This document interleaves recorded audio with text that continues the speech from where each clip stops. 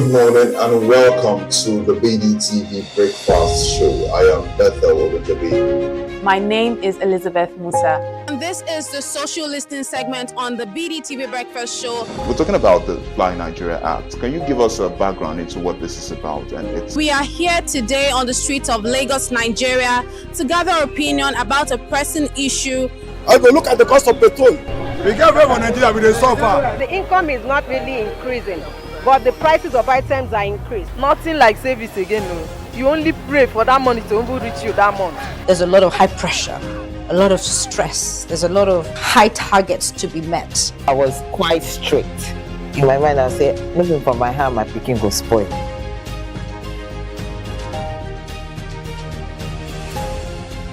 To allow all banks and all the players in the space. 15% inflation target achievable in 2025.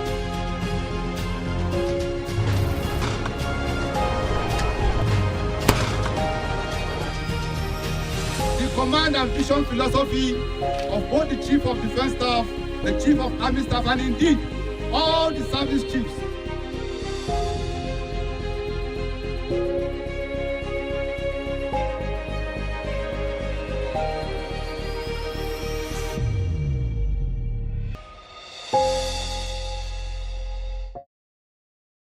Attention business leaders. Want to make informed decisions? Join the ranks of the best with Premium Business Day. Access in-depth analysis and expert opinions to stay ahead. Subscribe now at premium.businessday.ng and unlock premium content. Plus, you get 50% off your first subscription. Don't miss out. Make smarter choices and seize new opportunities. Sign up now and elevate your business game. Visit premium.businessday.ng today.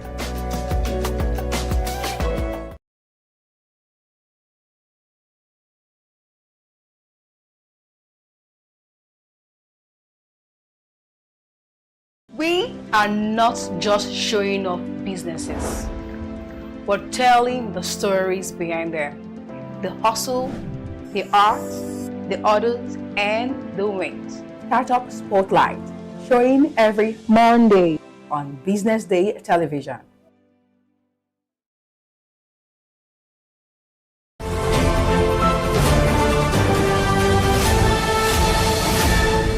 You are watching Business Day television.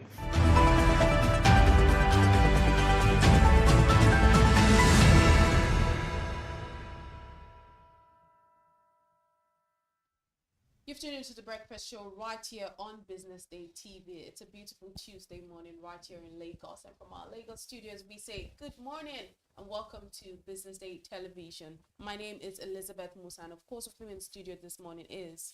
And I'm Destiny Mama. Absolutely. How are you guys doing this morning? Fine. I like the way you look. You too. As always. You. I mean, as always. Yeah, that's the word. Never missing. Hi, Vic.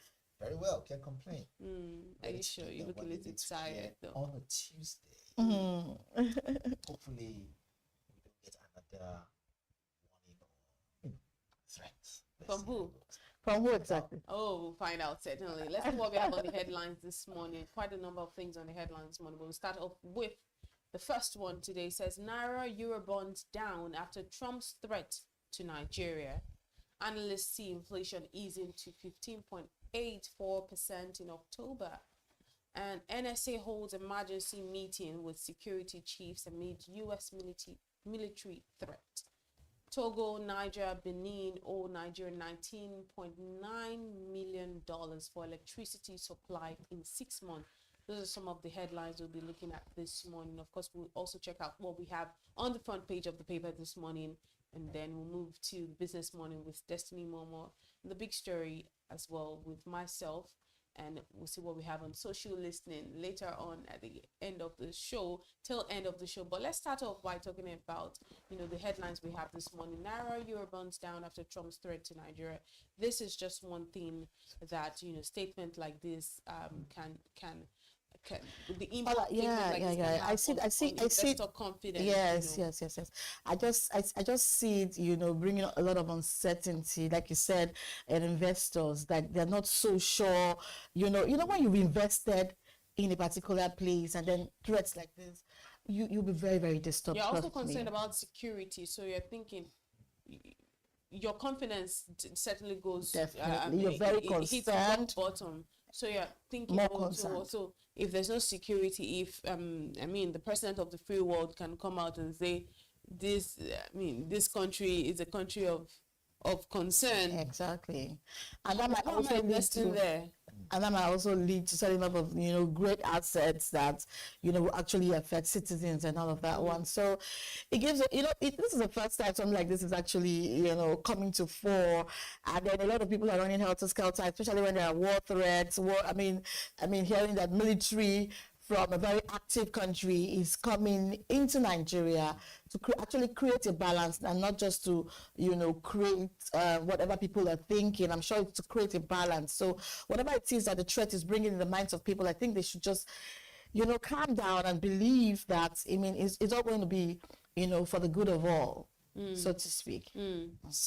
So we cannot divorce the fact that when this kind of international figure, right, world leader, focuses on a country like ours, you cannot divorce the fact that we will see change in business. We will see investors wanting to shy away. Yeah, exactly. Or better still, we might even see other people seizing that an opportunity to come and invest. It all depends on how they see what they will gain from it. So if we now see that Eurobond has changed its face, I'm not shocked. I'm not surprised. And I might even, put a back, because this was expected. However, Nigerians should understand, those who run the stock exchange should also know, and of course those who already have investment in Nigeria should be aware that if you allow this kind of statement make you, make what we call a long-term decision for a short-term issue, then how are you a leader, how are you a business person with that kind of spine that you need to survive the Nigerian market? So, if Eurobond is the way it is now because of that statement, Nigerians should have expected it. However, this is also a lesson moving forward, that if we don't want to be embarrassed by the international world, because this is what I call international embarrassment. It is actually. For a sovereignty like Nigeria. See, we're a republic. We're not just a country, we're a republic, right, that needs to be respected. So if a country in a different hemisphere, different continent now says that they will, quote and unquote, because I see that's invasion, really. Yeah. You move into another sovereignty without you being invited is invasion. And so, with this kind of situation, we are bound to see businesses catch a cold because this man has sneezed. Unfortunately, he's one everybody knows not to be able to guard his word or words per se. He thinks it and he goes on Twitter or goes on social media and then he puts it out there without even consulting with people. But when you say that because this man, you see businesses catching a cold because this man has sneezed, it also says something that perhaps maybe Nigeria's economy is so vulnerable that it's easily affected by external pressure. We have a tendency to have what we call a false economy. We don't know this because we think we're having 3 square meals every day. But I can tell you for a fact, there are bottlenecks, right? Yeah, but a lot of people are also thinking that this might not be, the way we are seeing it. It might be an avenue, to create a loophole to be able to go into maybe other African countries, that they have in mind, to get into. Being that Nigeria, being the giant of Africa, when the name Nigeria is called or given a threat, the world definitely will hear about it. And then when it does, so many things can happen in that regard, and this might not be the real reason. This threat has been brought. Yes, exactly. So this is Donald Trump. We all know him already. We're bound to see him or hear him make statements that we'll just ask ourselves, can we go and check this man, see if he's psychologically balanced? Look, it's not just Nigeria. We've seen him throw unnecessary threats at different nations based on, that tax laws or whatever it is, or income tax or trade, whatever it is you want to call it.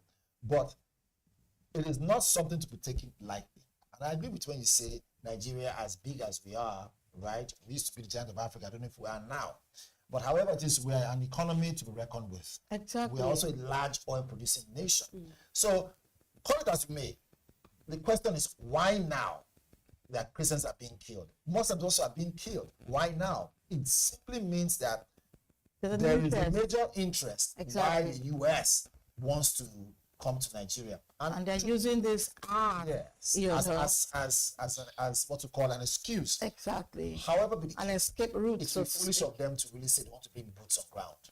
They will not succeed. I also think that this should perhaps lead to some sort of diplomatic standoff between the U.S., Washington, and of course Nigeria, Abuja. Being our capital and being where the presidency tends to be, because we can't just sit back. It's nice to see, the president's response, and then we saw yesterday that we also saw that the president was going to have a meeting with the vice president. I think it was a bad idea. You think it was a bad idea? Because I do think that, just like we had on the big story yesterday, if we had an ambassador, if the diplomatic front was tightened, maybe we might not be having this conversation. It's the last line of action. I expect him to say, send an envoy to go and meet the equal envoy over there. Exactly, but because we don't have envoys. Let us send vice president, not the main president, to create some level of what we call yeah, exactly. They're just trying to create an imbalance, and major interests, are coming as a result of this thing. And don't forget that we are now more aware than before. Of course. And so, because of that, a lot of objectives. A lot of what is it called? It's coming in this regard. Judging this matter, from different angles and seeing that it might not be the way they are. When you call Christians, consciences are being touched. People are interested. They're very emotional. They're very emotional because they know that we're very emotional. They're using that to create an imbalance. And don't also forget that recently, Donald Trump and other, world leaders are having issues with African countries that they are unable to penetrate. Like maybe the Sahel, you understand, the Sahel region. Exactly. So maybe they are looking for a loophole through this angle to go in. I understand. But on the other hand, it would be a good thing if they were truly, quote and unquote, coming to assist the insecurity in our country. But is that really what it is about? So let's call a spade a spade. Yeah. The United States Army and government, over time, history has taught us this. They have never been known to get into a place without having interest. It costs money to actually fund the military. It costs money to send them across the Atlantic down here. True. Do you think they want to spend all that money for free? When already you have problems in the United States, you have problem of drug abuse, you have problem of haven't been able to cope that. Do you understand? So they have their own problems, which, let me even shock you. 650,000 people in the US are homeless, living on the streets. So are you telling me that they are done solving their own problem? So they've seen opportunity to now say, what is as an excuse? They don't care about the They don't really care. They don't really care. And you see, forget about the whole religious issue and the whole sentiment and everything. Both Christians, Muslims, non-believers, atheists, traditionalists are all dying in this matter. Yeah. So why is it singular to say Christians? Along religious lines, tribal lines, and all of that. That's not to downplay the fact that these things are happening. So we know it is happening, but then downplaying it to say, okay, because we suspect them in this regard, and then want to downplay this very important homicide, or what is it, genocide, right? That is happening in our country, killing of. We hear these things, although these informations are being suppressed, but it actually happens. And it should be the addressed. most important thing is that we need to admit, and that we all know, is that there are killings, whether it's Christians, whether it's Muslims, is that they're humans. So boys, girls, men, women, whether Christians, whether Muslims, people are dying in their numbers daily. That needs to be addressed. I can't agree with you any more than this, because you hit the nail on the head. Look, we are for this and this more importantly. Exactly. No one should die for whatever reason. Absolutely. No one. So we condemn killings. We do. In any part of Nigeria, all whether it's the west, the north, the east, we condemn killings. All right. Totally. Having said so, I believe that Nigeria has what it takes. Nigerian Army, Air Force, Navy, and Ground Forces in joint patrol has what it takes. More than have what it takes to deal with insurgency, deal with terrorism, and deal with bandits, and give them their fair share of what is that they need to get. Yeah. So what are you about the limitation? However, having said this, you see, politics is a very dirty game, and we know this. We are broadcasters here, and we read these things, and we research. Politics is a very dirty game. Although a country would rather be great under a democratic dispensation, which we have all said, right, rather than a dictatorship. Sure. But having said so, it also has its own limitations. And so, in an event where the military has to act, budget has to be passed, money has to be given. So it creates a lot of delay. So what's happening in Burkina Faso, for instance? Now, there's no way me saying military is better than democracy. In Nigeria, I haven't said so. But I'm comparing what's going on, right? The man in Burkina Faso, Ibrahim Traoré, sits back, makes a decision with his council of advisors, and they implement immediately. What does that tell you, right? The idea of dragging doesn't come in. And see, that is where swift decision really does matter. In the ambience of the president, you have what we call executive decisions. True. And so I don't think our president has exhausted those executive decisions. And those decisions need to be tackled and used immediately. Like, for instance, I don't believe it makes any sense, with due respect, it makes any sense to say we want to give clemency or give room for repentant Boko Haram or repentant what. As far as I'm concerned, once you're a terrorist, we should meet you with the capital punishment, death by hanging, death by firing squad. Same with corruption.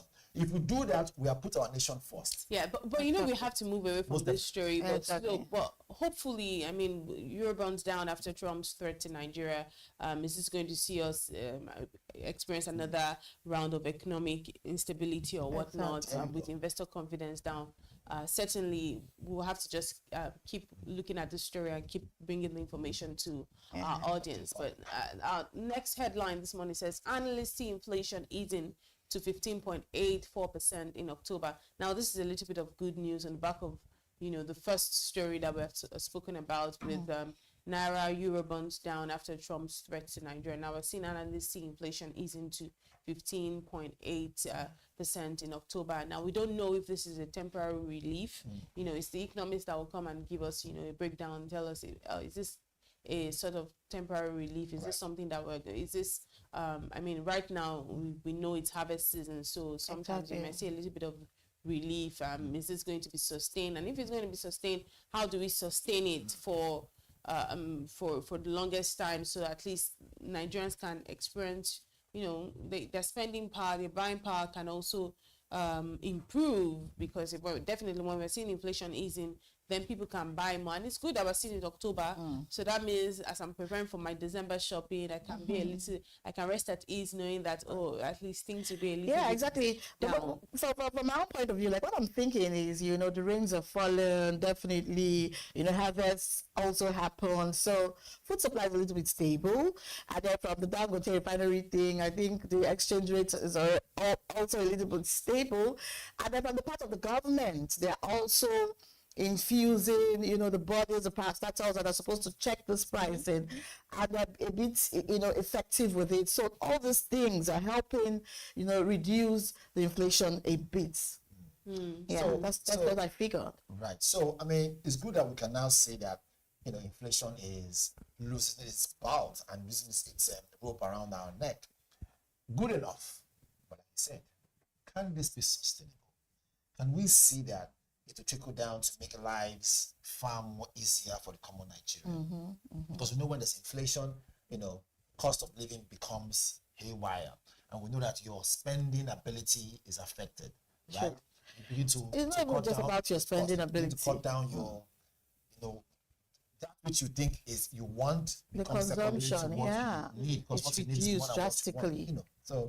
So it's, I think it's good news. Let's see how this follows through. But do you think that is because of what Trump is saying and so we'll find ourselves? No, it's not because of that, because before you see inflation easing, it's not a yesterday thing, certainly. So it has nothing to do with that, certainly. Last story today, Togo, Niger, Benin owe Nigeria 19.9 million for electricity supplied in 6 months. Now, my only question this morning, because we have to move on, see what we have on the front page of the paper, is why does Nigeria keep supplying electricity to neighboring countries that keep owing when we don't even have enough electricity ourselves? That question is a direct answer, which is this. Those who are willing to pay and pay premium put in there as one priority. Period.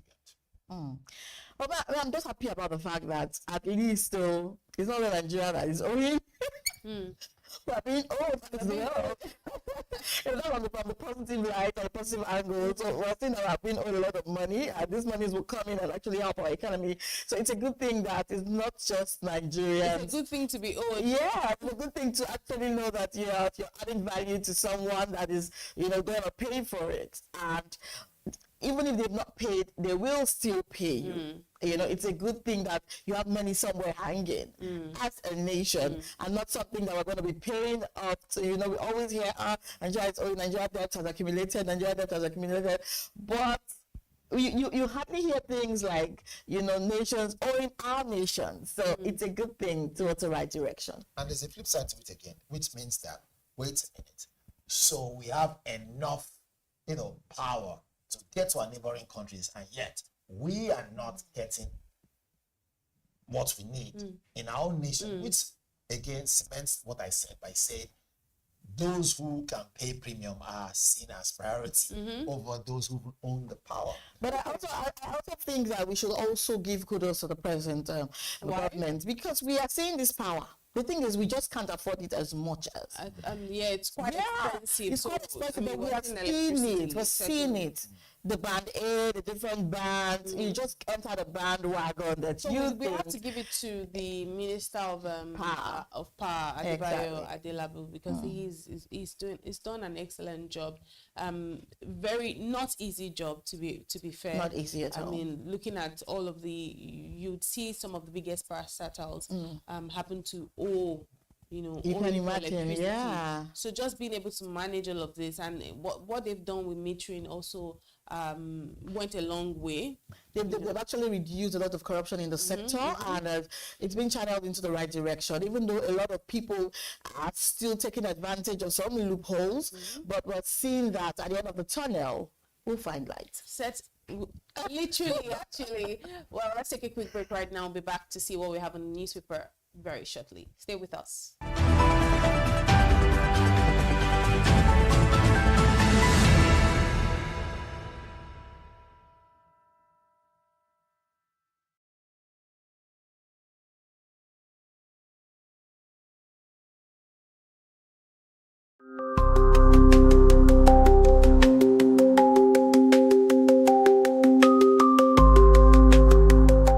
Welcome to Today in History, where we look back at some of the events that have forged economies and the world of business. I am Norma Ogbonna, and today I'll be taking you down memory lane to some of the events that occurred today, November 4th.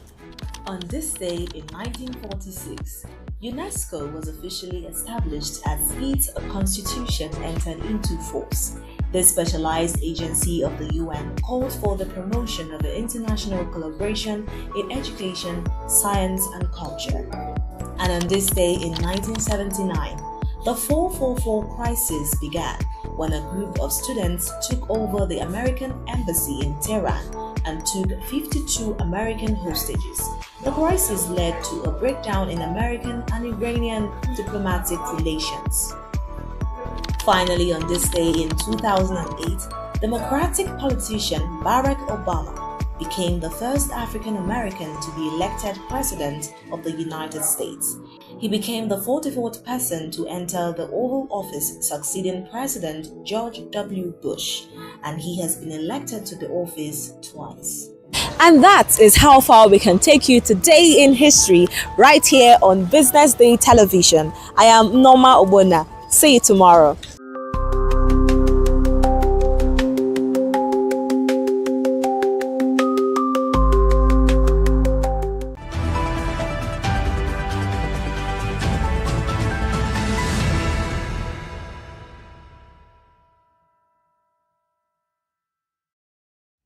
You're still watching the BDTV Breakfast Show. This is a newspaper review where we see some of the front pages of the papers this morning, Tuesday, November 4th. We'll start off this morning with the Business Day paper this morning. What do we have in the Business Day paper this morning? The big story here says Nigerian assets fall after Trump's invasion threat. I mean, we're going to be seeing a lot of Trump this week, maybe in the coming week. We just have to keep our fingers crossed to see how things unfold. This one is on page 31 of the paper. The writer goes on to say stocks shed 247 billion naira as investors reprice naira assets.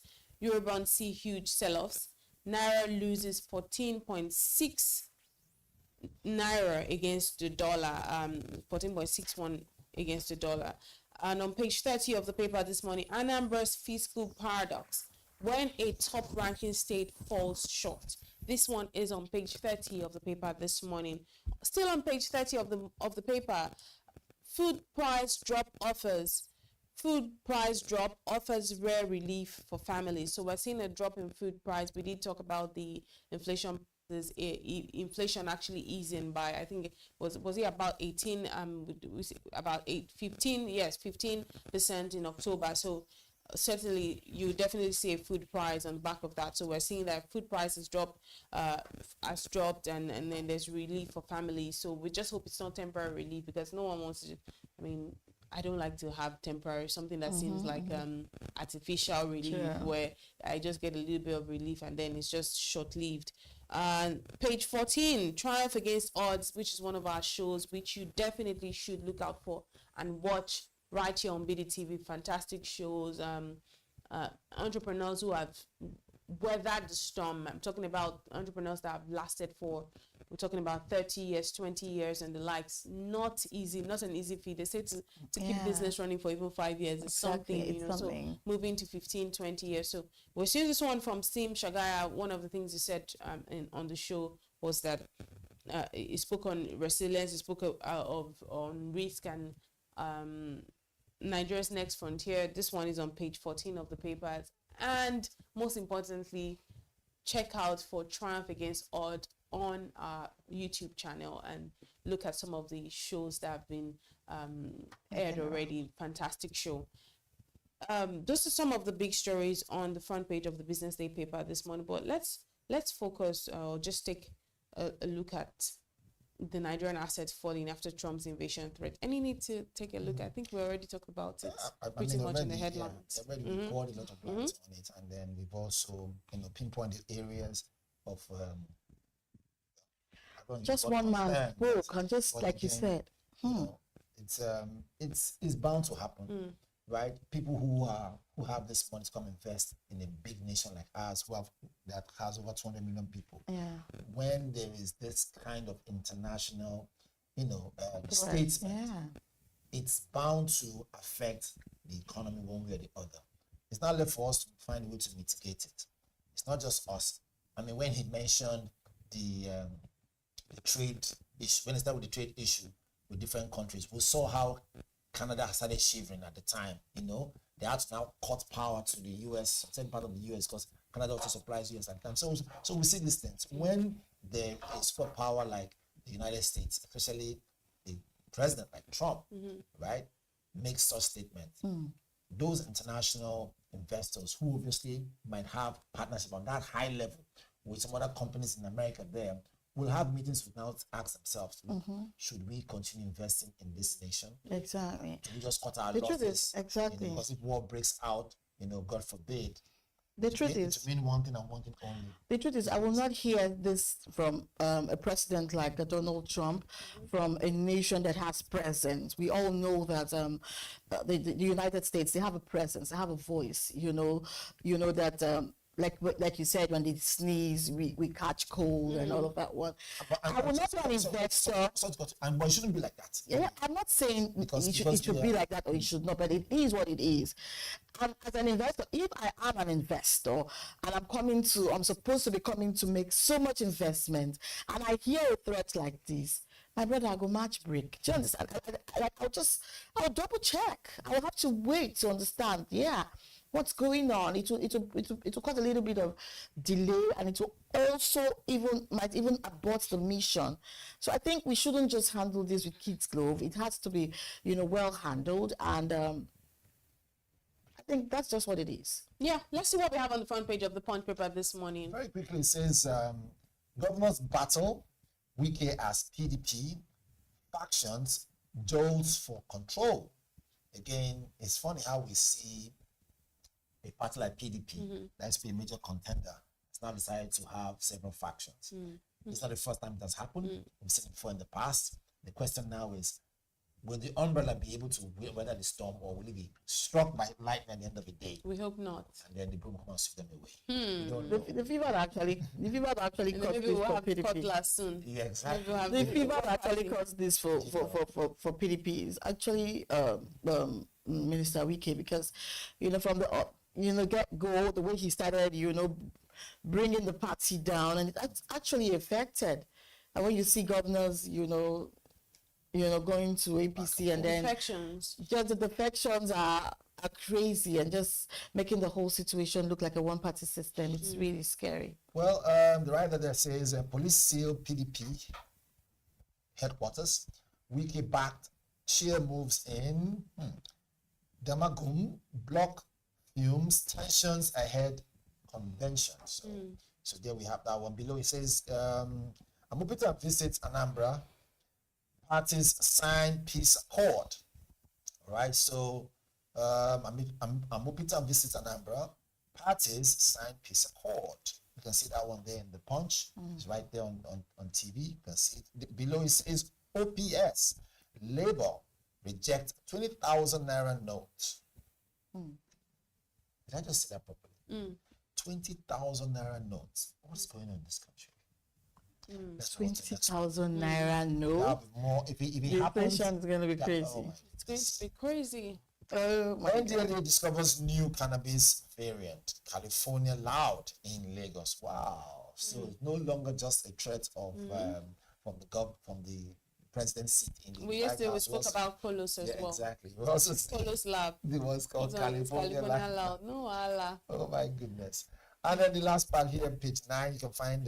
By the way, you can find that one in page 5 about the issue of NDLA discovering new cannabis variant called California loud in Lagos. So is this? I don't know much about drugs, but I wonder if California loud is different from Canadian loud, because that's the one I knew. But now today I'm hearing of California loud. I'm thinking that when you're seeing California loud, Canadian loud, those are the expensive ones, right? That is actually being that can be afforded by the higher mighty. I do not know about. The most important thing is please avoid any loud. What are you louding? Is it not loud enough? It's crazy. It's crazy how you see young people running mad on the street these days. Yeah, because more of than ever when before. they're spending their money, thinks that you focus on your education, just get better, you're squandering your life. Please avoid any sort of loud. It's scary. Drugs. Unfortunately, this issue of drug abuse, right, doesn't just start one day. It's a build up from when they start smoking normal cigarette to marijuana, and at some point it doesn't make them high any longer, so they move to the higher level.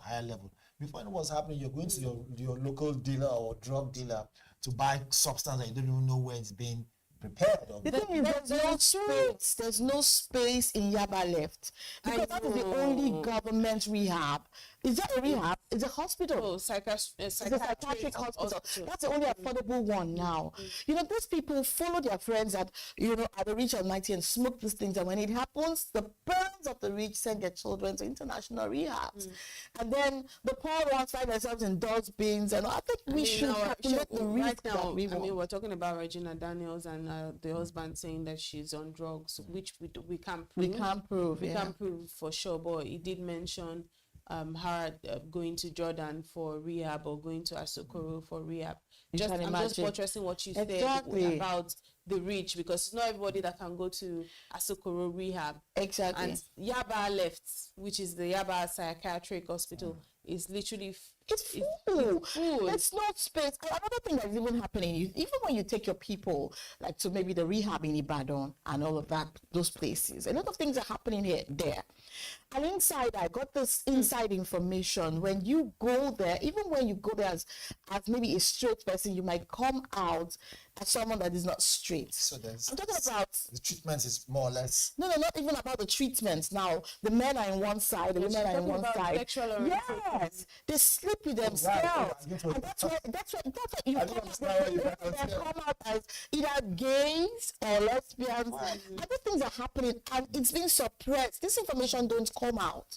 We need to talk about it. We need to do a report on We need to do it. No. An extensive an expose. Exactly. To enlighten the audience. But there's a story on the front page of the Punch that you're missing. I think it's really important to talk about Tinubu moving to a point. Yes, I was coming there. Right. I wanted to finish all this and leave that for the last, you know. So, but now you said, let's just jump into it. Tinubu moves to appoint new ambassadors amid U.S. tension. So you know what? This conversation of ambassadors matters a lot to me because we've been talking about appointing new ambassadors, no ambassadors, Nigeria, ambassadorless. And it seems to me like, so you're making a move now, whatever this is, amid this U.S. tension. Exactly. It took this happening to make this happen. You might want to say, oh, maybe it has been in the works, but it's like, how convenient. That's going to be my next response. Because how convenient is it that it's at a time where you now realize, which is important, because I did speak about this even on the big story yesterday, saying, how about the ambassadors? Could this label of Nigeria being a country of concern, could it have been better managed if we had ambassadors and whatnot? And then today I'm seeing so because it's very important. So even if the government, the presidency can come out and say, oh, it's been in the works, but my only question would be, how convenient is it? Because now, it seems like you waited for this time. This important point you've also made, made me to start wondering if because we've now realized that ambassadors are supposed to be representatives of the president in different countries. I hope it's not going to be like a party thing, choosing somebody from this party just because the president is in this party. We need technocrats in this regard that can actually represent our countries well, and not just because they're in a particular party. I think that should also be looked into. They should do this thing right so that our country will be represented very well. Oh, well. It is what it is. Just to add to what ladies have said, when you hear statements like this, it simply means that we are becoming, unfortunately, less responsible when it comes to some certain issues. You cannot live outside this world when you are in this world. No one is an island. True. And so whatever fears that that our president might have had, right, that had obviously stopped him, or not stopped, prevented him from appointing ambassadors, all those right now is now under the table.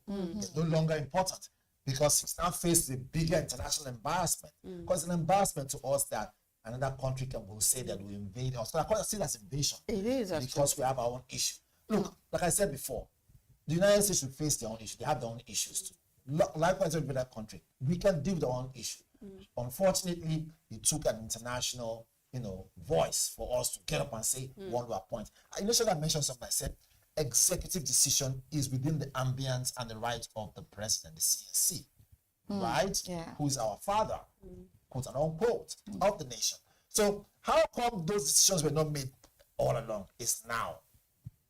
Certain things actually spur things to actually, happen the way they do. And I think that's just what is happening now. There are a lot of things that will still change just because Trump spoke. Yes. There are a lot of things because now you hear that our security chiefs now are, there'll be a meeting that will want to make them strengthen. A lot of things happening. Can we even stand the pressure if it's actually happening that way, which I know it isn't, but this threat is to actually make a lot of things, give birth to a lot of things, straighten up a lot of things, because Trump knows that he has this voice and the presence, just like I said, that when he speaks, a lot of things will happen. And it is actually happening, as we can see. All right. Well, let's see what we have on the front page of the Vanguard this morning. Oh yeah, but truly, from the front page of the Vanguard newspaper, says the pension fund investment in the federal government securities rise 18.1% to 15.8 trillion naira. You find that on page 19 of the Vanguard newspaper. And here it says from Anambra State, INEC vows enhanced result management, and they're promising a credible poll as the IGP warns IPOB ESN against disruptions. And here security men shot PDP secretariat amid escalating tensions. NAD faults federal government's welfare claims, demands truth over fiction. And here you're seeing the NSA meets service chiefs. You see them, the pictures are boldly placed here on the Vanguard newspaper. And okay, the Chief of Naval Staff is there, Rear Admiral D. Abbas, Chief of Defense Staff, Lieutenant General Olufemi Oluyede, and the National Security Advisor, NSA, Malam Nuhu Ribadu, Chief of Army Staff, Major General Waidi Shaibu, and the Chief of Air Staff, Air Vice Marshal Sunday Aneke, during a meeting of service chiefs with the National Security Advisor in Abuja yesterday. And from here, Trump, on the matter of Trump, NSA service chiefs meet as U.S. President intensifies threats. It says that ground operations, airstrikes could be part of U.S. attack in Nigeria. And from here, on the downside of the Vanguard newspaper, you're seeing jubilation at Bayelsa governor's defection to APC. Oh wow! Now this actually defection. Yeah, this is actually I don't. Bayelsa has been like a PDP state from the get-go. Yeah, Salamessia, and even when Bergie was, won as a governor in Bayelsa State, he actually won against an APC guy that was already declared the winner, the lion guy. His name, I can't get the full name, but his name is Lion something.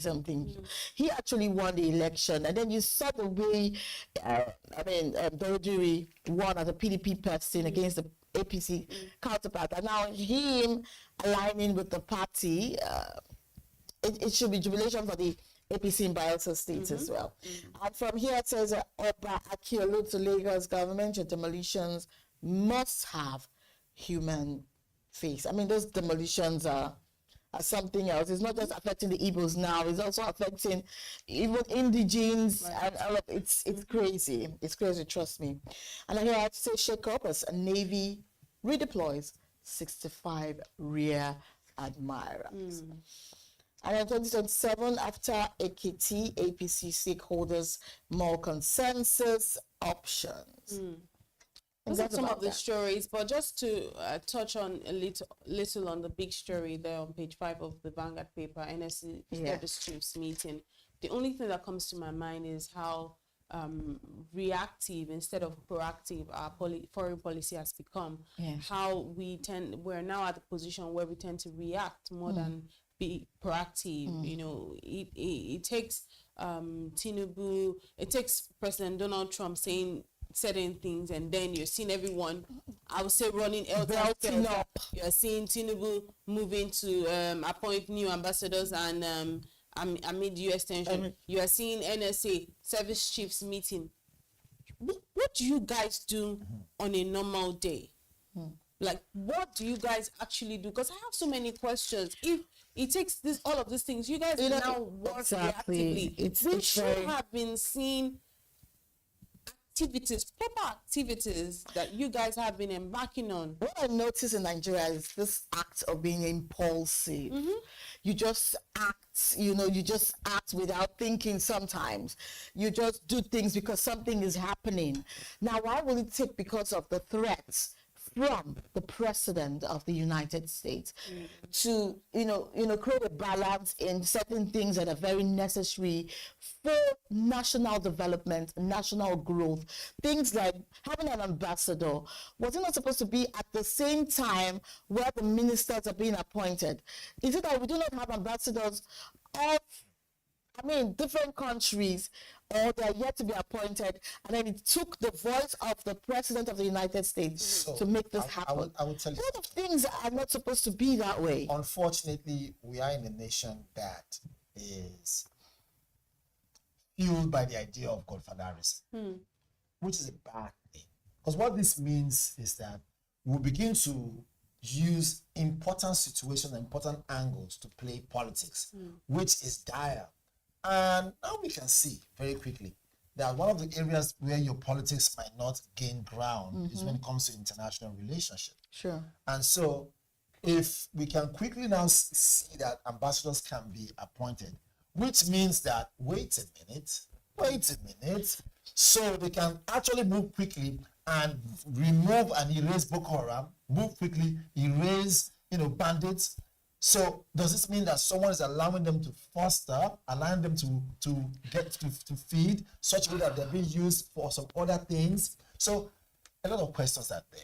Our job is to answer those questions that our viewers want to ask. So we've done that already. We've asked, and we hope that we'll get answers, and we hope that we keep getting I almost said answers. Oduduwa almost came. Oduduwa almost showed this morning. Tongue twister. We all go through tongue twisters. It's fine. We hope that we'll keep getting answers to these questions. But let's see what we have on the cartoon of the day this morning and see it's always interesting to see what Asuko has come up with. Is it Asuko or Para, whichever? So you see, what's that? So he says, "Hey Trump, we debunk your claims of Christians genocide in Nigeria. However, where the image is standing behind has list of names on tombstones." And he's saying that using what's that thing called again? Public address system. To address President Trump, and then we're seeing names of people who have been massacred. Right? Is that a tomb? Those are tombstones. However, there's something I'm seeing there, which is there are tombstones, but it doesn't tell the exact religious body. Just tombstones, which I agree, because so Nigerians are dying, and we're not just saying good Christians, but also Muslims. But however, what is creating this headline is the fact that Christians are being slaughtered. Exactly. So. All right. Do you have any other thing to say? No, I agree with everything, and it's so clear how it has been outlined. And I want to give it to our cartoonist. I give it to our very creative things that we do not even think about. They come up with just a very vivid description. Exactly, and then you just get that imagination very quickly, and you understand truly what is actually happening. And it actually gives you a whole lot more food imagination. You just keep thinking about it. It just thought-provoking cartoon. It Shout out to our cartoonist, Asuko. Awesome. Excellent job. Kudos. That's why we leave it this morning on the newspaper review segment. Up next is the Business Morning with Destiny Momo. Sure. Keep watching BDTV.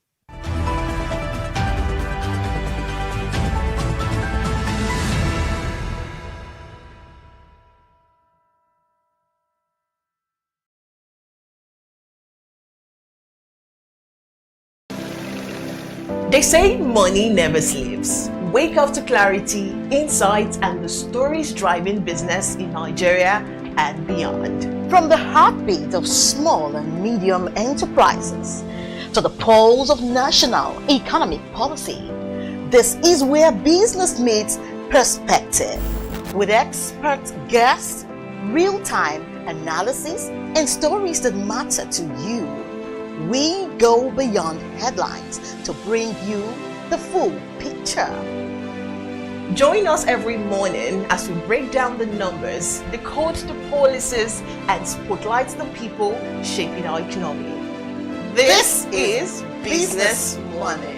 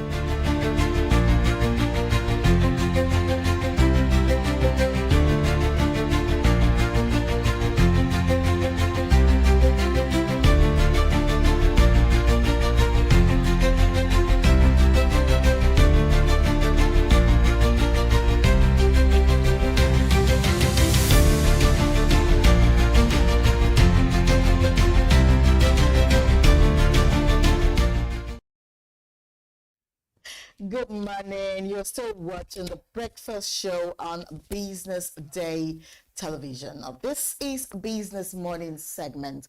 I am Destiny Momo. Now, let's bring you the news in detail. The Naira on Monday depreciated by 1.0% against the dollar in the official foreign exchange market following threats by the U.S. President Donald Trump against Nigeria. Now, Trump, in a post on Truth Social on Saturday, revealed that he had instructed the Pentagon to prepare for possible action threatening an immediate cut-off of aid to Nigeria, an OPEC member and Africa's most populous nation. And data from the Central Bank of Nigeria showed that the Naira lost 14.61 Naira as the dollar closed at 1,436.34 Naira at the Nigerian foreign exchange market compared to 1,421.73 Naira per dollar quoted on Friday. The Naira also appreciated by 1.04% in the parallel market to close at 1,440 Naira per dollar, gaining 15 Naira from 1,455 recorded on Friday. And Nigeria's dollar bonds, however, recorded the steepest losses among emerging markets on Monday, declining across the maturity curve, accounting for all 10 of the worst performers in emerging markets as of 10:45 a.m. in Lagos. The 2047 notes fell the most, dropping as much as 0.6 cents on the dollar to 88.26 cents before pairing the losses. And moving on, analysts at Stanbic IBTC Bank have projected that Nigeria's headline inflation rate will ease to 15.84% in October 2025 from 18.02% recorded in September as food prices moderate during the ongoing harvest season. And according to the latest Stanbic IBTC Bank Nigeria Purchasing Managers Index report, headline inflation is expected to further moderate between 14.25% and 14.62% in November, and supported by increased food supply and relative exchange rate stability. And head of equity research for West Africa at Stanbic IBTC Bank, Muiwa Oni, says the moderation in price pressures is being driven by seasonal harvest effects and improved agricultural output. The report, however, noted that while fuel prices may rise slightly following production challenges at the Dangote refinery, which supplies up to 40% of Nigeria's domestic petrol, the broader inflation outlook remains positive. And still on, the National Security Advisor Nuhu Ribadu on Monday convened an emergency meeting with service chiefs and heads of key security and intelligence agencies at the National Counter-Terrorism Center in Abuja. The meeting followed reports that U.S. President Donald Trump had directed preparations for possible military action in Nigeria. Security sources revealed that a meeting which began in the afternoon was called to assess the implications of President Trump's recent remarks, accusing the Nigerian government of failing to protect Christians from Islamist militant groups. And Trump, in comments made late Saturday, indicated that the U.S. military was being prepared to act in Nigeria and to tackle Islamist militancy, sparking serious concern within both diplomatic and security circles in Nigeria. And now to end the news, international bilateral customers, including Société Beninoise, the Energy Electrique from the Benin Republic, Campaign Energy, Electrique du Togo from Togo, and Société Nigérienne de Electricité from the Niger Republic owe Nigeria a total of $19.97 million debt as payment for electricity supplied to them in the first 6 months of 2025. According to the Nigerian Electricity Regulatory Commission, the international customers being supplied by generation companies made a payment of $14.81 million against the cumulative invoice of $34.78 million issued by the market operators for services rendered in the first and second quarter of 2025. A breakdown of the total debt indicates that Paras SB paid nothing of the $2.42 million and a $2.77 million invoice issued to them in the first and second quarter of the year, with Paras Seed paying $0.63 million in the first quarter out of the $1.92 million and paid nothing of $2.02 million invoice in the second quarter. Also, many Nigerians electricity consumers defaulted in the payment for electricity supplied to them in the period from January to June 2025 to the tune of 368.26 billion naira, showing that the 11 distribution companies collected a total of 1.11 trillion naira out of 1.48 trillion naira billed in the period. And now let's go on a quick break. When we are back, we will be discussing business money in details. Stay with us.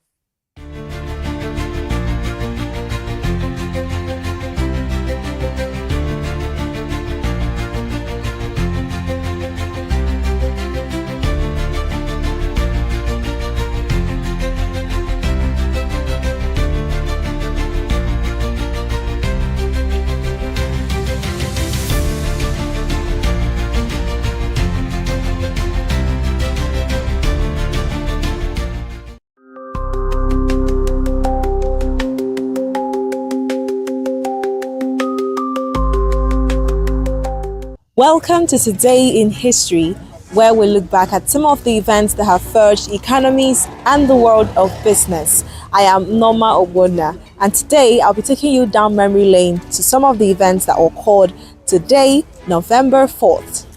On this day in 1946, UNESCO was officially established as its constitution entered into force. This specialized agency of the UN called for the promotion of the international collaboration in education, science, and culture. And on this day in 1979, the 444 crisis began when a group of students took over the American embassy in Tehran and took 52 American hostages. The crisis led to a breakdown in American and Iranian diplomatic relations. Finally, on this day in 2008, Democratic politician Barack Obama became the first African American to be elected President of the United States. He became the 44th person to enter the Oval Office, succeeding President George W. Bush, and he has been elected to the office twice. And that is how far we can take you today in history, right here on Business Day Television. I am Norma Ogbonna. See you tomorrow.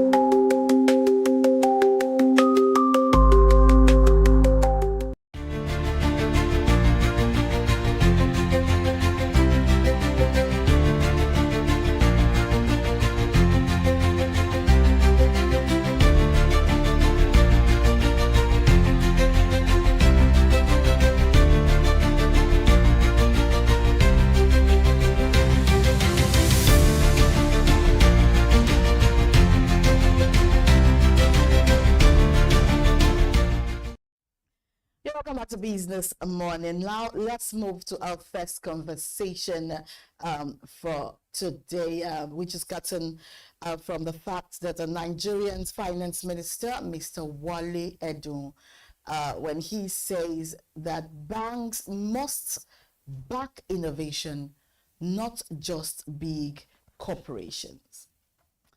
And our Nigerian's Minister of Finance and Coordinating Minister of the Economy, Wale Edun, has urged the banking sector to redirect more of its lending and investment focus towards innovation-driven enterprises and even small businesses rather than concentrating heavily on large corporations. Speaking at the recent Economic Policy Forum in Abuja, Edun emphasized that sustainable economic growth in Nigeria depends on empowering innovators, startups, and technology-driven enterprises that are building the future of the nation's economy. The minister noted that while large corporates play a critical role in actually stabilizing industries, small and medium-sized enterprises, SMEs, contribute over 50% of Nigeria's GDP and are responsible for the majority of new job creation. He stressed that financial inclusion and innovation finance are essential pillars of President Bola Tinubu's economic reform agenda, which aims to unlock productivity through entrepreneurship and digital transformation. Industry analysts have long criticized Nigeria's banking system for prioritizing low-risk lending to established companies and the government, while startups and even small businesses actually struggle with limited access to affordable credit. It revealed that the federal government, through partnerships with development banks and fintech companies, is actually developing frameworks to de-risk SME lending and create innovation-focused financing windows that will encourage commercial banks to support early-stage enterprises. In his words, Nigeria's future billion-dollar companies are being built in small hubs, labs, and co-working spaces across the country. And he says a bank must see these innovators not as risk, but as partners in national development. The call from the finance minister comes at a time when Nigeria's digital economy continues to expand rapidly, with record levels of youth participation in tech startups, digital finance, and creative industries. Economic experts say a stronger collaboration between banks and innovators could help diversify Nigeria's revenue base, reduce unemployment, and position the country as Africa's innovation powerhouse. And joining us this morning is our in-house financial analyst. May I give you the honor to introduce yourself? Good morning, Destiny. Thank you very much. Good morning. It's my pleasure to be here. So my name is Mohammed Akonji, who is a member of a senior research and data analyst at BusinessDay here. And it's my pleasure being here, at least, to be able to as always, you know, when we hear that we're going to be having you, it's always a pleasure because thank you very much. You know how to give it to us the way we want. And in this particular thank you. I'm really humbled. I'm really humbled. In this particular topic, I'm sure you're going to do a lot of justice because it's actually a good thing that the finance minister is actually, you know, lending his voice to this effect, which has actually been a problem. When you hear people say they want to borrow money for, you know, innovation, you know, it's always hard. You hear them say, I can't do bank stress. You know, but with this voice by the finance minister, as he has been able to infuse his voice in this, it is actually a good thing. And very good, Destiny. It is. It is actually. And it should be a wake-up call to banks anyway. I'm sure by the time we dissect the nitty-gritty of what is actually involved in this, we'll see that it is actually a step in the right direction. And just like the minister mentioned, it's very important that these startups, you know, these ecosystems, these co-creation hubs are seen as partners in nation building rather than risk factors, you know, or risk centers. But that's where banks see them. Like, so just like you read there, they always prefer the big corporations for a lot of factors, a lot of reasons anyway. Know that they're already made and all of that. They're already made, there's guarantee, there is element of, you know, the risk factor is actually quite low compared to businesses that are just coming on board, that's just starting, that you don't be able to know what the future is all about. But this is tech.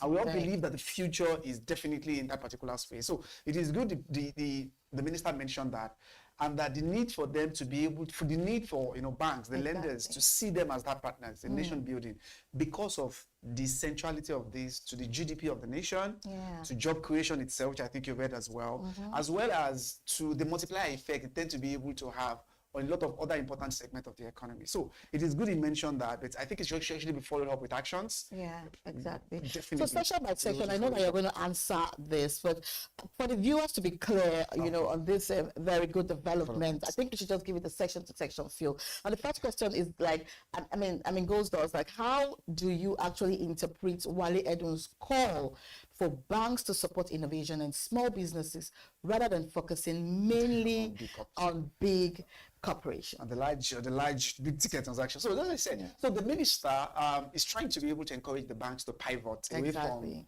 you know, the current model. which, just like I said, if you're able to look at their banks, when we look at banks' books and you'll be able to look at them, you see that a larger chunk of their credit, the credit that they granted, actually be able to go to established institutions. Exactly. You know, big companies, blue chip institutions, blue chip companies out there. And just like we were able to mention earlier, a lot of reasons for that, you know, limited risk. These are established businesses where you tend to actually be able to be guaranteed that you can receive back the loan given to them when it's actually given. But the minister is actually telling us there that they need to be able to look away from that conventional, traditional, you know, method, you know, of lending. So now, the only way that banks can actually be able to be an important catalyst for inclusive growth, because the major challenge with that platform, with that system, is that you have noticed that the growth is actually being concentrated in few hands rather than being broad-based, that can be able to actually be able to go to people that are generally referred to as the people at the bottom of the pyramid. Because just like we mentioned, go to Yaba, go to Ikeja, go to CMS, you see Nigerians, young Nigerians that are actually quite innovative and quite inventive. And one of the things that's actually buckling them down is lack of access, you know, to credit. If you ask a whole lot of them, 60% of, you know, youth that will actually be able to be interviewed by the recent survey mentioned that the major challenge preventing them from scaling is access to credit. So the minister coming on board to be able to encourage banks to pivot away from that model towards this inclusive growth strategy. I think it's actually a good step in the right direction. Just like I mentioned earlier, the need to actually be able to follow it up with actions, walking that particular talk will be very, very important. Because just like we said, the SMEs, now I think the last report from MBS mentioned that they contribute about 50% to the nation's GDP. Exactly. Employ about, in fact, the government is actually trying to be able to say they can be able to contribute 70%. And the contribution to employment as well is around 75 to 80% in terms of employment that they create. So this is actually a gold mine that banks too needed to be able to look at, rather than, just like we said, the big corporations alone. And I think the central bank, the Ministry of Finance, the Ministry of Industry needed to actually be able to have maybe a policy document that can at least mention, okay, out of these loans, maybe a particular percentage must definitely be targeted towards this.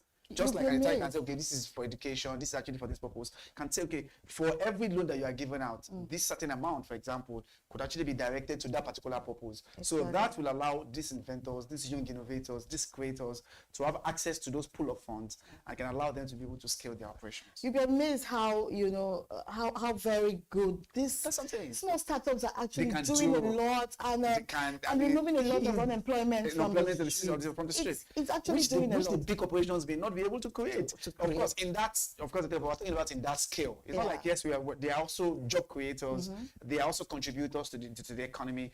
But what's of this pocket of small businesses? I mean, small SMEs, you know, innovators.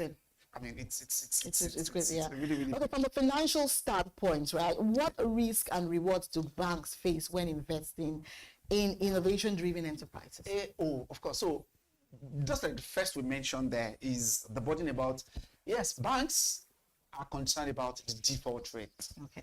You know, if you invest in innovation enterprises, these are businesses that are still at the budding stage. When I say budding, I mean embryonic stage. Exactly. Nobody knows what the future holds. Then coupled with, you know, the macroeconomic factors that you cannot predict, the economic situation itself. So the default rate sometimes is always very high. And that's why banks are always very careful to give out the loans to them. Yes, that is a major challenge that they actually be able to mention. Of course, you know, they sometimes banks mention, credit history. In fact, one of my friends actually mentioned that okay, before we can be able to give you this loan, let us be able to see your last 5 years cash flow, or, you know, your books in the last 5 years. I'm talking about the business that just started, maybe just a young graduate who just be able to finish up from maybe NYSC, and you're asking for the books in the last 5 years. Sometimes, so the credit history is what banks sometimes mention as a major challenge why they don't want to be able to give loans to startups or some of these businesses. Exactly. And finally, maybe sometimes market volatility is another reason. I remember one of the bank MDs, that was actually asked about why are you be able to give, you know, just very less, I mean, single digit of your loan portfolio is actually given to SMEs. And he mentioned about sometimes is the market volatility. And when the volatility in the market sometimes can be able to consume these businesses. And then some of them will just be able to go into their bad books and they may not be able to reckon with them. So innovation sector sometimes can be unpredictable because things are changing every day. So as you're talking about, you are still conjuring up these ideas, but are trying to be able to form up this particular project.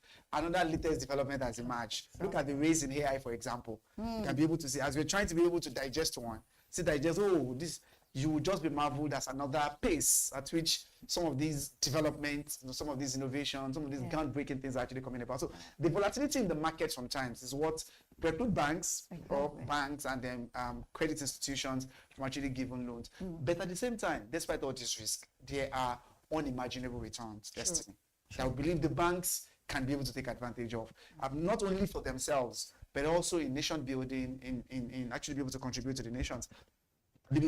Sometimes you not even really blame the banks because when you think about, there was one time I was doing a research, I was just asking some people, are you owing any banks?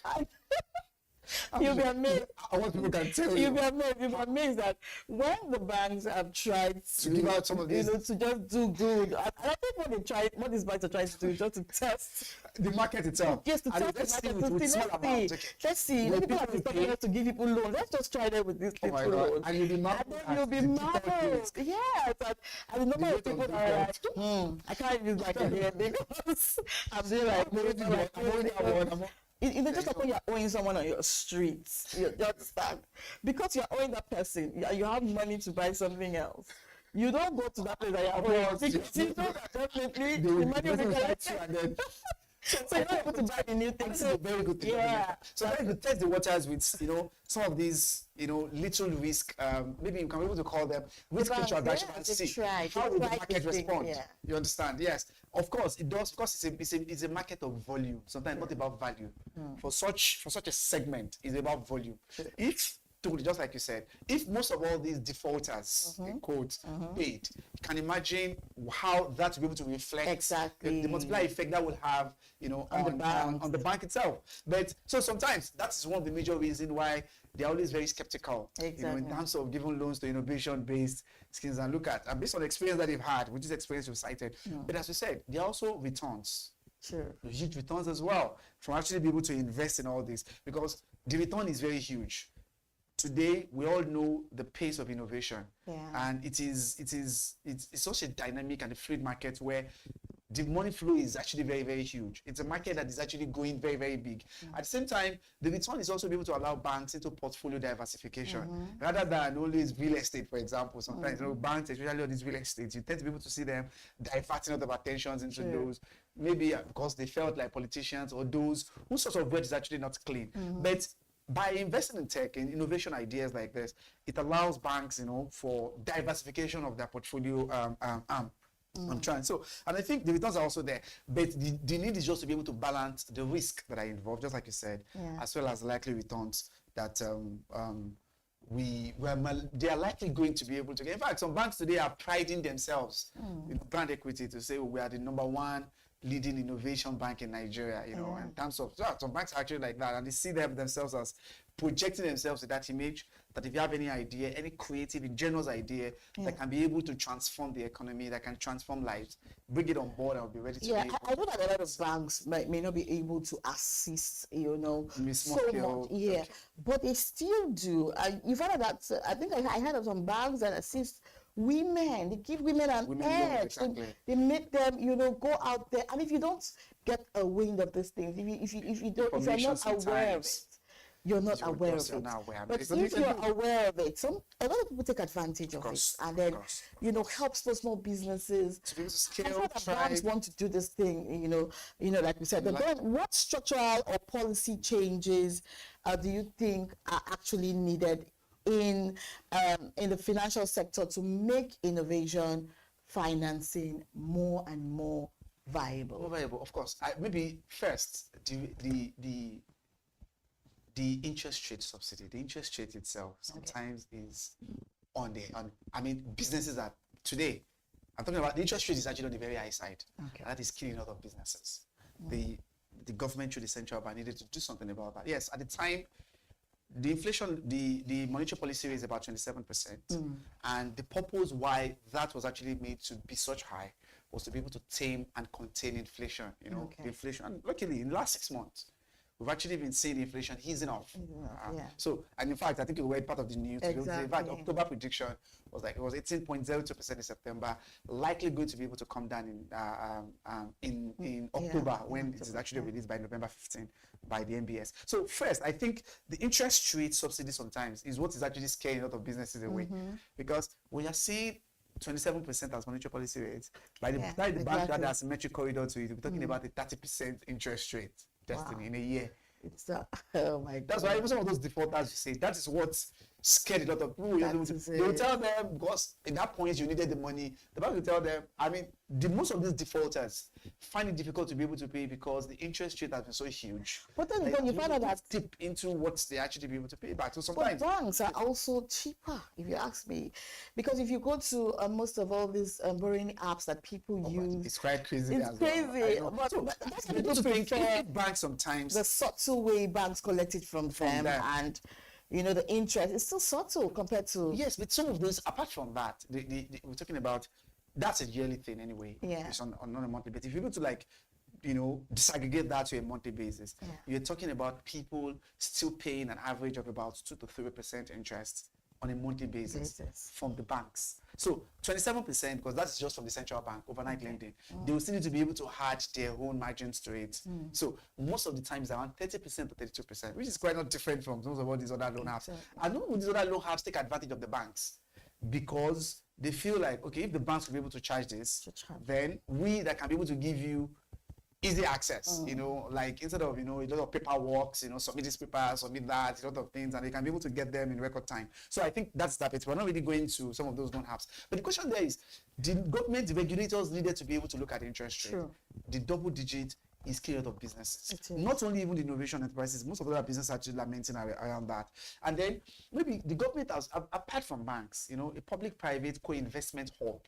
Maybe you have like a bank where the government is actually claiming we have like a fund that's actually designated, that's actually designed to be able to meet that particular purpose. But maybe information sometimes is what most of these innovators are not aware of.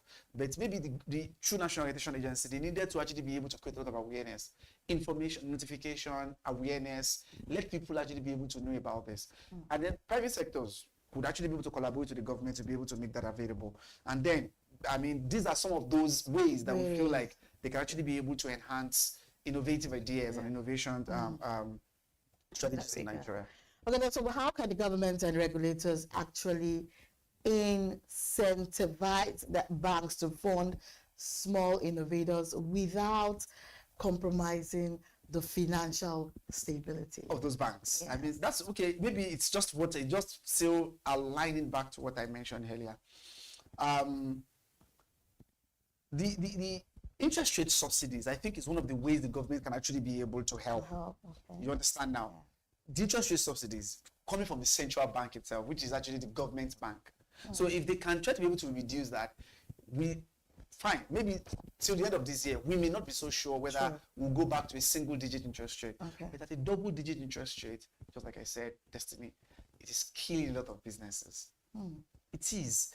That's just interest rate. Don't forget, they still have other operational expenses to spend on. You want to buy raw materials, you are paying for utilities, you are paying for these, rent and the likes. So by the time you're able to look at all those, it can be discouraging to a lot of businesses to say, okay, interest rate alone is almost in that particular space. So that's subsidies for some, in terms of interest rate subsidies or interest rate relief, the government needed to be able to give that, you know.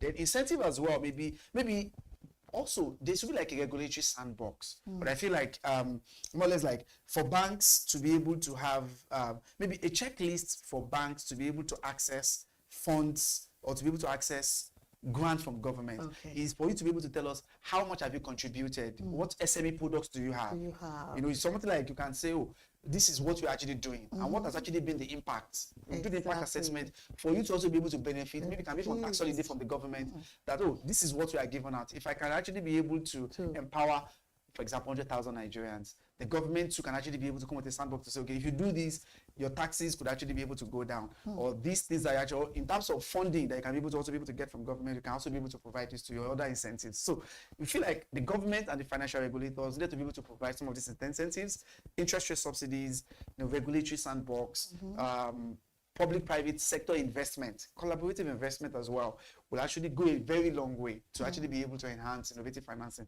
Because this is actually what is actually done in advanced countries, where you're seeing the pace of innovation growing at an accelerated rate. Oh, wow.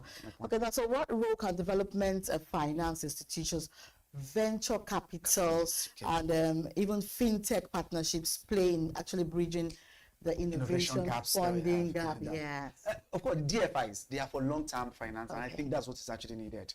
Some of these business sometimes, before they can actually be able to turn the corners in terms of making profit, it's not an overnight thing. Destiny. You start the business today, you don't just expect profits to actually be made. So you have to build it. And so if it will be difficult for short-term loans to actually be able to get to them, because by the time they get the loan, a 6-month loan, for example, a 1-year loan, before you know it, they've actually been able to use virtually all the returns to pay back interest. So developing financial institutions, they are long-term, they give long-term loans, and that can actually be able to help those institutions. So they can be able to provide such long-term capital that can enhance them. So that allows them to be able to have a lot of buffer to ensure you can be able to plow back whatever returns you have in the business. You can grow the business, and that can allow them to be able to do that. So I also believe, remember, venture capitalists as well, they can be able to also offer equity financing, in terms of saying, oh, Destiny has this idea, this is a very good idea, maybe to be able to provide electricity, for example, to people in your community, and I have the money.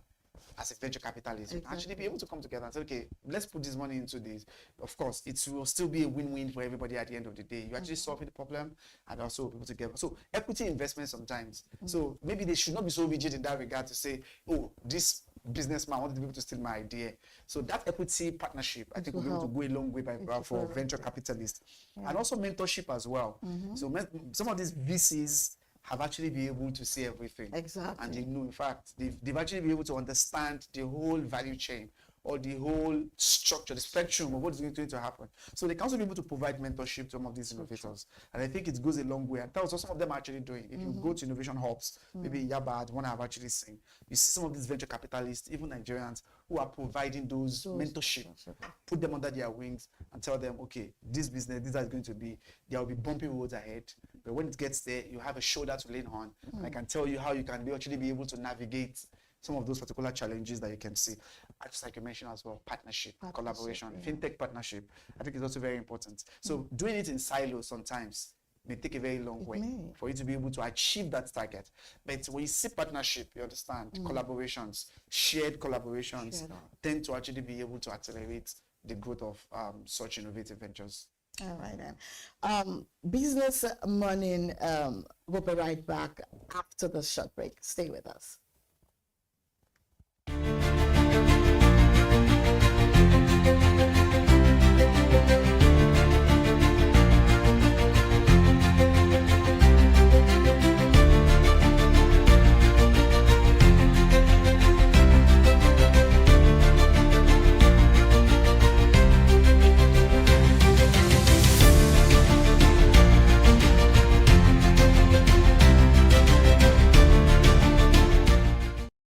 Welcome to the Triumph Against Odd podcast. Most people go through their lives without knowing what their superpower is, right? But if you're lucky enough and determined enough to find your superpower before you get to a certain stage of your life, you will be incredibly successful. Look, the first thing is you just decide not to look at the challenges, because if you do, it's going to end you. The closest thing I think is that I had a deeply military background, which is a bit of a never say die background.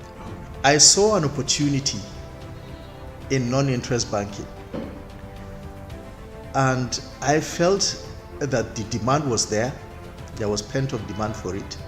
People were yearning for it, and I felt that if we did it properly, if we brought in professionalism into it, and if we brought in our experiences, our various experiences from various backgrounds into it, that it could succeed. Very few people do that because very few people explore their superpowers. They just explore bread and butter issues. I need to eat, and you know. Yes, there will be challenges. This is a very difficult business environment. The government keeps working on how to make business easier. The first problem to overcome is really just starting, right? We thought about this idea for over 2 years before we even took the first step. You cannot ignore this country. No, and to be from here, I think is an incredible privilege. Nigeria will be ascendant in my lifetime.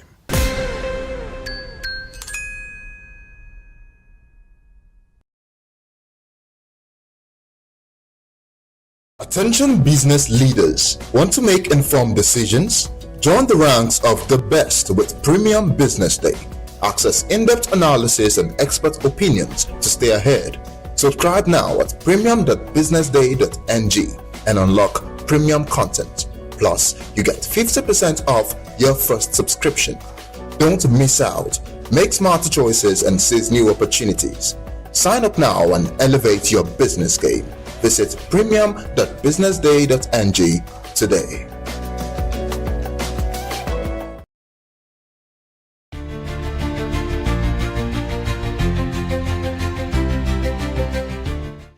Welcome back to Business Morning, and today we're actually stretching this topic because it's very beneficial to a lot of startups in Nigeria. What topic are we talking about? If you're just joining Business Morning, we're talking about a good voice that the finance minister is lending to startups, to small businesses, small and medium-scale businesses, to be able to gain funding from banks. And he's actually saying that banks should not just give it to corporate organizations that are already out there. He wants the same, to actually go for startups. So he's lending the voice out for banks to actually take this into cognizance and make it happen. And with me has been Mr. Mohammed Akanji, and Thank you very much. been saying so much about this. And Mr. Mohammed, let's still, talk more about the strength. Okay. Now, in what ways can banks actually balance profit motives? If they actually accept to do these things, how can they balance the profit motives with their national development responsibility? And because, thank you for that question, Destiny. Yeah. It is very important for us to realize that one of the major reasons why banks are not innovative, are not SME, focused was actually because of the low margins that they tend to be able to get. Just like I said, it's a market with volume, much about volume. You have large, compared to when they engage in some other big ticket transactions that can actually be able to times 3 or 4 times of what that can actually be able to bring. But it's very important as well that these banks are also be able to operate in an ecosystem. The ecosystem is Nigeria.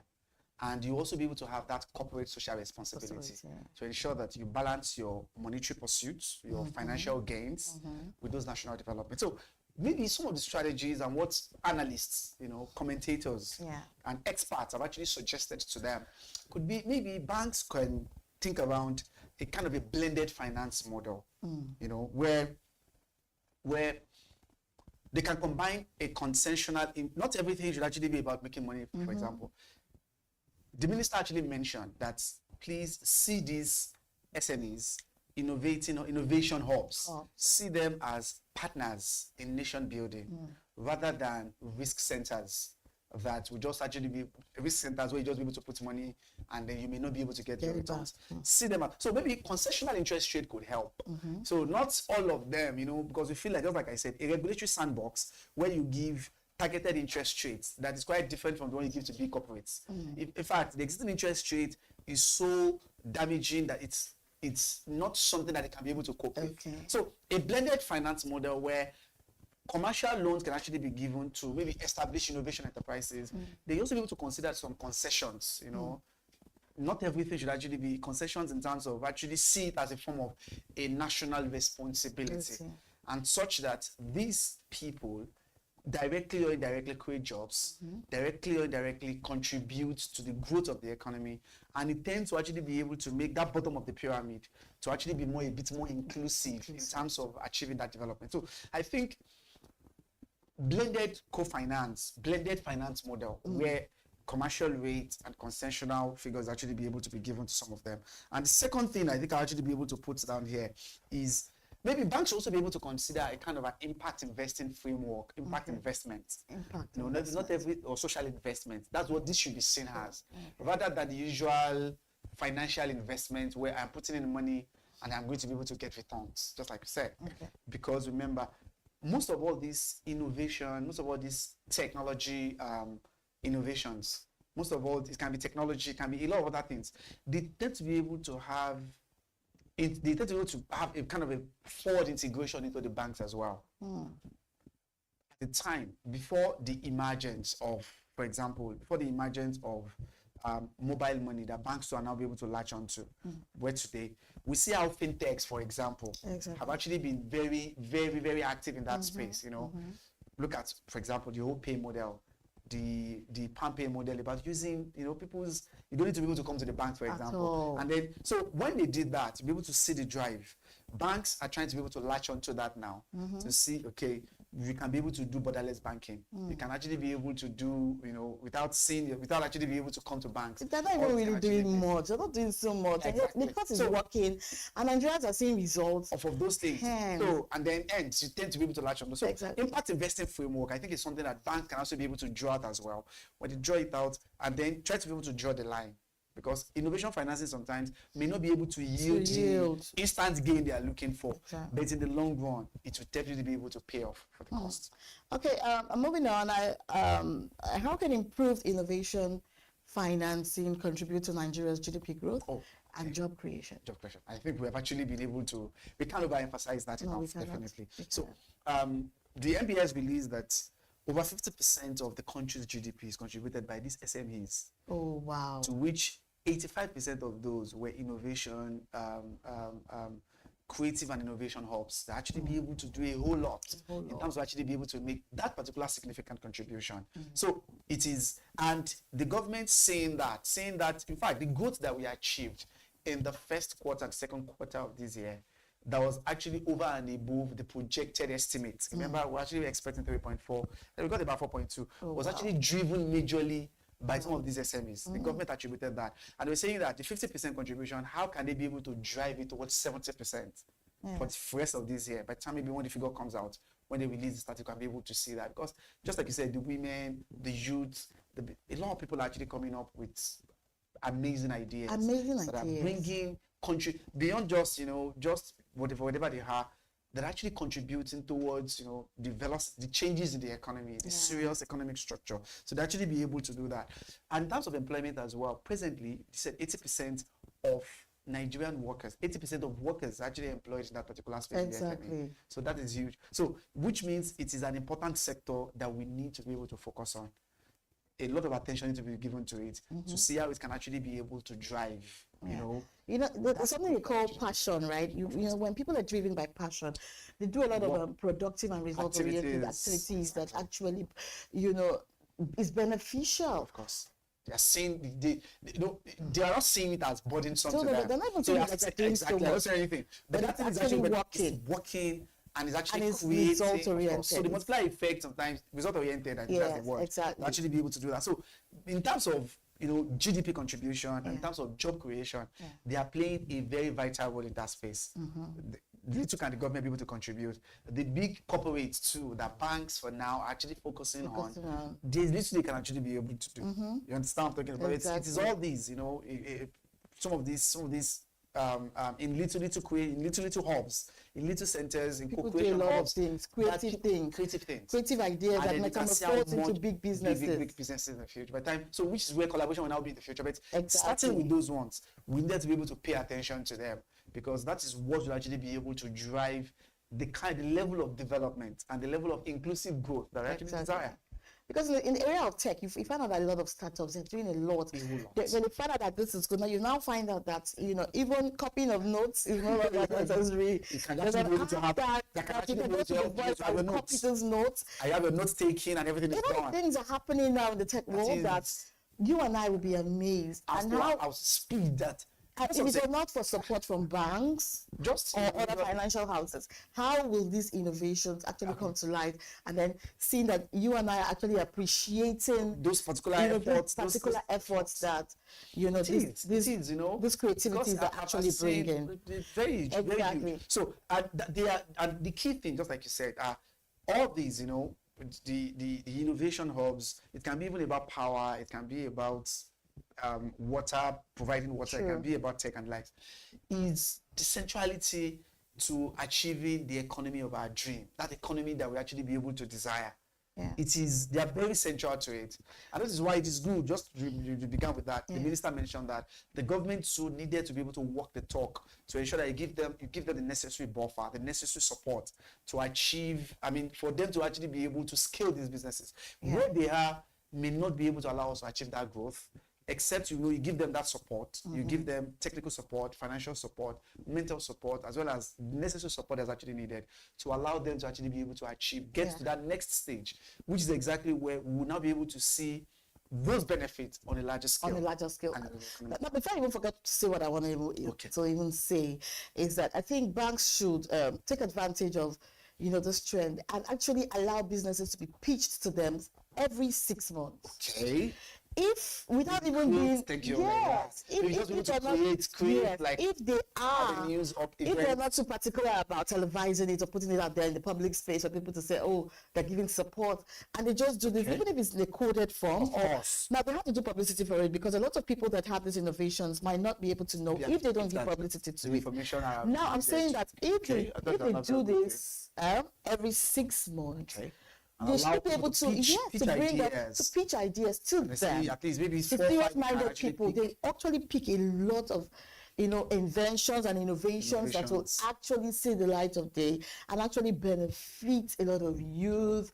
And that will also make a lot of people that are entrepreneurs to actually build their dream, knowing fully well that they will have an opportunity to pitch it out somewhere to a financial institution that will be able to finance. Exactly. That is and that way a lot of things will unveil. And they will unfold out of it. A lot of things will unfold. And so because it is good, just like to be able to hatch to it as well. So providing such innovative financing, just like you said, as a hub or as a product, because for banks, it's you tend to also see that apart from maybe the local implication it will have, it creates that thing of actually spurring digital exports. Look at some of our music, for example, look at our movies. So digital exports sometimes, because you tend to be able to see what Nigerians are actually be able to put out there.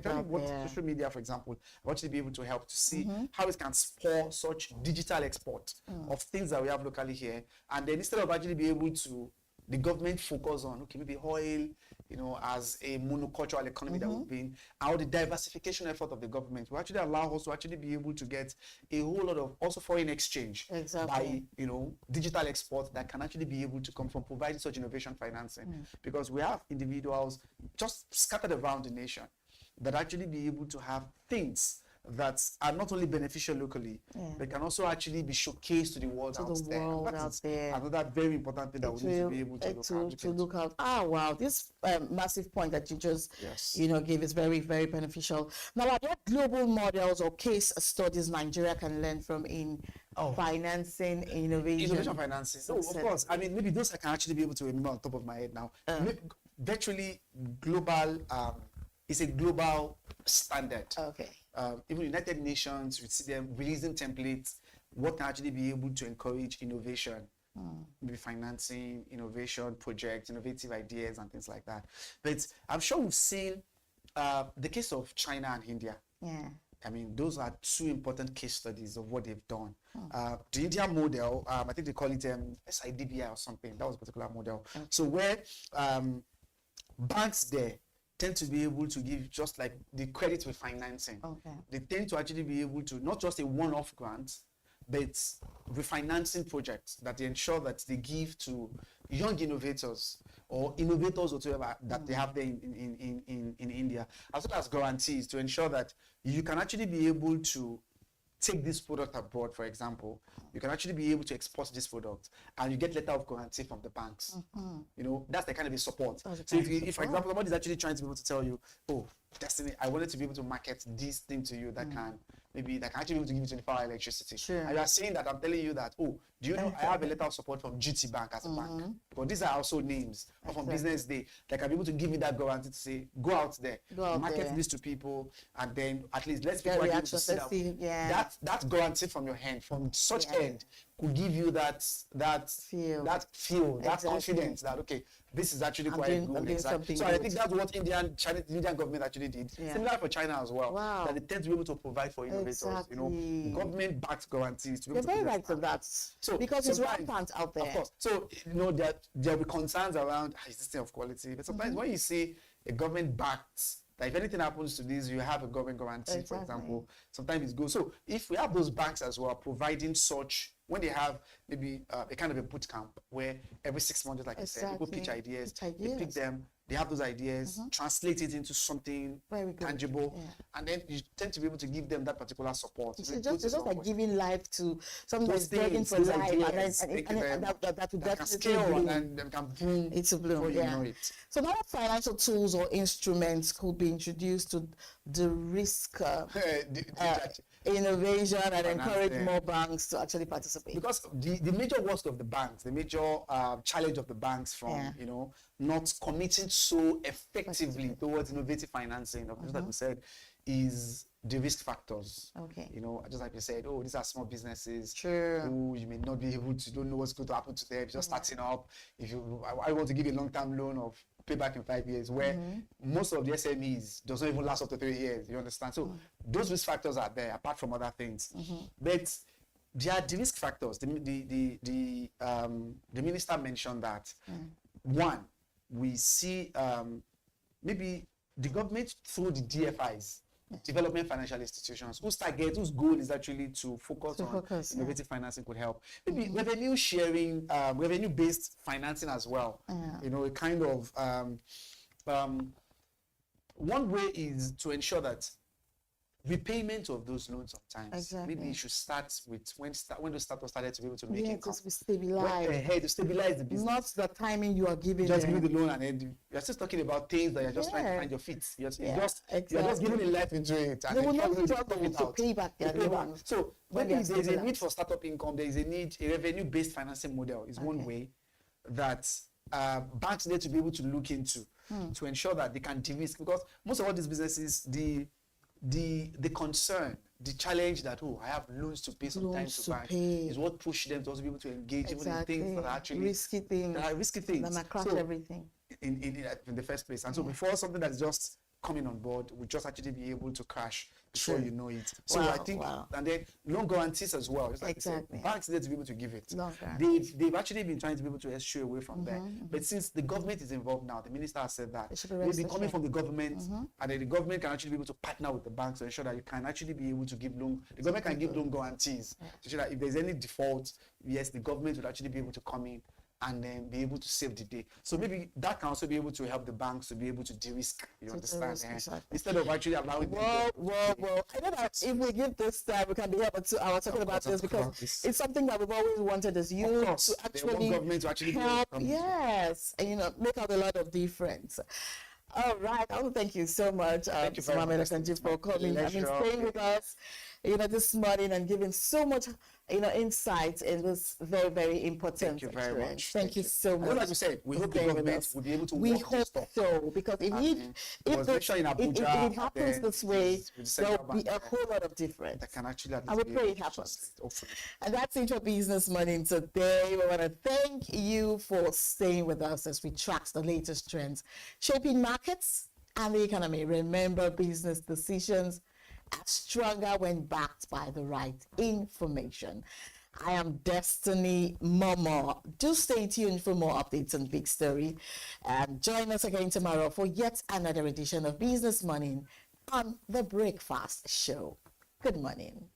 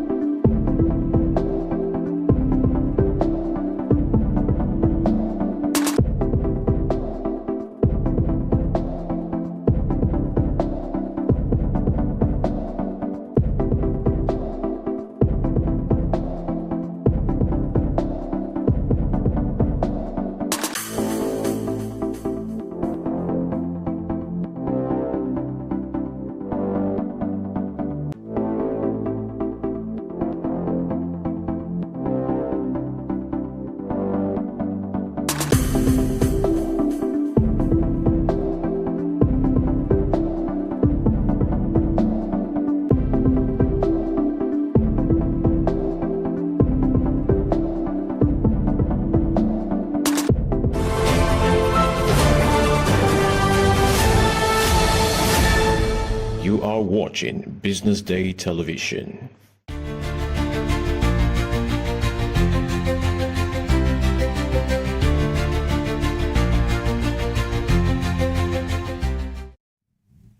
Good morning and welcome to the big story right here on the BDTV Breakfast Show. My name is Elizabeth Musa. The internal wrangling within Nigeria's main opposition party, the People's Democratic Party, PDP, has taken a dramatic turn. Over the weekend, the PDP broke into two rival factions following the suspension of key national officers, indulging its National Secretary, Senator Samuel Anyanwu, and three others by the National Working Committee led by the acting chairman, Umar Damagum. The decision, according to the party's constitution, was based on allegations of anti-party activities. But that move has now triggered a full-blown internal revolt. In a countermeasure, Senator Anyanwu convened an emergency NWC meeting of his own, announcing the suspension of acting chairman Ilia Damagum, the National Publicity Secretary Debo Ologunagba, and several other officials also joining the train. Each faction now claims legitimacy and insists it is acting in line with the PDP constitution. What began as internal discipline is now an open power struggle that threatens to tear the party apart from within. So what does this really mean for the PDP's stability heading into future elections, and how really might this internal chaos affect its position as Nigeria's leading opposition platform? Joining me on the big story this morning is Demola Olarewaju, senior political assistant to former Vice President Atiku Abubakar and a seasoned political analyst. Welcome to the show, Mr. Olarewaju. Thank you very much, Elizabeth. It's my pleasure to be here. Thank you very much for being here this morning. The conversation today, really, many observers describe it as the PDP's worst internal crisis since 2015. From your perspective, from your end, what would you say has triggered this new round of suspensions? Well, I think the PDP it failed basically to adhere to the internationally known principles of party supremacy and internal discipline. What is simply happening within the PDP today is that the center can no longer hold. There's no rallying force that unites the party anymore. And the party is being held by the jugular by mercenaries who are using the party to trade with the APC. And there's another group that is struggling to hold control of the party so that they can also use it to trade with the APC. So you have minority members within the party who really want the party to win in 2027. As of today, I don't think there are many people within the PDP who expect that PDP can actually win. I think that the PDP has been divided into three forces. I've mentioned two of them.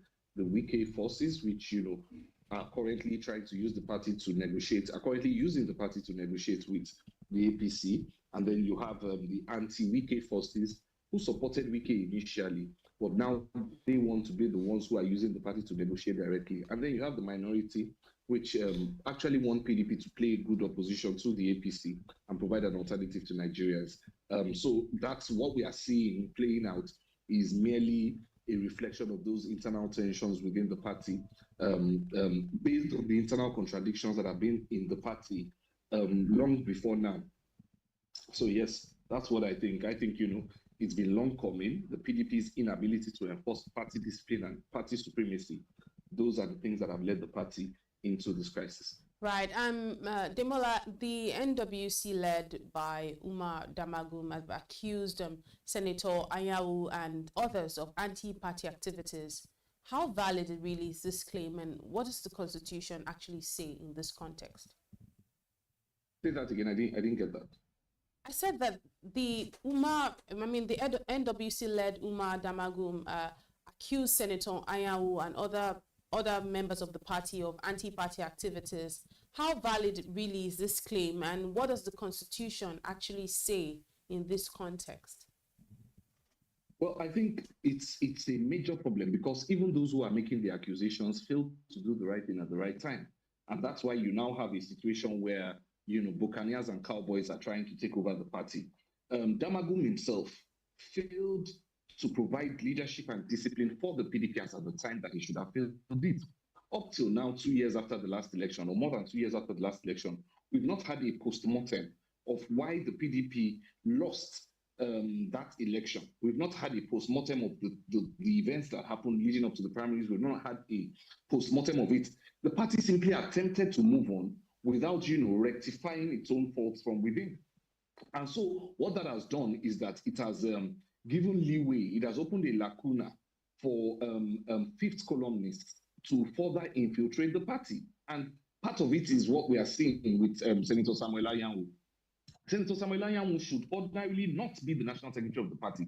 And some of us wonder about this, right from the beginning, that this man went to contest for Imo gubernatorial elections. He has lost his seat automatically.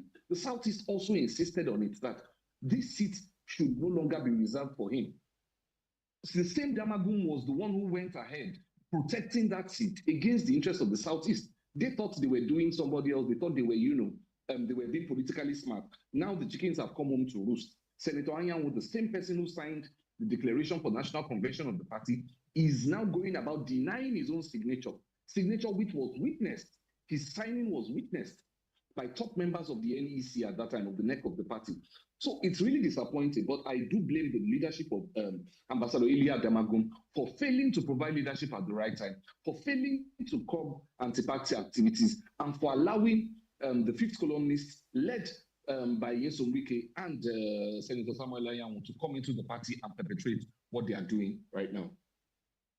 And really, when you talk about this lacuna itself, we've seen also that, Anyanwu has also created a swift reaction by, suspending, Damagum, Ologun Agba, and others, creating what I would call a parallel leadership. Really, in your opinion, what does this mean for the party structure and the legitimacy itself? Would you say that this crisis that we're having is ideological? Would you say it's constitutional? Or is it simply another episode in PDP's long history of internal power struggles? No, it is the beginning of the end for the People's Democratic Party as we knew it. It is the beginning of the end. Let's not deceive ourselves. There is nothing ideological about what is going on. Both of the major groups that are there, they are only looking to hijack the PDP to use it to negotiate with the APC. That is all they are trying to do. The sincere people within the PDP have moved out of PDP. Okay, the people who are sincere, who really want to play opposition, about 90% have moved out of the PDP. Maybe a remnant of about 10% is still within the PDP. What we know will happen is that whichever groups, between the Cowboys and the Buccaneers, whichever group, and I use these terms figuratively, of course, but within the PDP, whichever group wins, the other group may decide to work also against the interest of the APC. But there is nothing ideological about it. It's 100% political. Unfortunately for them, they are fighting a political contest without ground rules. The ground rules in politics must always be very, very clear. The ground rules such as anti-party activities, the ground rules such as party supremacy, the ground rules such as party discipline, those must always be supreme. But because the PDP has broken all those ground rules, what you now have within the PDP is a sort of ruffle fight, where they are fighting dirty, suspending and counter-suspending each other, looking for court judgment against each other. What is very, very clear in all of this is that the National Convention, which, many had been hoping to contest in, which some had even gone ahead to endorse somebody for, that National Convention may not happen. And anybody who is hoping to run on the platform of the PDP will be engulfed in crisis all the way to 2027. Because even if you go ahead, even if they stubbornly go ahead, one of the groups, if they stubbornly go ahead with the National Convention, the number of cases that have been set as landmines on the pathway of the party, those cases can explode at any time. So you can conclude your convention today, and in 2 months' time, you run into problem. If you don't run into problem in 2 months' time, you can run into problem in 6 months' time when one of the cases gets to the Supreme Court. You can run into problems in 9 months' time, you can run into problem in 1 year's time.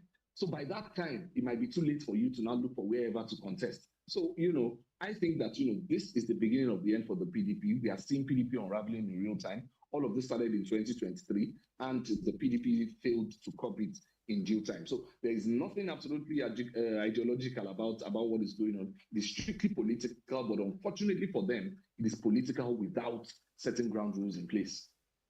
So that already answers my next question. So my next question was going to say that, is this a battle for control ahead of 2027, particularly over the party's presidential ticket and internal dominance. But with analysis you've made, you've clearly stated that this is the beginning of the end for PDP. So you don't see this as a battle for control ahead of 2027, do you? Well, I mean, I explained that it's a battle for control ahead of 2027, but what they are looking for is not to bring the party into power in Aso Rock. What they are looking for is to hold control of the party and negotiate with Bola Tinubu. Those who are fighting Nyesom Wike today, they are jealous of the fact that he is the one who is in direct contact with the APC. Right. What they want to do is to take over the party and then use the party to negotiate with the APC. Because these guys have even forgotten that they are supposed to be the major opposition. And so that's why you're not seeing criticisms against the APC from the PDP, either side of the PDP. None of them is trying to position PDP as an opposition party. There's only a few remnants. And that's why you see governors defecting every day, because the governors don't want to be used to negotiate. They want to go in there and negotiate with themselves directly. That's why Idoye Ediri will decide to go and negotiate with Bola Tinubu directly. That's why, Governor of Akwa Ibom, that's why, Peter Mba and all the rest of them, they want to go and negotiate directly because there's no wisdom in staying and using yourself to be negotiated. Wike was using them to negotiate before. Another group wants to take over the party to now go and negotiate with Bola Tinubu. And governors have decided, instead of letting ourselves be used, we are going to move out. So yes, it's a battle for 2027, but not because they want to win in 2027, because they want to negotiate with the APC in 2027, Elizabeth. So basically negotiating too, but really, Mr. Olarewaju, you happen to be the senior political assistant to His Excellency, the former Vice President of Nigeria, Atiku Abubakar. How does this reflect on his leadership, as the most prominent figure in the party? I mean, you had mentioned he has also left, especially regarding his influence and authority within the PDP. I mean, for the longest time, he happens to be the most prominent figure in this party. How does this reflect on his leadership?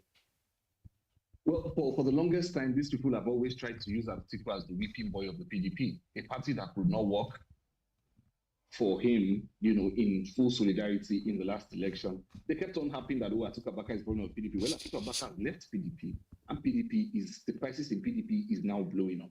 It is very clear that if these men have any sense of decency, if they have any sense of history, they should look for Atiku Abubakar and say, we apologize to you, sir, for what happened in 2023.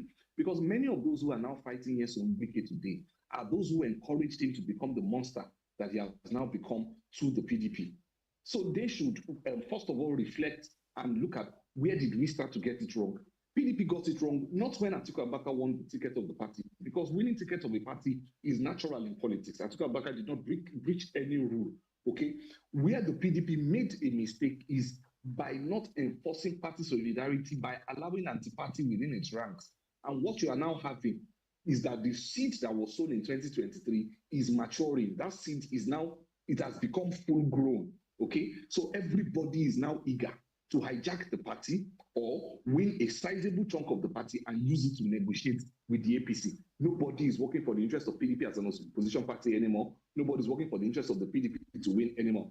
As for us, we believe that it is a vindication of our stance, a vindication of the stance of Alhaji Atiku Abubakar, who, even though he has not joined any other political party at the moment, he has expressed his support for the ADC, but he is not fully a card-carrying member yet. So he simply left PDP that, look, let the mess in PDP, let it be revealed. And that mess is becoming revealed every day. It's a shame, but as far as we are concerned, we are no longer a part of the mess going on there. We have, however, have our eyes on the party. We believe that there is a remnant, that there are still some patriots within the party who genuinely believe in opposition politics. We will work with those regardless of wherever we go. We'll work with them. But as far as the main PDP structure is concerned, we have nothing to do with that anymore. And what are your thoughts really on the significance of the legal angle, especially on who holds legitimate authority in this party? We've seen that the judiciary has been referenced by both sides, especially Justice Omotosho's ruling. We've seen how that panned out. So what really is the significance of the legal angle in determining who holds legitimacy in this party? So the accurate angle of the law is that the internal affairs of a political party remains the internal affairs of the political party. However, what we have today is a situation where certain judges are making pronouncements that appear to favor one side within the party. The legal angle is simple. It is that the entire affairs of a political party rests within that political party. However a political party wants to conduct itself, that is how it should conduct itself. But some people within the party are bringing up judgments, such as the judgment against the National Convention, for example. It's a surprise, that somebody ruled on that prematurely. But again, there are still a number of cases that will come up. My view of it is that legally, the court should be saying, go and resolve your matters as a political party. Unfortunately, you have some legal meddlesomeness, going on where judgments are flying here and there, and the whole thing becomes confusing. Because remember, even the national legal advisor of the party, the national legal advisor of the party was suspended by one of the factions. I'm not sure which faction he belongs to now, whether it's this side or the other side. But it's unfortunate, like I said. However, the correct legal position of the courts should be that the affairs of a political party must remain the internal affairs of that political party. But we are seeing, both sides procuring court judgments every day, and it is an unfortunate development. So, Mr. Olarinwaju, right now, I mean, you're talking from the point of being a political analyst, not from the point of being, a member of PDP or whatnot. What are some of the realistic steps that you would say could actually reunite the PDP and restore the confidence among its members and its supporters at this time? Well, I think that the PDP needs to revisit 2023. PDP needs to revisit the fact of 5 governors within the party working against the party. I think that's the disappointment, because when you fail to instill internal discipline within a party, what you have is the situation that you have now, where people work against the party without fear of consequence. Okay, that's what is going on within the PDP now.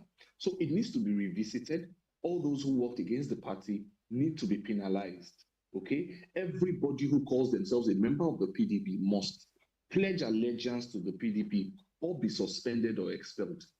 By continually harboring within its ranks people who are working against its interests, PDP will continue to be in crisis. So the party, as a matter of urgency, if it wants to resuscitate itself, like I said, we have left, it's no longer our business, but as a political analyst, as you said, my advice will simply be revisit 2023. Revisit the fact that regardless of how anybody emerges within a political process, regardless of the position, regardless of what you think, if you do not believe in the candidate of the party, then you leave the party. You don't stay within a party and work against the party. By allowing people to stay within the party and work against the party, the PDP has completely ruled itself out of being a serious political party, because no serious organization, okay, anywhere in the world, no serious organization can function effectively unless everybody is moving towards the same goal. What you have in PDP today is a situation where the left hand is working against the right hand, the right hand is working against the left hand, and you have to go back to where it started, which is the 2023 election.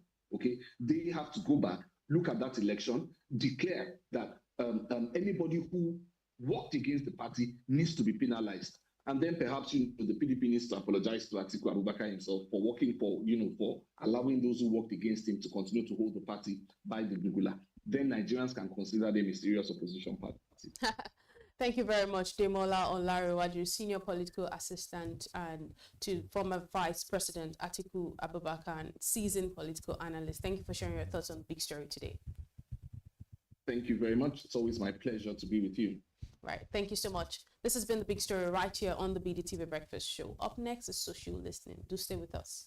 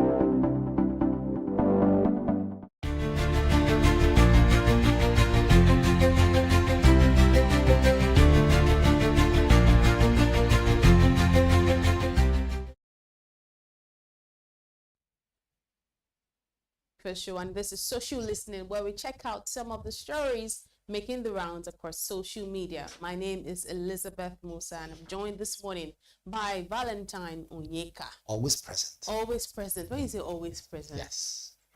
Which means that I was a good student in secondary school, so I always come, on time. So that always present. I can always of course, you'll be present. This is a TV show. You're here. When you say always present, I always need to understand what you mean by always present. Back in the days then, when you're hungry and you actually showed up in school. For those people who went to boarding school like me, I went to a military. I did too. Okay. So don't go there. Okay, great. So we have something in common. Yes. Timing was everything. Exactly. Discipline was key. So when we call your name, Onyeka, Valentine, you will get up, because I was a cadet, get up and you stop your feet and say, always present. Always not just present. So tomorrow you won't come and say always present. Say good next. So that's the always present. Because I'm like, wait, so you see why being a journalist is interesting, because you are more an actual journalist is more curious than other people, because any other person could just think you're saying always present, like it's just basic. But I'm just curious because I always believe there's a story behind everything, and I've heard the story today. But let's talk about the Grammy winner, Burna Boy, who has opened up about his faith, revealing that he converted from Christianity to Islam while searching for the truth. He said it's still spiritually unsettled. According to him, the more he studies religious books, the more confused he becomes. He said, quote, "I've studied it all, but I'm still trying to figure out what's really going on."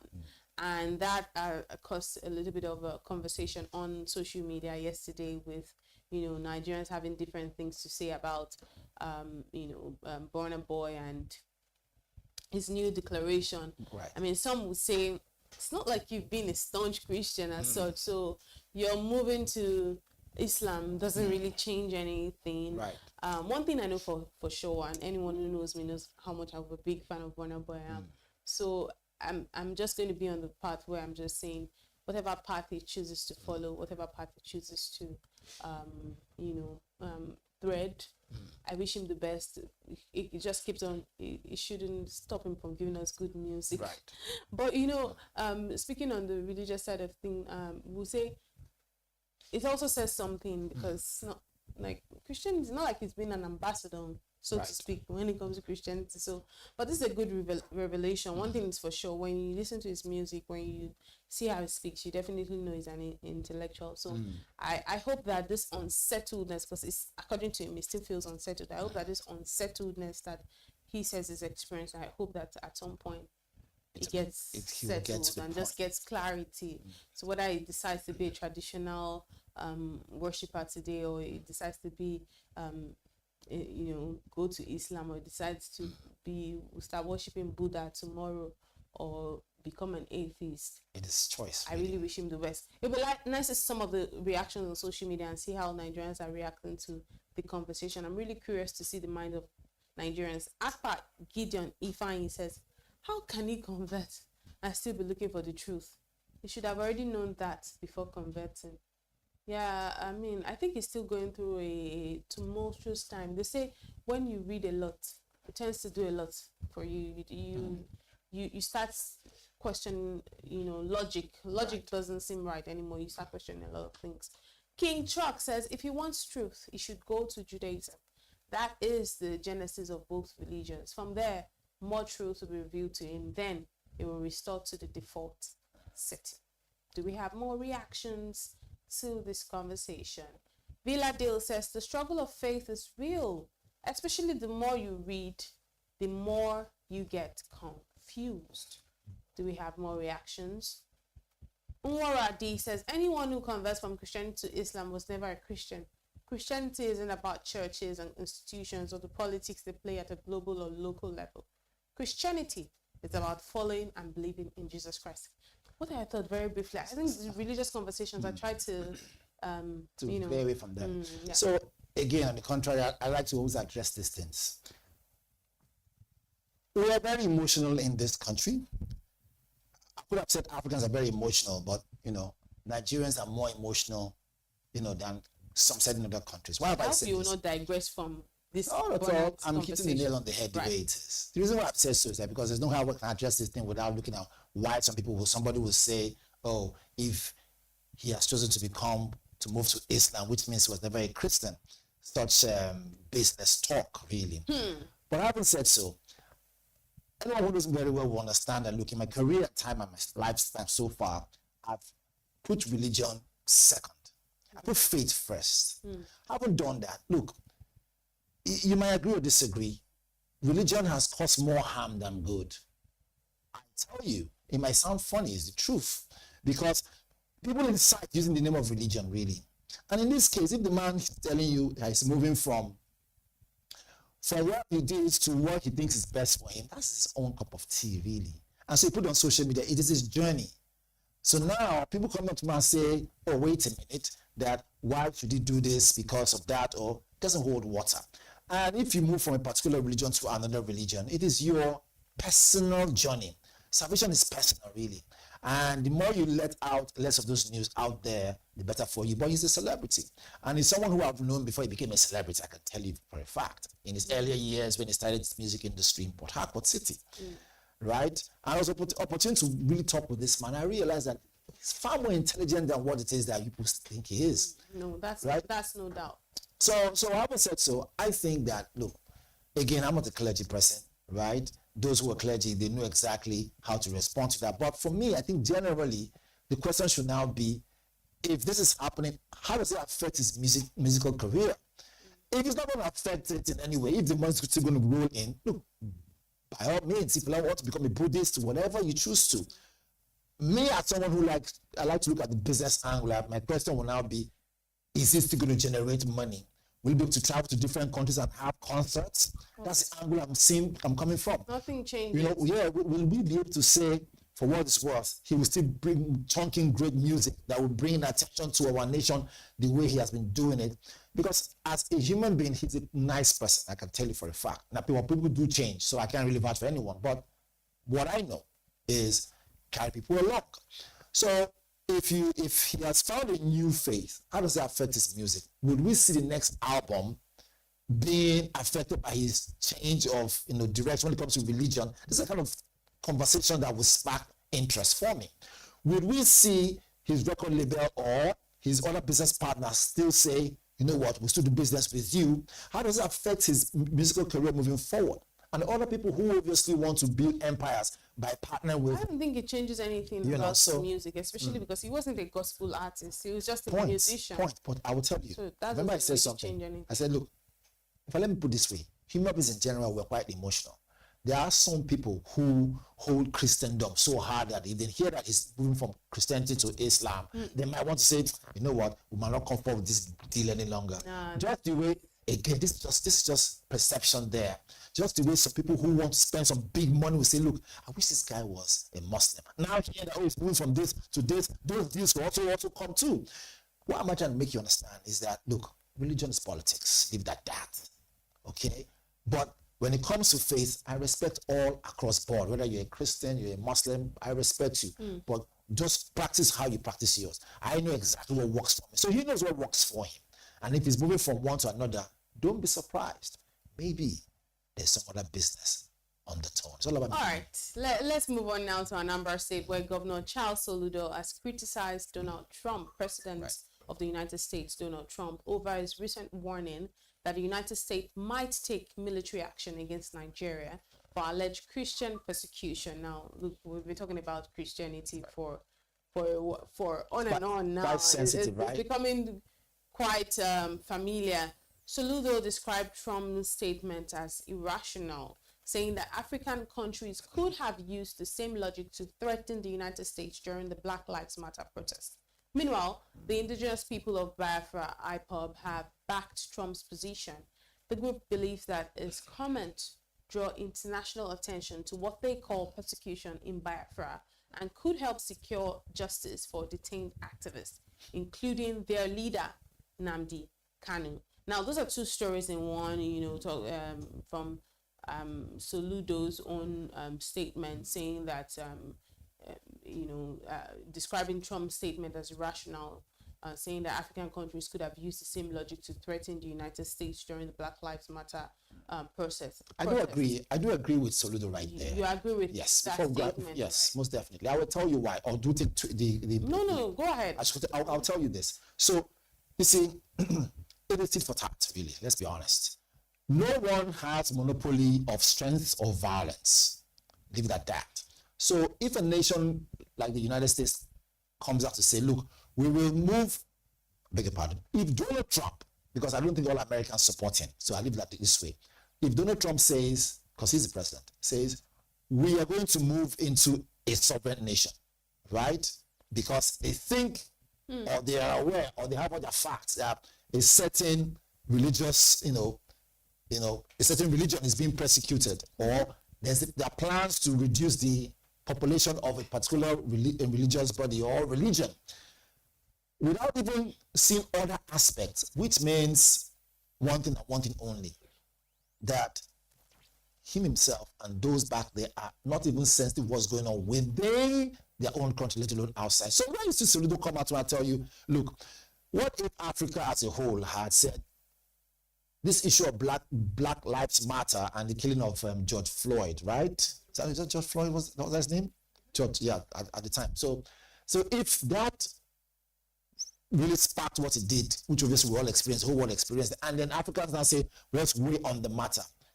Although I could have seen, I don't think how possible that could have been, because the unity amongst Africans is not that strong. But I saw something different when Ibrahim Traoré, was faced off with the US. But that aside, why I agree with Soludo is this. It has come to a point where anyone who is strong when it comes to military might should be able to tread carefully, because these are human beings we're talking about, right? If they are quite sensitive about the killings of anybody, whether Christians or Muslim, and so that's an excuse to want to move into another sovereign nation, we could jolly well say, let's not look back into what's going on with the United States. How many people are being torn away from their families in the name of ICE, right? That Donald Trump must put in place to, quote unquote, try to combat issues surrounding immigration, right? Check your immigrant status, check your whatever it is, see if you're if you're in the country in a shady way, they send you back.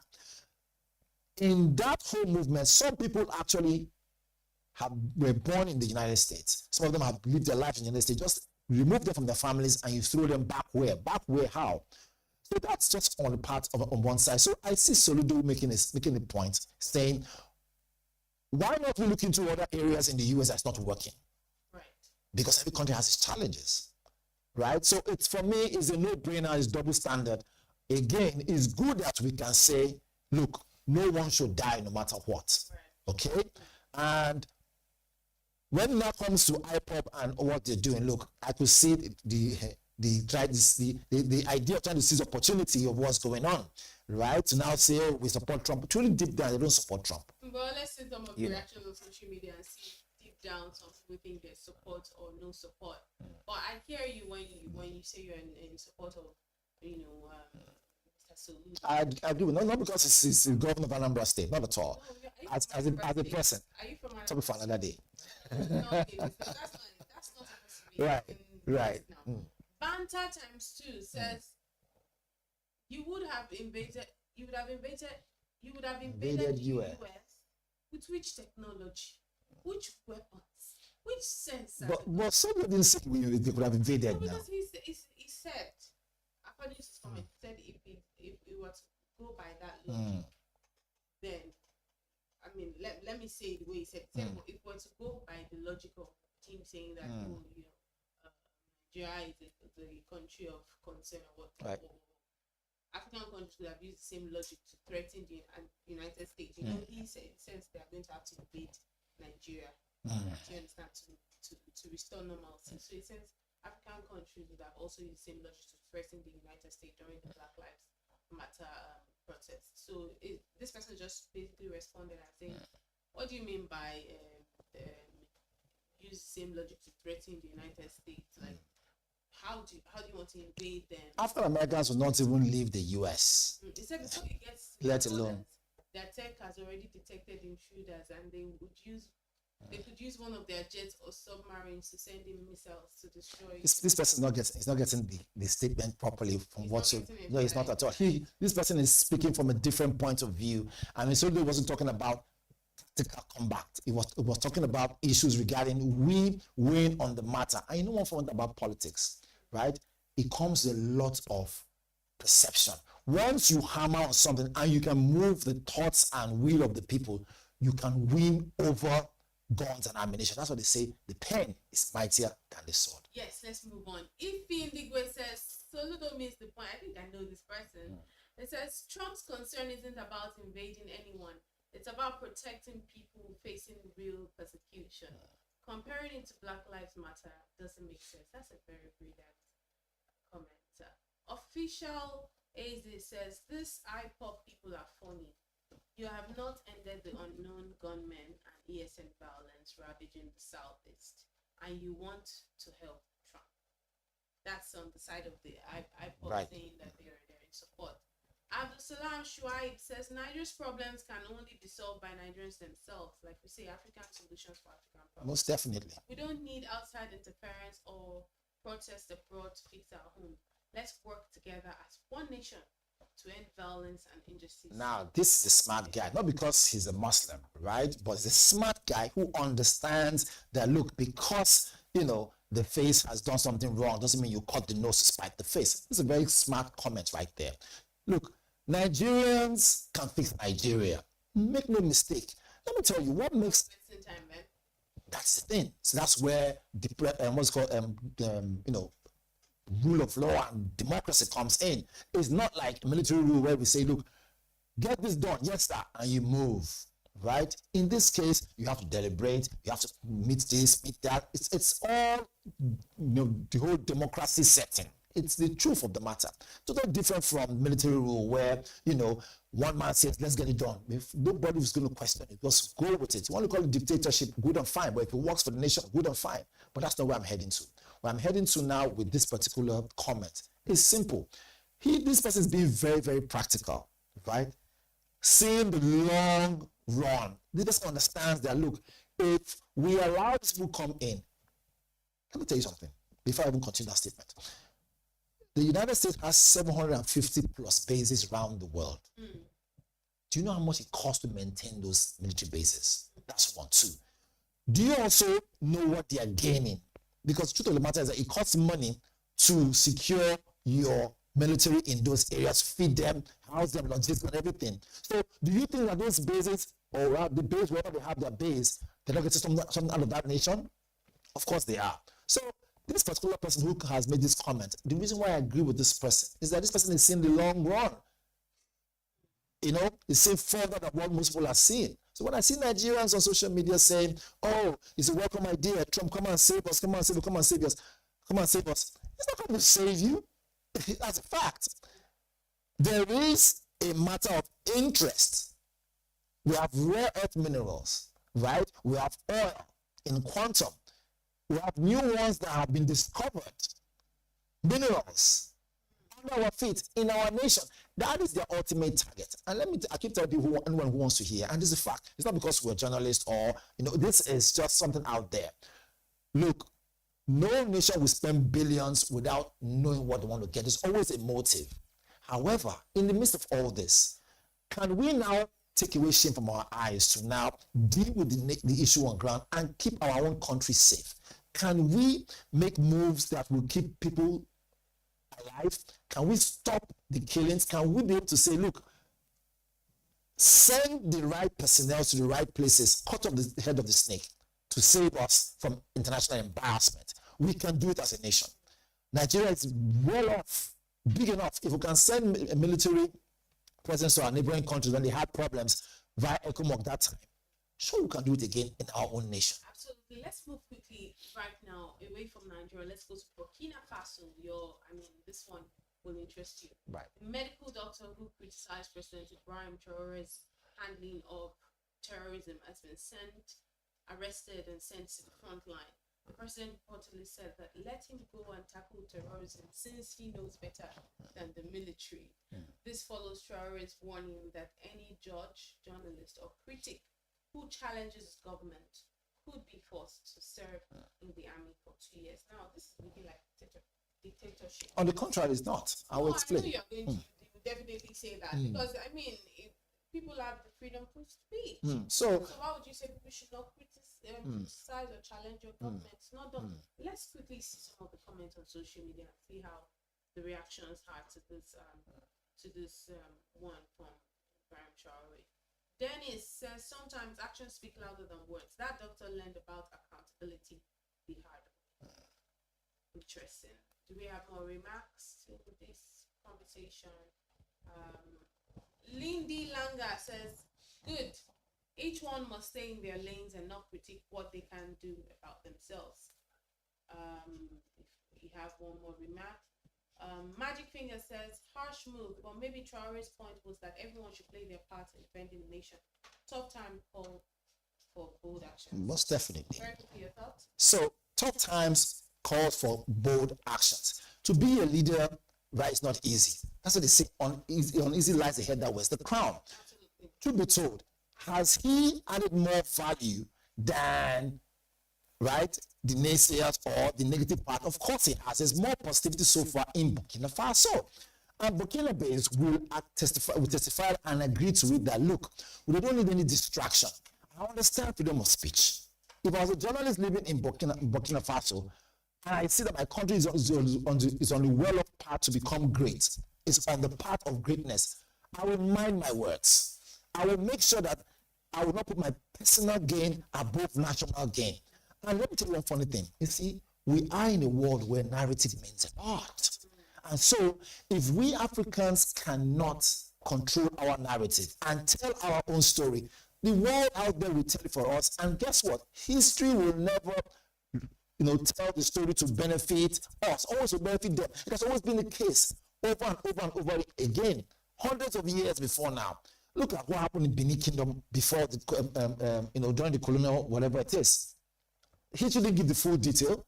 What they said ended up being what? In favor of the conquerors. So, if you look at what he's doing, now I'm not saying that he's 100% a saint, no.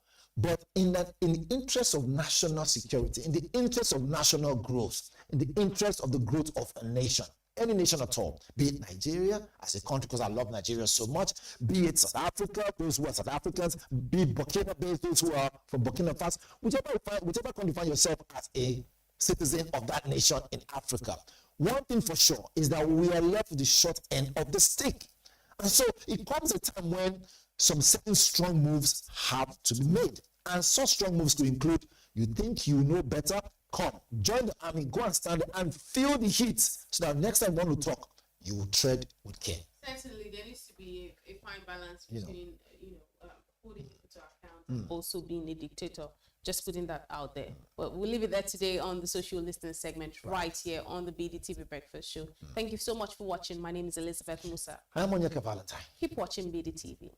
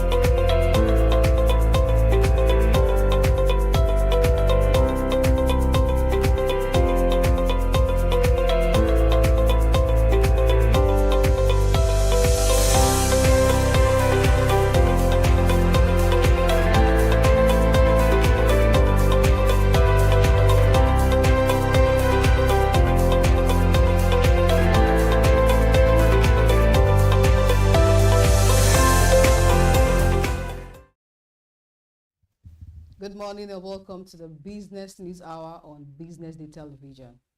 I'm Glory Brown. Let's take a look at the top business headlines shaping today's stories. SEC, CBN, and EFCC partner to track freeze illicit digital wallets. Stocks shared over 240 billion naira as investors reprise naira assets on Trump's threat. Nigeria's private sector output its 6-month high despite power outages and payment delays. Papa Customs set record with 304 billion naira monthly collection. Now let's begin the news in Nigeria, where a major step to strengthening oversight over Nigeria's fast-growing digital finance ecosystem, the Securities and Exchange Commission has disclosed that it is collaborating with the Central Bank of Nigeria and the Economic and Financial Crimes Commission to track and freeze illicit digital wallet linked to money laundering, crypto scams, and other financial crimes. The Director General of SEC, Dr. Momotimi Agama, disclosed this in Abuja at the 2025 edition of the SEC Journalist Academy with the theme, The ITSA 2025 and the Future of Nigeria's Capital Market, Innovation, Protection, and Growth. He noted that Nigeria ranked among the world's top adopters of digital assets, with more than 1/3 of its population engaged in crypto-related activities, a development driven by youth creativity, high mobile connectivity, and a strong desire for financial inclusion. However, Agama warned that the rapid expansion of digital assets has created opportunities for fraudsters, including fake wallet apps, phishing attacks, ransomware, and other crypto scams that have defrauded thousands of Nigerians. According to him, the SEC's 2022 rules on digital assets introduced a comprehensive framework for visual asset service providers anchored on licensing, compliance, and transparency. The rules also incorporate anti-money laundering and counter-terrorism financing standards in line with international best practices, such as the Financial Action Task Force recommendations. Moving on, the Naira on Monday depreciated to 1.0% against the dollar in the official foreign exchange market, following threats by U.S. President Donald Trump against Nigeria. In a post on Truth Social, Trump said he had instructed the Pentagon to prepare for possible actions and threatened an immediate cutoff of aid to Nigeria, an OPEC member and Africa's most populous nation.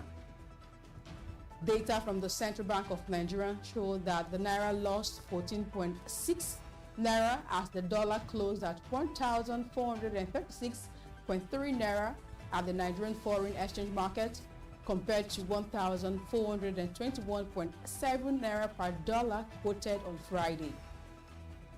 However, at the parallel market, the Naira appreciated by 1.0% to close at 1.440 Naira per dollar, gaining 15 Naira from 1,455 Naira recorded on Friday.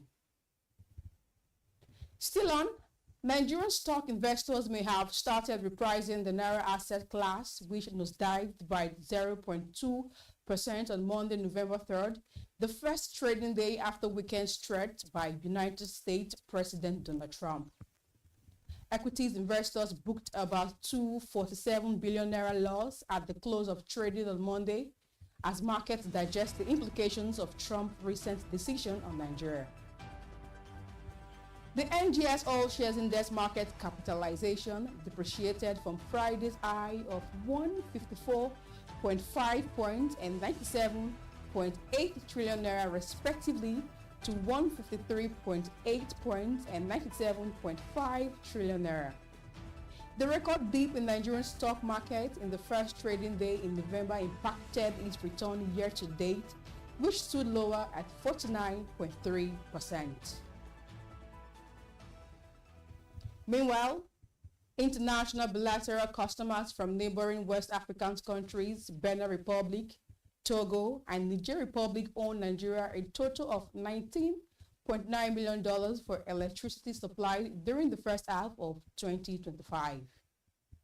According to the Nigerian Electricity Regulatory Commission, the international customers being supplied by generation companies made the payment of $14.8 million against the cumulative invoice of $34.7 million issued by the market operators for the services rendered in the first and second quarter of 2025. A breakdown of the total debt indicates that Paras B paid nothing of the $2.4 million and $2.7 million invoice issued to them in the first and second quarter of the year of the first quarters, and paid nothing of $2.0 million in the second quarter. NEC in the report stated that the most proven method to improve energy accounting and revenue recovery are accurate customers enumeration and the installation of end-use customers' meters. In another development, business activities in Nigeria's private sector strengthened in October, marking the highest output growth in 6 months, even as power outages and delayed client payment posed operational setbacks. According to the latest Stanbic IBTC Bank Nigeria Purchasing Managers Index report, compiled by X&P Global, the headline index rose to 54.0 points in October from 53.4 in September, signaling a further improvement in operating conditions. The rise in output reflected a sharper increase in new orders, supported by product diversification and stronger customers' demand. Manufacturing posted the fastest growth among the 4 broad sectors covered, with firms citing the introduction of new products as a key driver of sales. The report noted that output charges rose at the second slowest rate since April 2020, suggesting easing inflationary pressures within the private sector. You're watching the Business News Hour. We'll take a short break now and return with more stories. Do stay with us.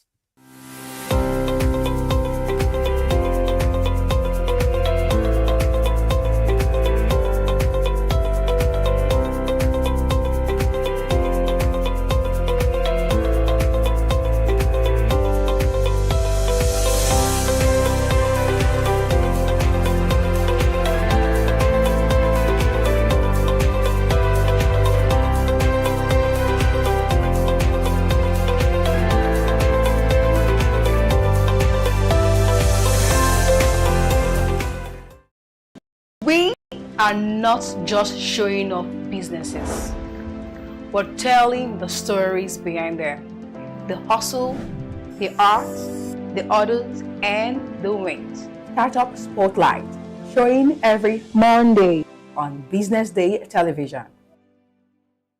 Attention business leaders. Want to make informed decisions? Join the ranks of the best with Premium Business Day.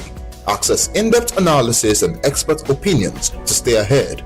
Subscribe now at premium.businessday.ng and unlock premium content. Plus, you get 50% off your first subscription. Don't miss out. Make smarter choices and seize new opportunities. Sign up now and elevate your business game. Visit premium.businessday.ng today.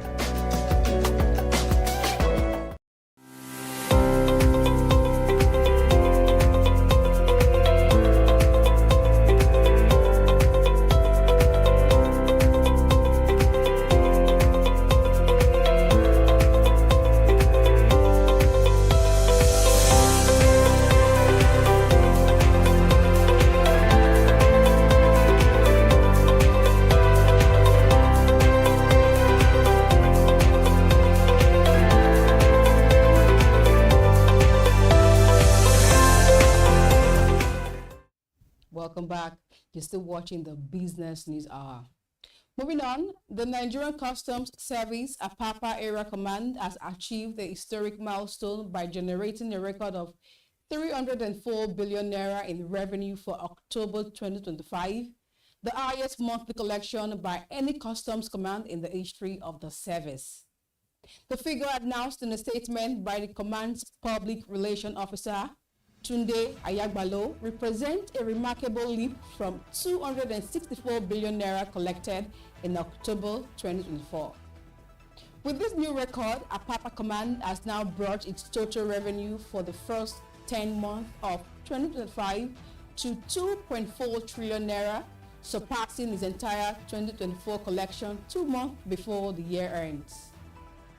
According to the Customs Area Comptroller Emmanuel Oshoba, the achievement reflects the command growing efficiency, dedication of officers, and commitment to the Nigerian Customs Services revenue generation and trade facilitation mandate. Oshoba credited the command's performance to reforms in trade facilitation, improved compliance among port users, and the ongoing development of technology-driven customs operations. Also, Lagos-based on-demand delivery platform Shaldec has hit 1 million monthly orders for meals and everyday essentials in Nigerians for the month of October 2025. The milestone was announced in an X posted by the company's CEO and co-founder Femi Aluku on Monday. He noted that daily orders volumes in Nigeria have increased from an average of about 30,000 daily orders a few weeks ago to over 40,000 currently, with numbers continuing to rise. Chaldec said it is the first African on-demand delivery platform to reach this level of monthly orders.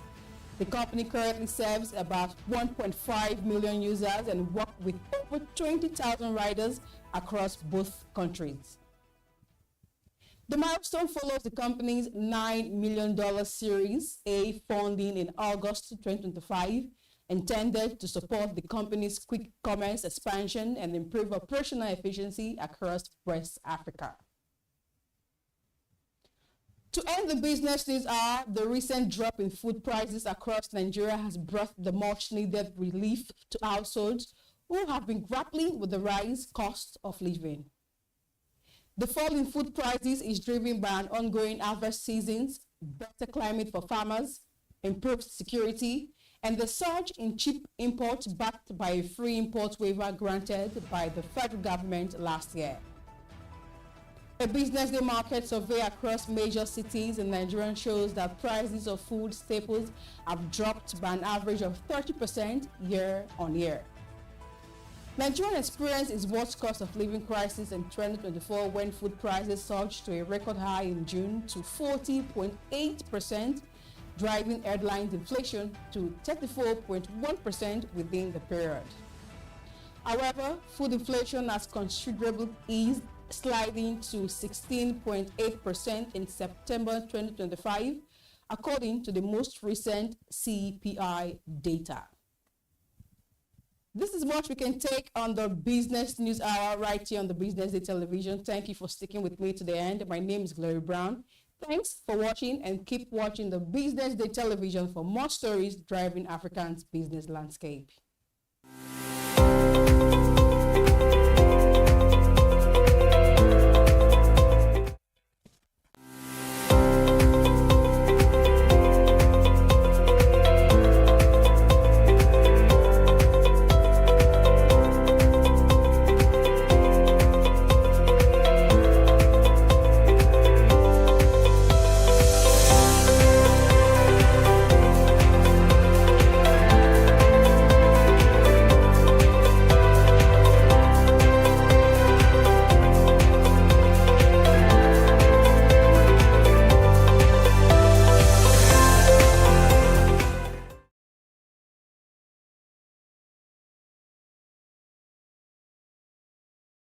Attention business leaders, want to make informed decisions? Join the ranks of the best with Premium Business Day.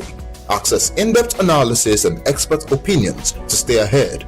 Subscribe now at premium.businessday.ng and unlock premium content. Plus, you get 50% off your first subscription.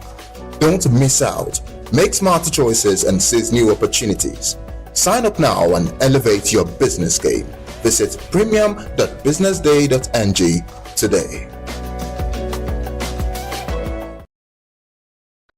Semaphore Foundation, a 501c3 international non-governmental organization in partnership with the United Nations and World Bank, proudly participated in the United Nations General Assembly 80th and the World Bank annual meeting, championing the cause of artificial intelligence for civil society, turning projects to products.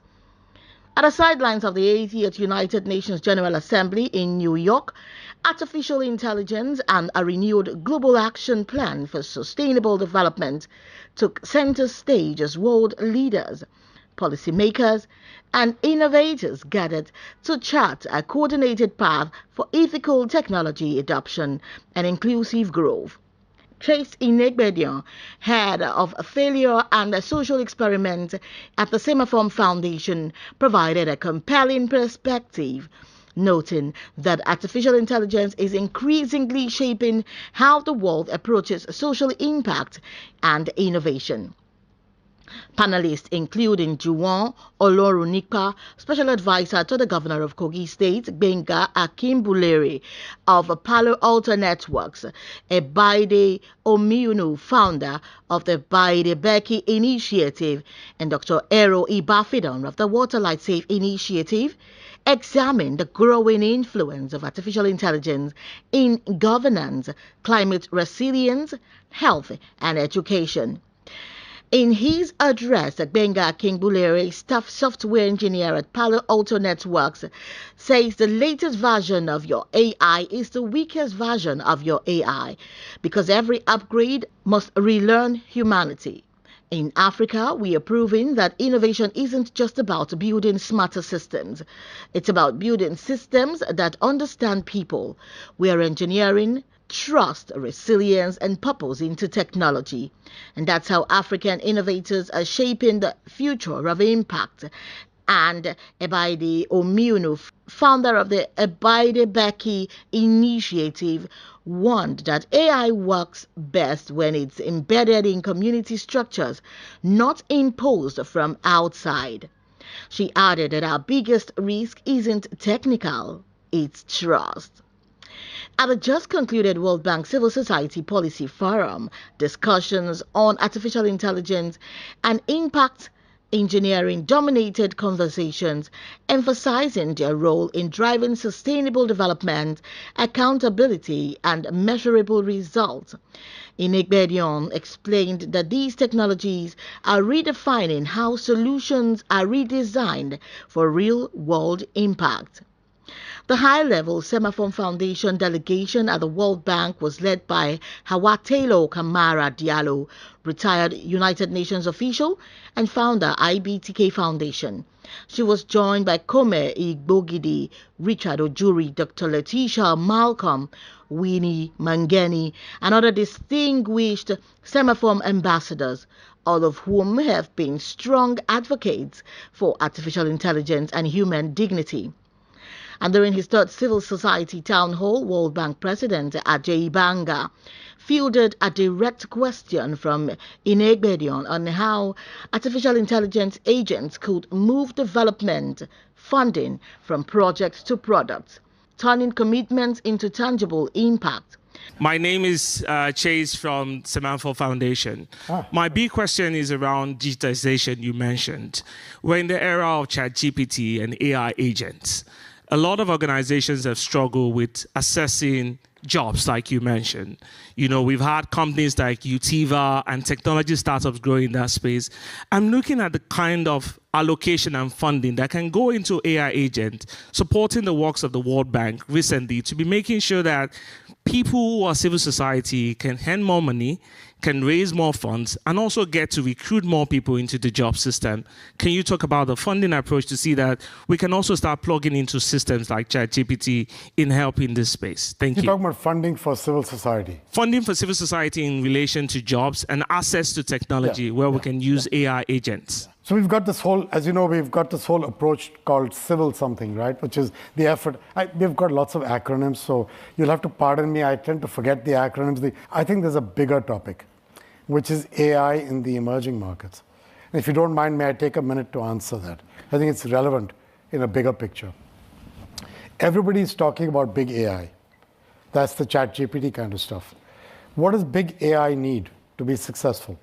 It needs computing power, lots of it. It needs electricity, lots of it. It needs data, lots of it. And it needs people who understand how to use all this, many of them. You tell me how many emerging market countries have these four, and I'll give you a medal. You see? So careful with the idea that big AI will somehow allow a developing country to leapfrog. You have to figure out how to enable that big AI or other AI to be useful to a developing country. And that, I'm not certain, is completely clear to me. So small AI, on the other hand, which is a different way of describing tools that can be used at the edge of the network, meaning on your phone, so that the computing power required, the electricity required, and all the stuff you need, the data you need, is much less and much more local and much more manageable. Let me give you an example. If I'm a farmer, and you'll hear this in our agribusiness launch this week. If I'm a farmer in a cooperative in Uttar Pradesh in India, or in Kenya, or in Brazil, and I could point a phone at a disease on the crop I'm growing, I don't need to know the name of the disease. I can't pronounce it anyway. But if I could know that disease equal to that insecticide from my cooperative for $3, that's priceless, right? That's small AI at work for a farmer. I saw it in Uttar Pradesh. The organization used both platforms to announce its upcoming participation at the United Nations Second World Summit for Social Development in Doha. The discussions underscored Africa's growing role in redefining the global narrative on technology, probing that innovation from the continent is not only transformative but deeply human-centered. Destiny Mama for Business Day Television News. Semaphore Foundation, a 501c3 international non-governmental. Lagos is a city surrounded by water, a place where roads meet rivers and people move across bridges every day. From the lagoon to the Atlantic, water is part of Lagos' story. But for years, much of this potential has been untapped. Lagos inland waterways offer a huge opportunity to move people and goods safely, easily, and faster. That's why the Lagos state government has launched the Omi-Eko project, a €410 million plan to transform the city's waterways into a clean, safe, and smart transport system. Backed by the French Development Agency, the European Union, and the European Investment Bank, the Omi-Eko project would reduce road traffic, promote the use of electric ferries, and make daily movement across Lagos faster and more comfortable. Governor Babajide Sanwo-Olu described the project as a new era for transportation. Omi-Eko, a blueprint for the future. Omi-Eko's project is a comprehensive, future-oriented blueprint for a sustainable mobility in Lagos. It merges technology, it pushes environmental stewardship, it creates a smart design for the waterways that is not just navigated, but is optimized. Under our Teams Plus agenda, we identify water transportation as a critical level for transforming urban mobility. And step by step, we have laid the foundation for today's leap. We expanded our Omi bus fleet into very modern ferries. We had to say ferries that were designed with comfort and efficiency. It was used at easing the pressure on our congested roads. We established Africa's first waterways monitoring and data center. Is behind here somewhere, ensuring real-time visibility and enhanced safety across our waterways. 25 terminals, and 75 electric ferries expected to move about 25 million passengers every year, the project will make water transport a real part of daily life in Lagos. The Lagos state government says the project will create jobs, improve safety, and open new business opportunities for people who walk around the waterways. International partners say Omieko shows how Lagos can lead Africa in green and modern mobility.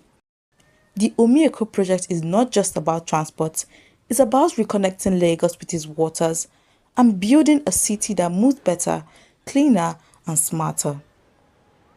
Ifunaya Indigwe, reporting for Business Day Television.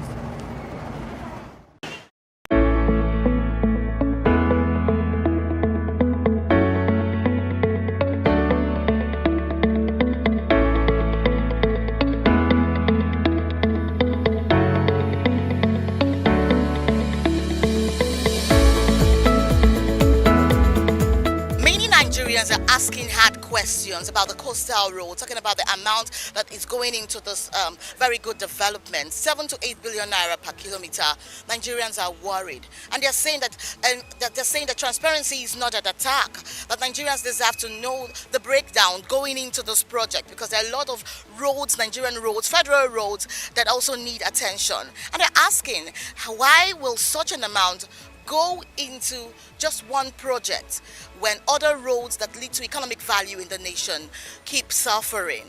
Basically, when we got winds of the fact that the coastal road is going to be worked upon, we're all excited and all, because we know the economic impact it will bring to this part of the country and also to the south region.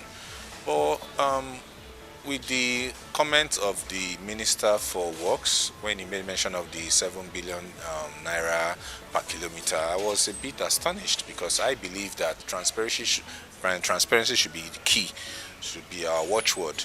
Because I believe 7 billion naira in a road of that magnitude, I think, is a bit bogus. But still, we shouldn't downplay the economic importance it's going to bring to the people of Cross River, to that corridor. So I think the figure on ground, I think, is outrageous. I believe if such money is even being put into other roads, major roads in the country that needs to be looked into, I believe our roads will work better. I believe that the spate of accident and things like going on the road will be minimal because of the bogus sum. Anything that adds to the infrastructure of the country is a benefit to the country, so it's good. Yes, there are many other roads that need work, but this one too is needed. I mean, we're a country of this size, and for me to get to Calabar, to get to Port Harcourt, to get to the east where we're from, it takes hours turning from one road to that. This will make life so much easier for millions and millions. Lagos is still the center of this country, whether we like it or not. So no people that move, like Christmas will come, people that move out of Lagos to their hometowns is enormous. Millions of people move. So this road is needed. As far as the money being wasted, I believe strongly that the most important thing is to do the project well. I don't know anything about the costing. I will not lie to you. I haven't followed it. I've tried not to. I've tried to ignore it, because, as I always say, hey, it's our money, yes, but as long as they're spending our money for our project, we can live with it. And that's all we should do. As long as they're spending our money for our project, we're fine. But they should spend it for our project. But I'm okay. It's a good thing as long as it's done well. This issue of coastal road, to me, they should allow sleeping dog to lie. Honestly, when you talk about road construction, most of the people that complain about these roads, some of them are not professionals. When you look at the terrain, to me personally, and as a citizen of this country, there's nothing big about the cost. When you look at that terrain, yes, Nigeria is so big, so vast, so large, that infrastructure decay is a problem now. When we look at the issue of abandoned facility infrastructure, yes, but something has to be done on that corridor. I'm not fighting for government. I'm not fighting representing the Honorable Minister for the works, for works. But at the same time, let's be realistic with ourselves. There's no big deal about that road. is a simple arithmetic. Sit down a structural engineer who will give you every cost of that terrain. That terrain is different to ordinary road, where there's no mud, where there's no water. I mean, there's no way. Just simple arithmetic. Tell me, in any civilized country, where did you want to construct road that there will not be cost, there will not be variation? So as far as I'm concerned, it's not a big deal. Here in Lagos, Nigeria, Destiny Momo reporting for Business Day Television News.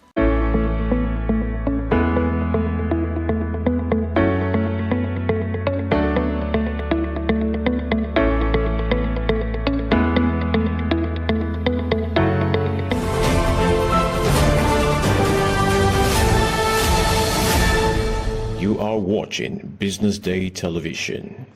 Attention business leaders, want to make informed.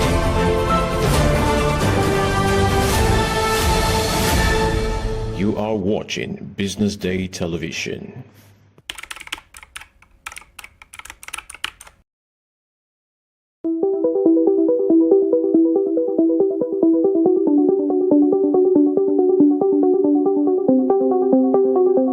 Well, my article titled Nigeria at 65, From Political Freedom to Creative Economy. The article, focuses on not just the independence, which is an annual event, but seeing how independence affects the creative economy, the creative industry. As Nigeria marked their 65th independence anniversary last week, on the 1st of October, the familiar symbols of celebration returned, except of course the cancellation of the parade that normally holds in Abuja. Interestingly, this was replaced with the commissioning of the refurbished National Theatre in Ikomu, which was sponsored by the Central Bank in collaboration with the Bankers Committee. Of course, the independence anniversary is a symbolic reminder of the moment in 1960 when the Union Jack was lowered and Nigeria's green-white grain was raised for the first time, signaling the end of colonial rule and beginning of self-governance. So my article looks at beyond the pageantry lies a sobering question. What does independence truly mean in 2025?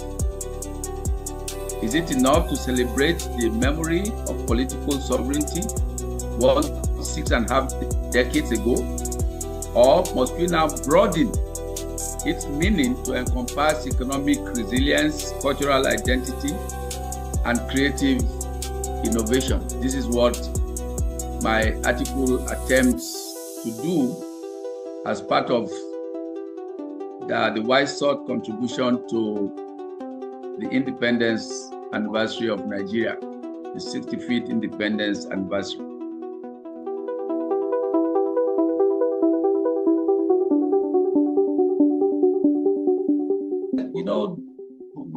We've had 65 years. I mean, we have made some progress in certain areas.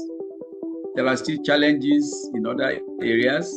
And my own area of specialization is in theater, culture, and the creative economy.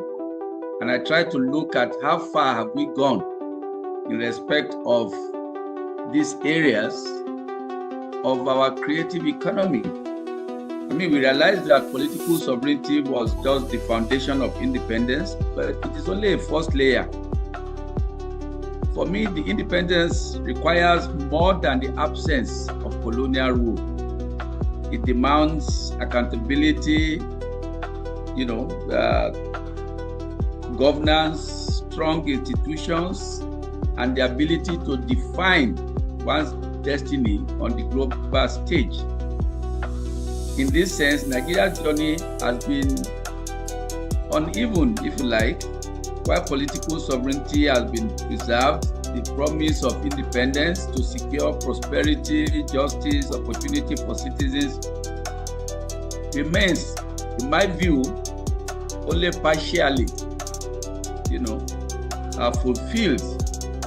This is where the creative economy becomes crucial, because over the past 2 decades, Nigeria's cultural industries, film, music, literature, fashion, the digital media have grown into global powerhouses. Nollywood is said to rank among one of the highest producing film issues in the world after Bollywood and Hollywood. Afrobeat is dominating the music scene in Nigeria. Nigerian musicians are getting global attention. Nigerian fashion is also making waves. An artist are celebrated on prestigious platforms. So these achievements, for me, represent more than cultural pride. They are evidence that Nigeria possesses the capacity to lead with ideas, stories, and innovation, especially given our young population and the creative mind of the average Nigerian. So for me, the creative industry is not simply entertainment, it is an economic engine. For Nigeria, with its youthful entrepreneurial population, the sector is both an opportunity and a responsibility. Independence must now be understood not only as political sovereignty, but as the ability to harness talent and transform creativity into sustainable wealth. So that's my own motivation for getting involved in this article.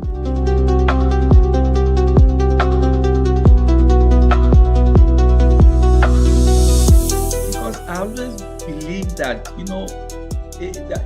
a country has their own strengths, and some of those strengths are what we can give back in a way to the world. If we look at the issue of the Nobel Prize, in almost 40 years, or in the last 40 years, the only Nobel Prize that we have won for Nigeria is Wole Soyinka's Nobel in literature. So we have some comparative advantage there. We look at Achebe's Things Fall Apart, that has been translated into so many languages. We look at the poets Niyo Shundare, Tanure Ojaide. We look at the playwrights J.P. Clark, Wale Oguyemi, Gabriel Okara, and quite a number that we have, in my view, comparative advantage in this creative sector. Quite a number of people are also making waves in the scientific world, in agriculture and stuff like that. But our creative area is just really taking the world by storm. Afrobeat. Look at Ashake. The music just trends all over the world. So I believe that while we have made some progress in other areas, we do have some comparative advantage in the creative economy. And I'm also happy that the celebration of the independence anniversary today happened at the refurbished National Theatre, drawing attention. And a major aspect of what transpired that day was that the National Endowment for the Arts would be provided for. And this is something that has been on the table for quite some time. And I believe that the president, in fact, promised to be a contributor to it. And this even started way before the tertiary education trust fund, that some percentage of profit from the industry, from commerce and all of that should be set aside for the National Endowment for the Arts. And I believe that this is now something that is coming up very strongly.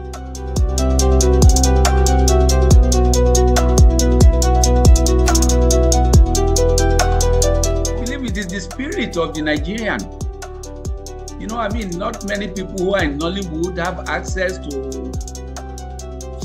funding. You know, in some instances, the banks and the borrowing houses think that they are all risky business. But this is an area where we have comparative advantage.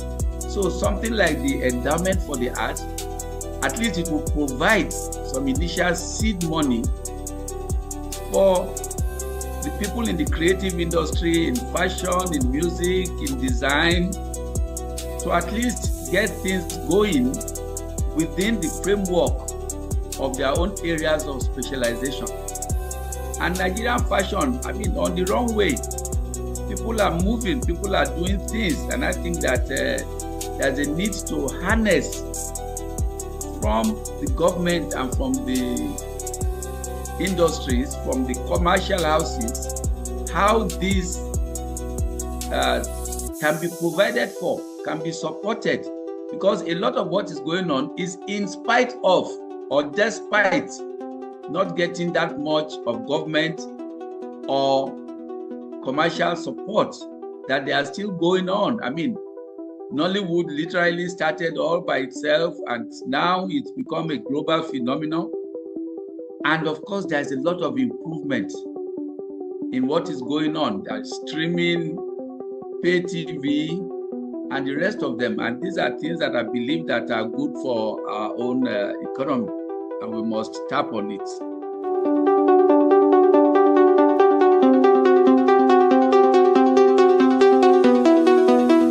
The Indian Bollywood is very well supported by the economic areas of India. You know, the banks, the government, the industries.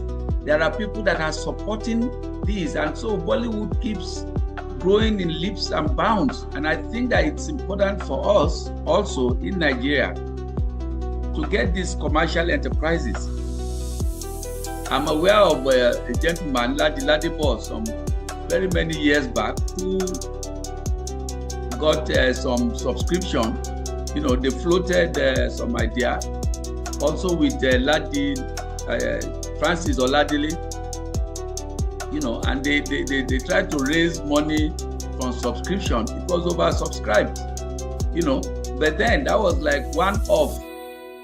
And now you still need some of those areas to support the creative industry. And from everything from making carvings, calabashes, writing plays, writing scripts, and all of that. And if you look at the internet now, you see there are so many Nigerians that are involved in making skits. Of course, some of them just funny 1 minute skits, some of them 2-3 minutes. So we are growing, and there is a need for government support and the support of industries to be able to back these things that are going on.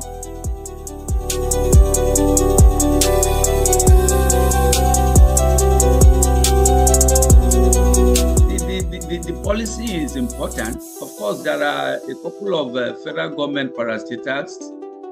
There is the Nigerian Film Corporation. There is the National Film Video Board, you know, and then they've got the National Council for Arts and Culture.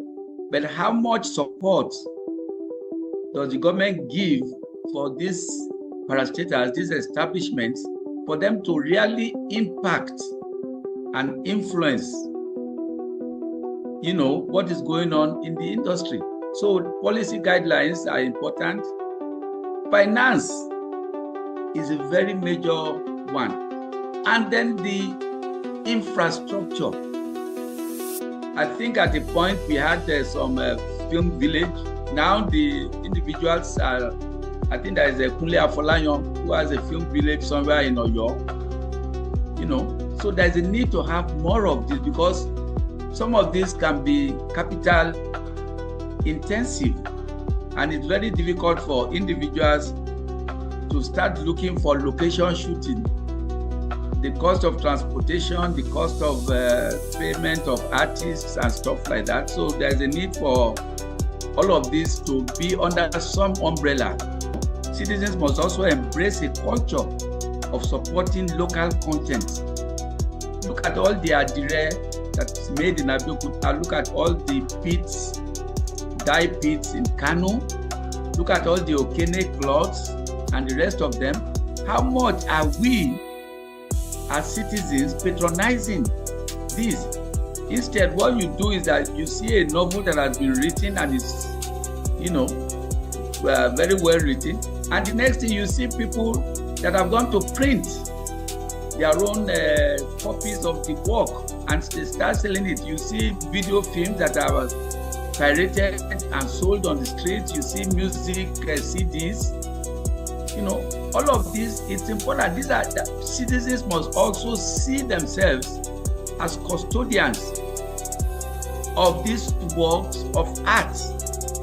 You know, the global rise that we are witnessing of Afrobeats, you know, those things are not driven purely by state policy. Nigerians must also consume in a similar way of consuming what we produce agriculturally. You know, they must wear Nigerian outfits, Nigerian designs. They must promote Nigeria. They must see Nigeria as their own. It's not a question of saying, oh, this outfit came from the UK or the US or from Singapore or from China. How much of our own are we consuming? And for me, each citizen must have that kind of civic responsibility, which means amplifying and protecting what is ours rather than undermining it through piracy or apathy, not seeing yourself as a part of what is currently going on. So we can't leave it all to government. Each citizen must also see these things as being important in respect of what they do and how they do the things that they do.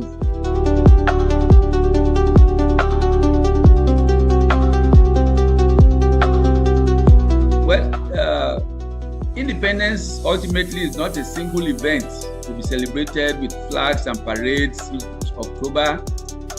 For me, it is a continuous responsibility, renewed across generations and measured not by rhetoric but by results.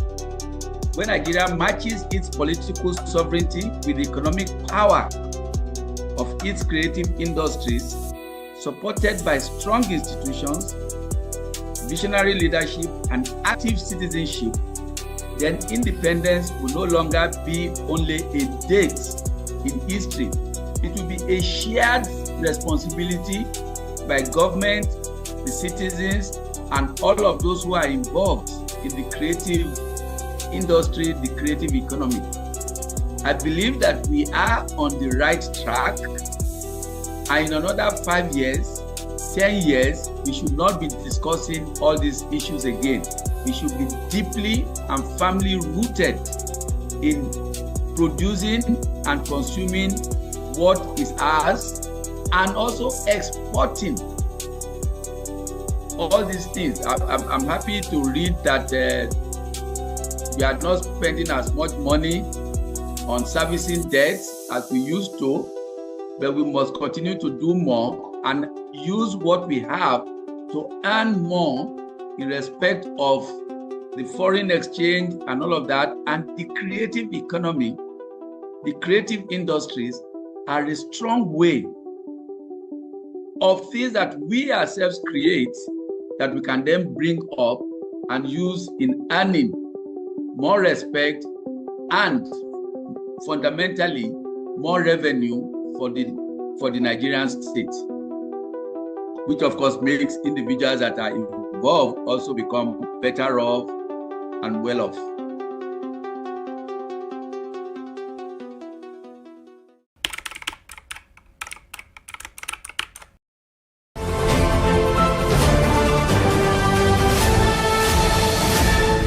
You are watching Business Day Television.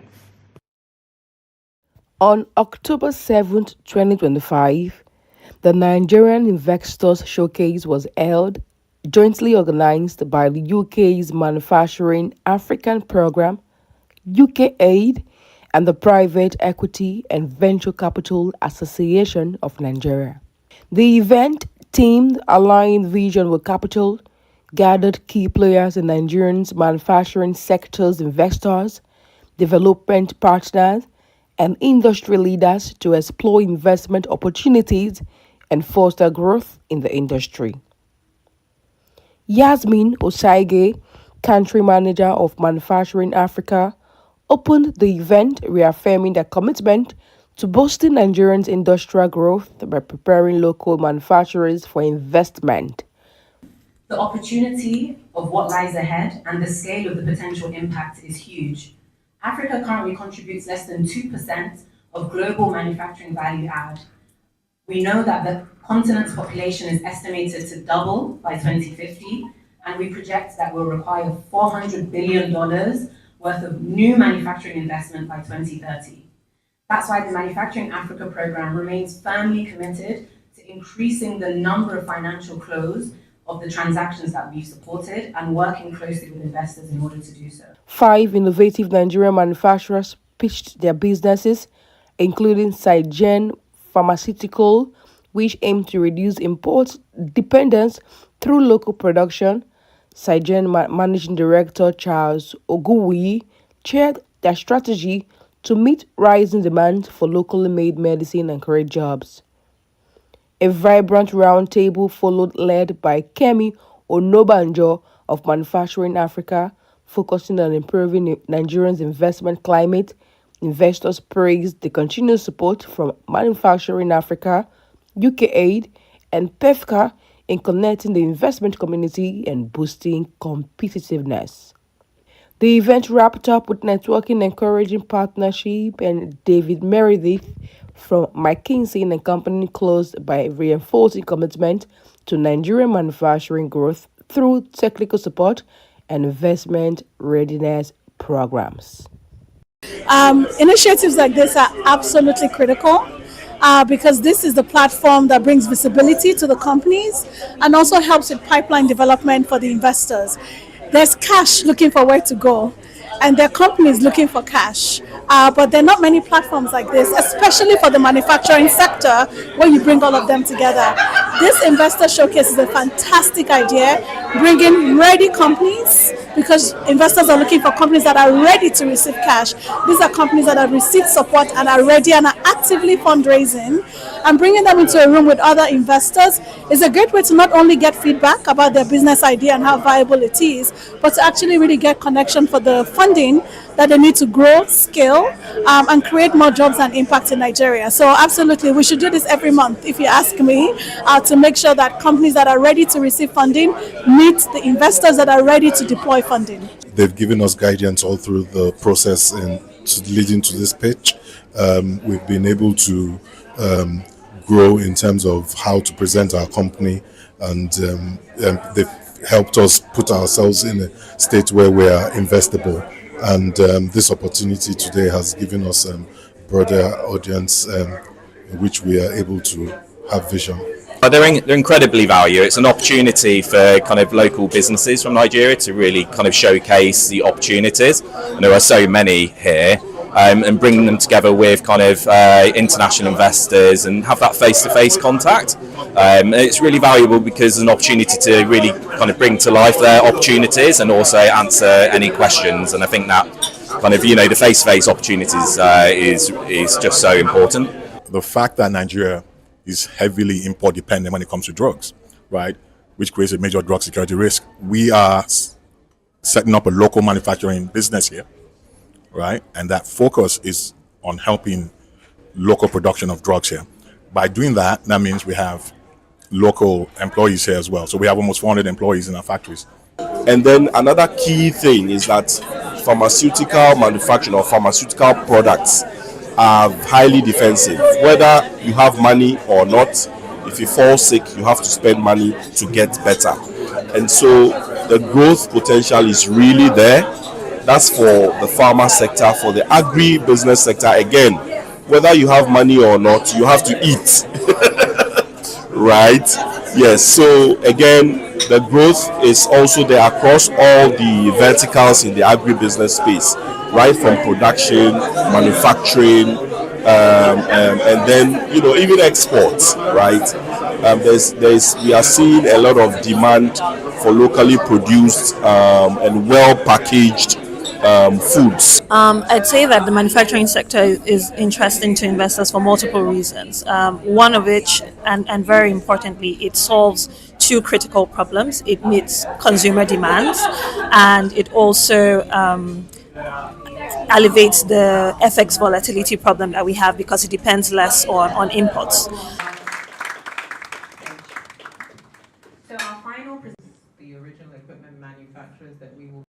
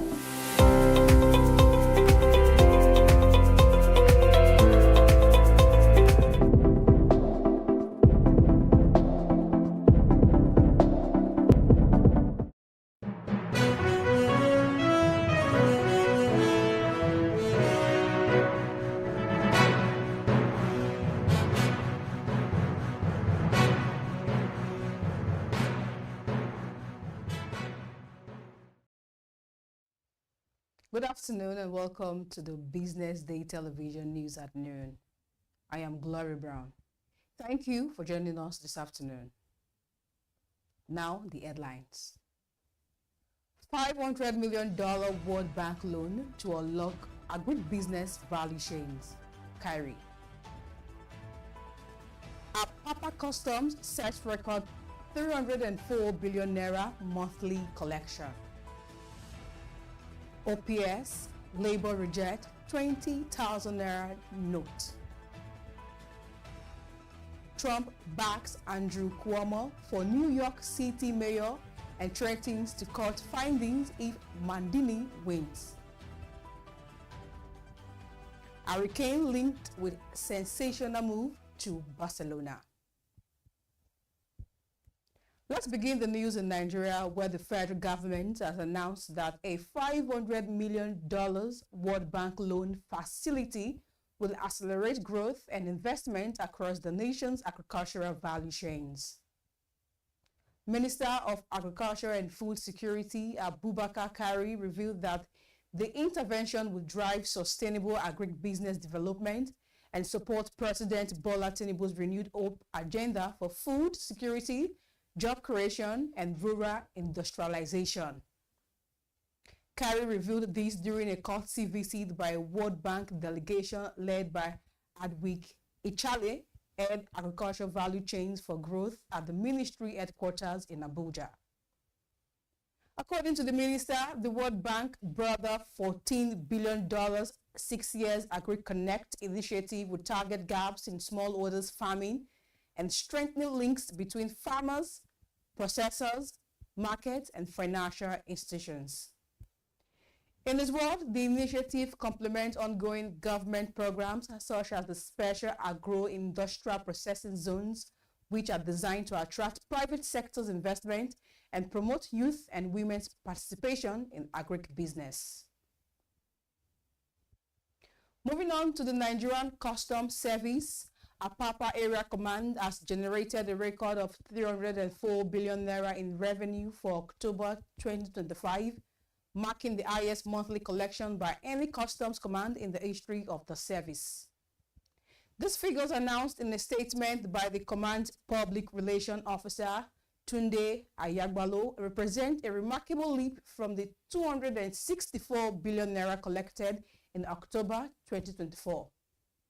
With this new record, Apapa Command has now brought its total revenue for the first 10 months of 2025 to 2.4 trillion naira, surpassing its entire 2024 collection 2 months before the year ends.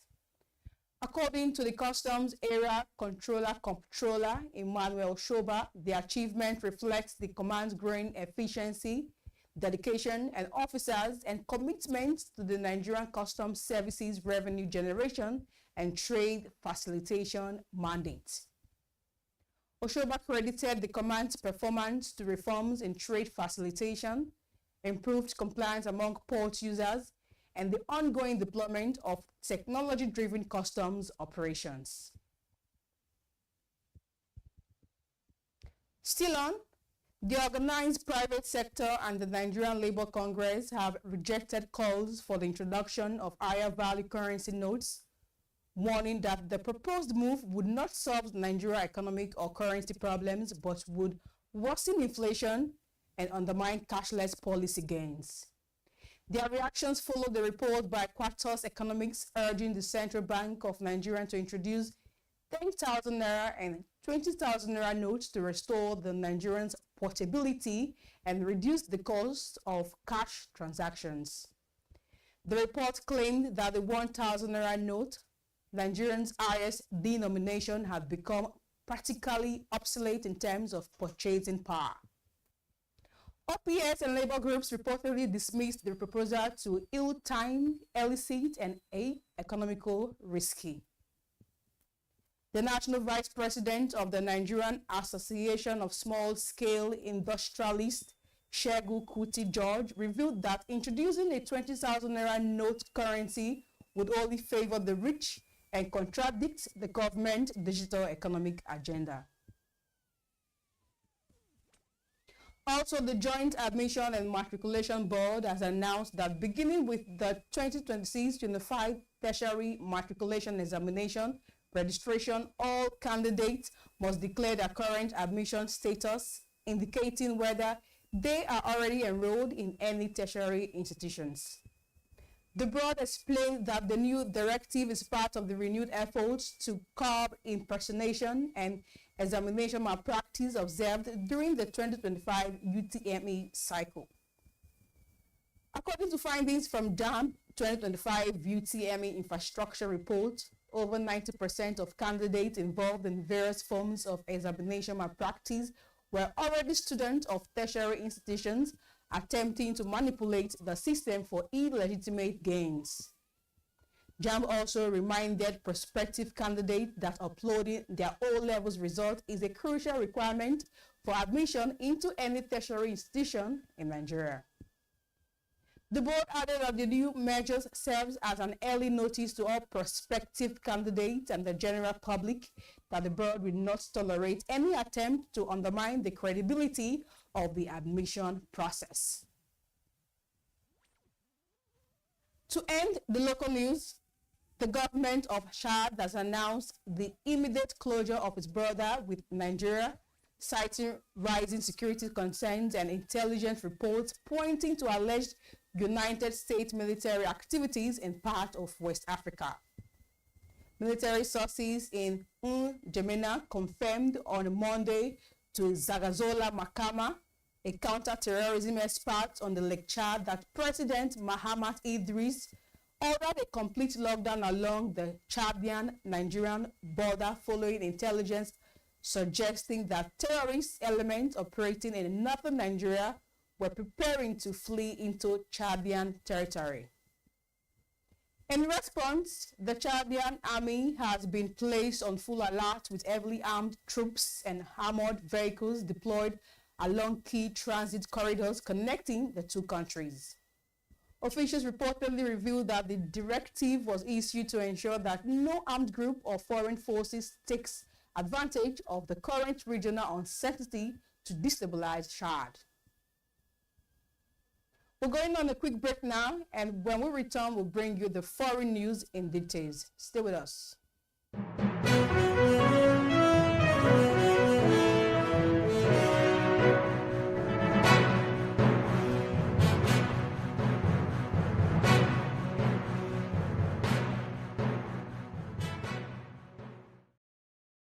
Attention business leaders. Want to make informed decisions? Join the ranks of the best with Premium Business Day. Access in-depth analysis and expert opinions to stay ahead.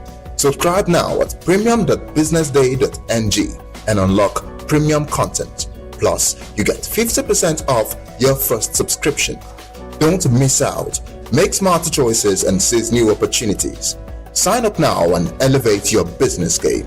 Visit premium.businessday.ng today.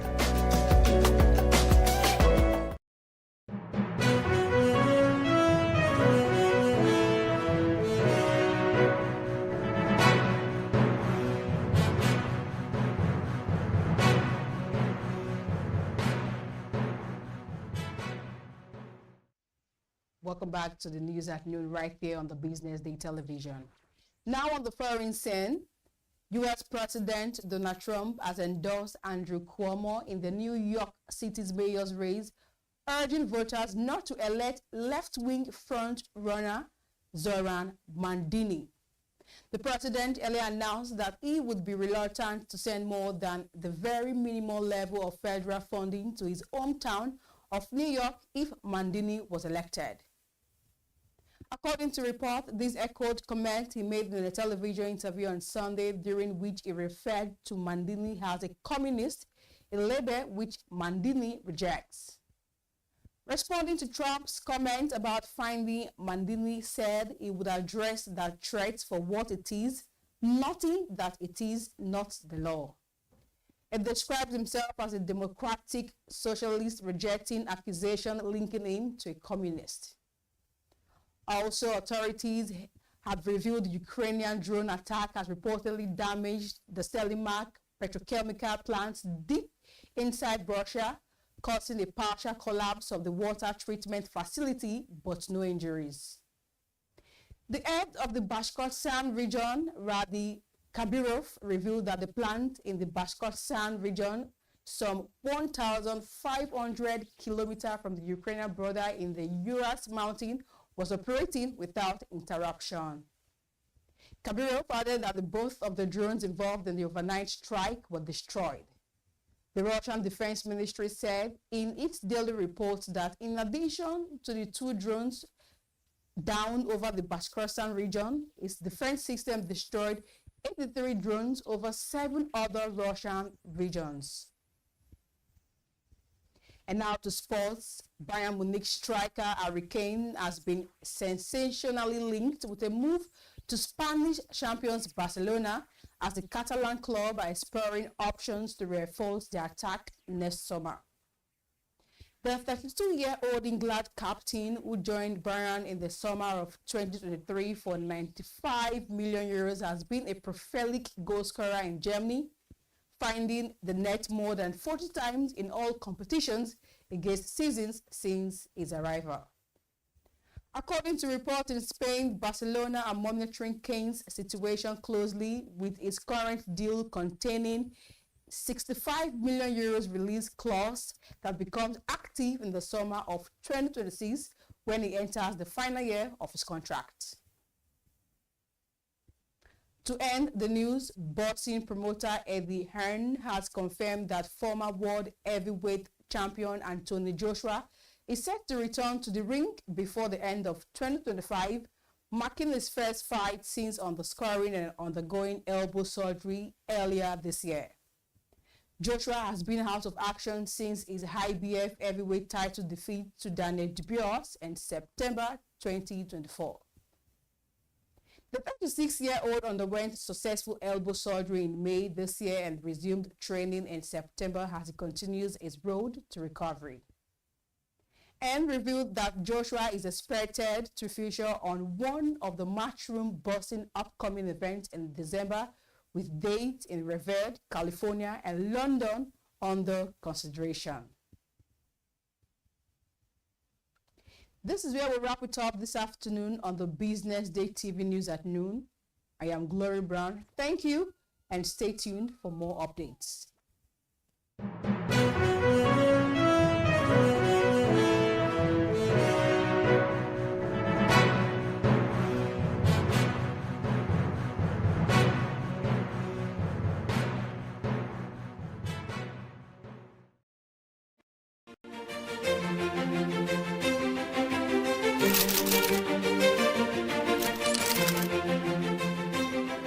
I am, of course, a great admirer of the impeccable credibility, professionalism, and business savviness of BusinessDay. If you really mean business in Nigeria, start your day with BusinessDay.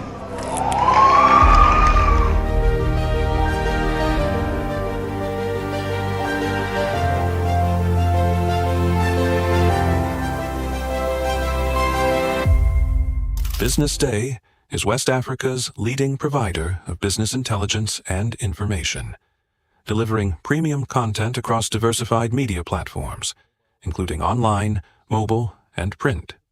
Since its inception in 2001 with a weekly newspaper production, BusinessDay has expanded its reach to provide exclusive content accessible through print, mobile, and online channels. Our premium offerings are further enriched with syndicated content from esteemed sources like the Financial Times, The Economist, and the Harvard Business Review. At BusinessDay, our mission is clear: to be the foremost provider of business and financial content, empowering readers to make informed decisions in Nigeria and Africa.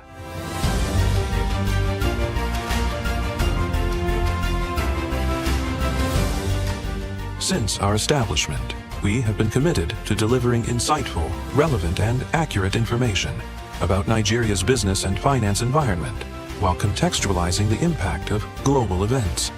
We monitor the stock market, analyze the companies driving it, and report on government policies and their economic implications. For being consistent in organizing these CEO forums for almost the last 14 years, I think this is worth commendation, and I think something that will encourage them to continue. From decoding market trends to dissecting economic shifts, we offer actionable investment ideas and serve as a compass for decision-makers navigating complexity. Beyond headlines, BusinessDay fosters discussions on critical economic issues through impactful conferences and events. These platforms bring industry leaders together to share narratives that drive innovation and spark meaningful dialogues. Our events galvanize connections, bridging the gap between inspiration and achievement. For businesses seeking visibility, our strong digital presence offers unparalleled opportunities, with millions of followers across social media and a dynamic website attracting visitors from within and outside Nigeria. Business Day is the ideal platform to boost visibility for your products and services.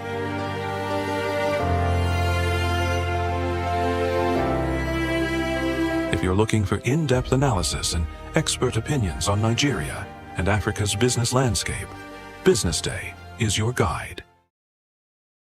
On October 7th, 2025, the Nigerian Investors Showcase was held, jointly organized by the UK's Manufacturing African Program, UK Aid, and the Private Equity and Venture Capital Association of Nigeria. The event, themed Aligning Vision with Capital, gathered key players in Nigeria's manufacturing sector's investors, development partners, and industry leaders to explore investment opportunities and foster growth in the industry. Yasmin Osaige, Country Manager of Manufacturing Africa, opened the event reaffirming their commitment to boosting Nigerians' industrial growth by preparing local manufacturers for investment. The opportunity of what lies ahead and the scale of the potential impact is huge. Africa currently contributes less than 2% of global manufacturing value add. We know that the continent's population is estimated to double by 2050, and we project that we'll require $400 billion worth of new manufacturing investment by 2030.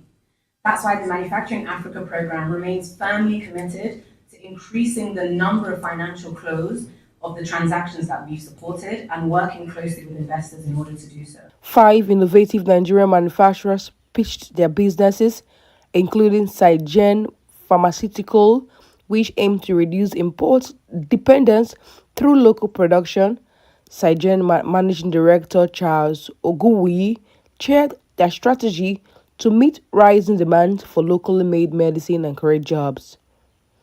A vibrant roundtable followed, led by Kemi Onobanjo of Manufacturing Africa, focusing on improving Nigerians' investment climate. Investors praised the continued support from Manufacturing Africa, UK Aid, and PEFCA in connecting the investment community and boosting competitiveness. The event wrapped up with networking, encouraging partnership, and David Meredith from McKinsey and Company closed by reinforcing commitment to Nigerian manufacturing growth through technical support and investment readiness programs. Initiatives like this are absolutely critical because this is the platform that brings visibility to the companies and also helps with pipeline development for the investors. There's cash looking for where to go, and there are companies looking for cash. But there are not many platforms like this, especially for the manufacturing sector, where you bring all of them together. This investor showcase is a fantastic idea, bringing ready companies, because investors are looking for companies that are ready to receive cash. These are companies that have received support and are ready and are actively fundraising, and bringing them into a room with other investors is a great way to not only get feedback about their business idea and how viable it is, but to actually really get connection for the funding that they need to grow, scale, and create more jobs and impact in Nigeria. So absolutely, we should do this every month, if you ask me, to make sure that companies that are ready to receive funding meet the investors that are ready to deploy funding. They've given us guidance all through the process and leading to this pitch. We've been able to grow in terms of how to present our company, and they've helped us put ourselves in a state where we are investable. And this opportunity today has given us a broader audience in which we are able to have vision. They're incredibly valuable. It's an opportunity for kind of local businesses from Nigeria to really kind of showcase the opportunities. And there are so many here. And bringing them together with kind of international investors and have that face-to-face contact.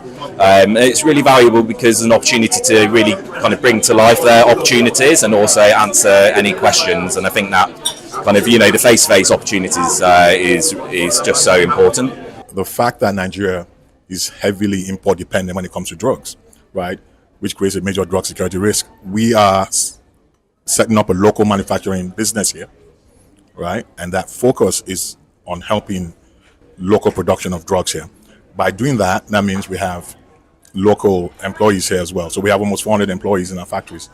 And then another key thing is that pharmaceutical manufacturing or pharmaceutical products are highly defensive. Whether you have money or not, if you fall sick, you have to spend money to get better.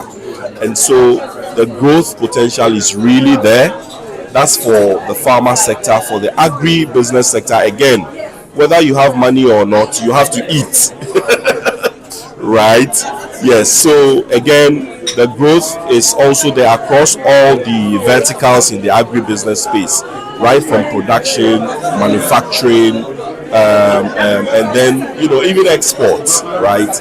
We are seeing a lot of demand for locally produced and well packaged foods. I'd say that the manufacturing sector is interesting to investors for multiple reasons. One of which, and very importantly, it solves two critical problems. It meets consumer demands, and it also alleviates the FX volatility problem that we have because it depends less on imports. So our final the original equipment manufacturers that we will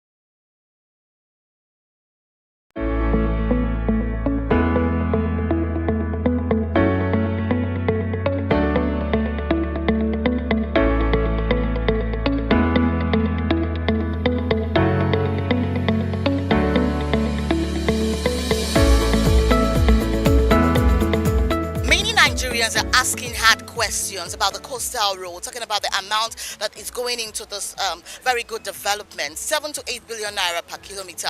Nigerians are worried, and they're saying that transparency is not an attack.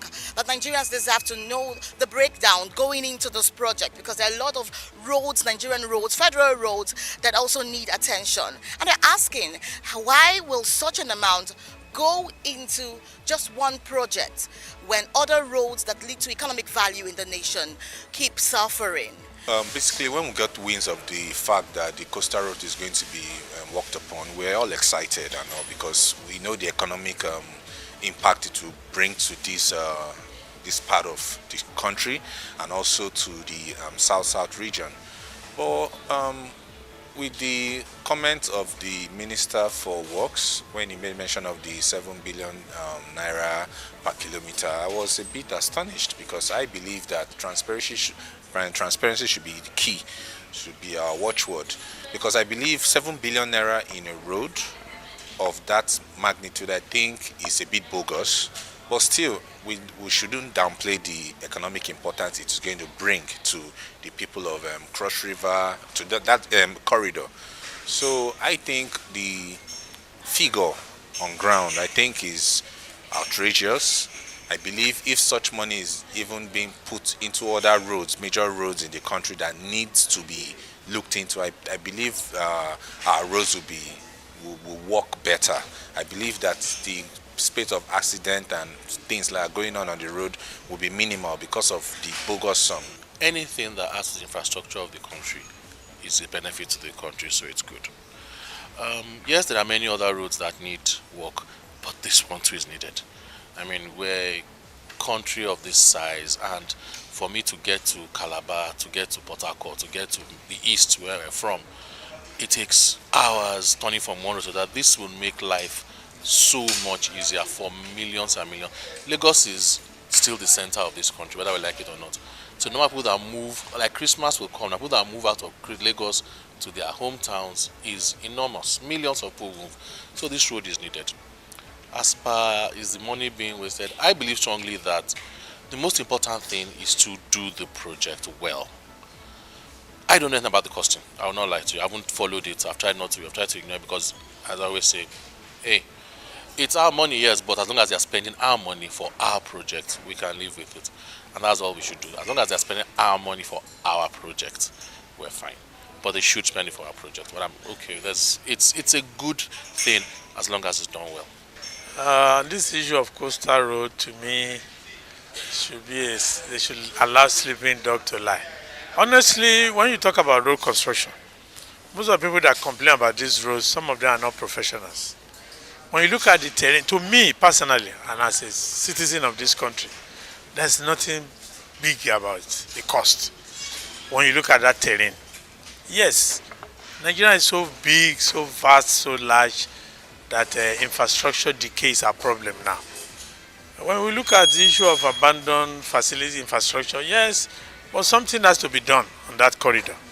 I'm not fighting for government.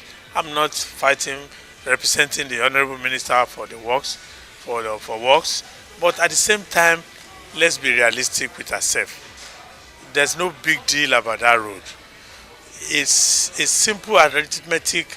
You sit down a structural engineer who will give you every cost of that terrain. That terrain is different to ordinary road, where there's no mud, where there's no water. I mean, there's no way. Just simple arithmetic. Tell me, in any civilized country, where did you want to construct road that there will not be cost, there will not be variation? So as far as I'm concerned, it's not a big deal.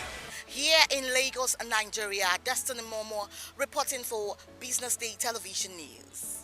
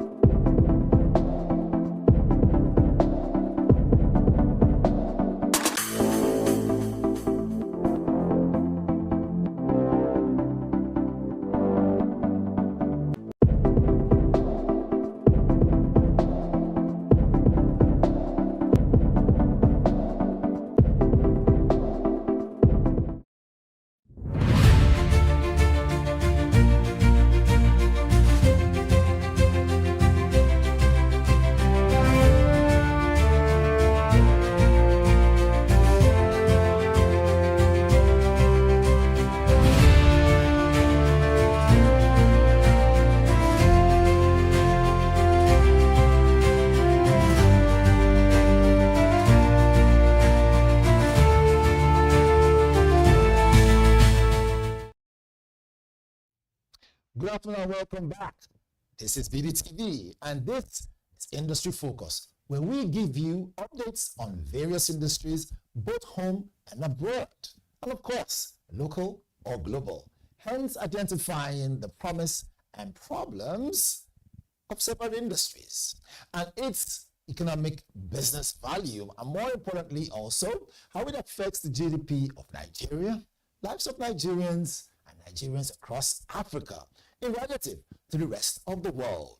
So yes, this is Industry Focus. So we've got 4 segments coming your way. I'm going to run them through very quickly so that we know exactly what we do and how we do it and why we choose Tuesdays to make it happen.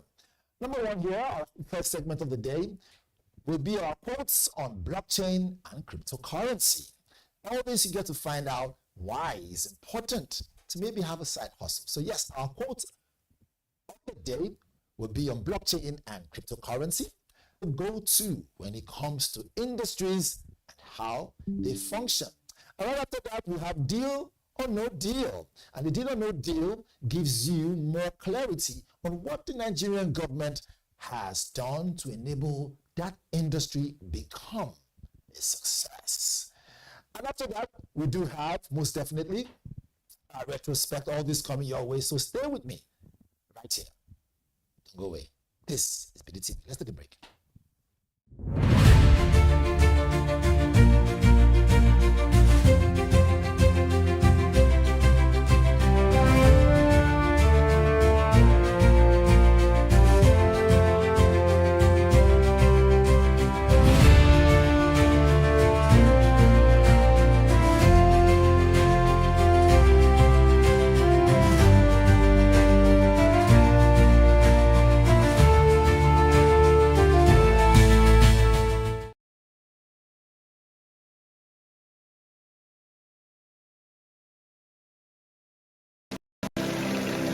They say money never sleeps. Wake up to clarity, insights, and the stories driving business in Nigeria and beyond. From the heartbeat of small and medium enterprises to the pulse of national economic policy, this is where business meets perspective.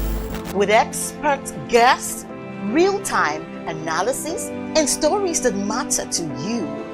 We go beyond headlines to bring you the full picture. Join us every morning as we break down the numbers, decode the policies, and spotlight the people shaping our economy. This is Business Money. Attention business leaders. Want to make informed decisions? Join the ranks of the best with Premium Business Day.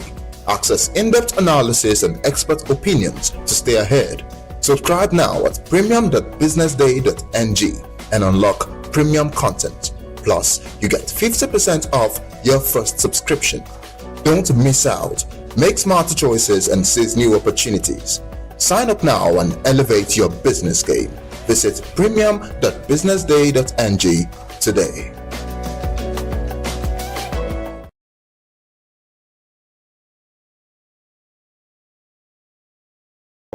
Welcome to the Triumph Against Odd podcast. Most people go through their lives without knowing what their superpower is, right? But if you're lucky enough and determined enough to find your superpower before you get to a certain stage of your life, you will be incredibly successful. Look, the first thing is you just decide not to look at the challenges, because if you do, it's going to end you. The closest thing I think is that I had a deeply military background, which is a bit of a never say die background.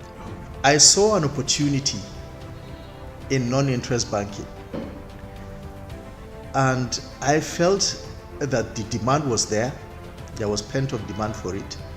People were yearning for it, and I felt that if we did it properly, if we brought in professionalism into it, and if we brought in our experiences, our various experiences from various backgrounds into it, that it could succeed. Very few people do that because very few people explore their superpowers. They just explore bread and butter issues. I need to eat, and Yes, there will be challenges. This is a very difficult business environment.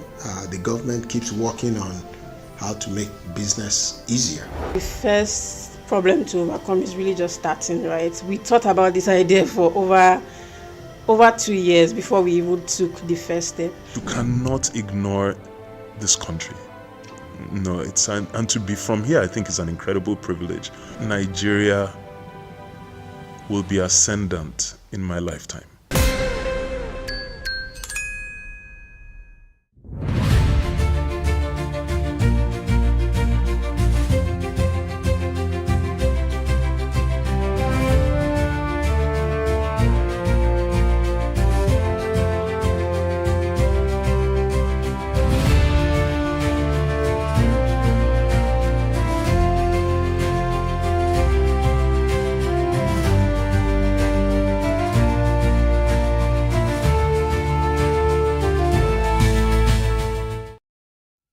Welcome back. It is the BDTV industry focus, where we give you that which we need, and of course that you also even need. More importantly, today we're talking about blockchain and how that affects Africa as a whole, young businesses, and most definitely how we can draw in some measure when it comes to the GDP of Africa and Nigeria. Does blockchain add a lot of value? It's a yes. But I will not do it alone. I have my guest in the building. But before I jump into my guest, or rather before I discuss with my guest, let me give you the quote of the day very quickly. We have two quotes for you. One, it says here, it says, blockchain technology could change our world more than you can expect. And that is from Jack Ma. It says, blockchain technology could change the world. And the second one is by Akon. It says, Bitcoin is going to change the world from a money to a lot of other stuff. So you see right there on TV, it gives you more clarity that it has been there for a while. Most definitely. So now you know. All right. So quickly, let me jump straight up to the next segment that will enable us even see clearly why industry focus is key. My guest, she's in the building, most definitely. I'll run through her bio so you get to know who she is. Chidubem Ebelamadu, she is she's the ecosystem lead for Africa for LISC, most definitely. I hope I got that correctly.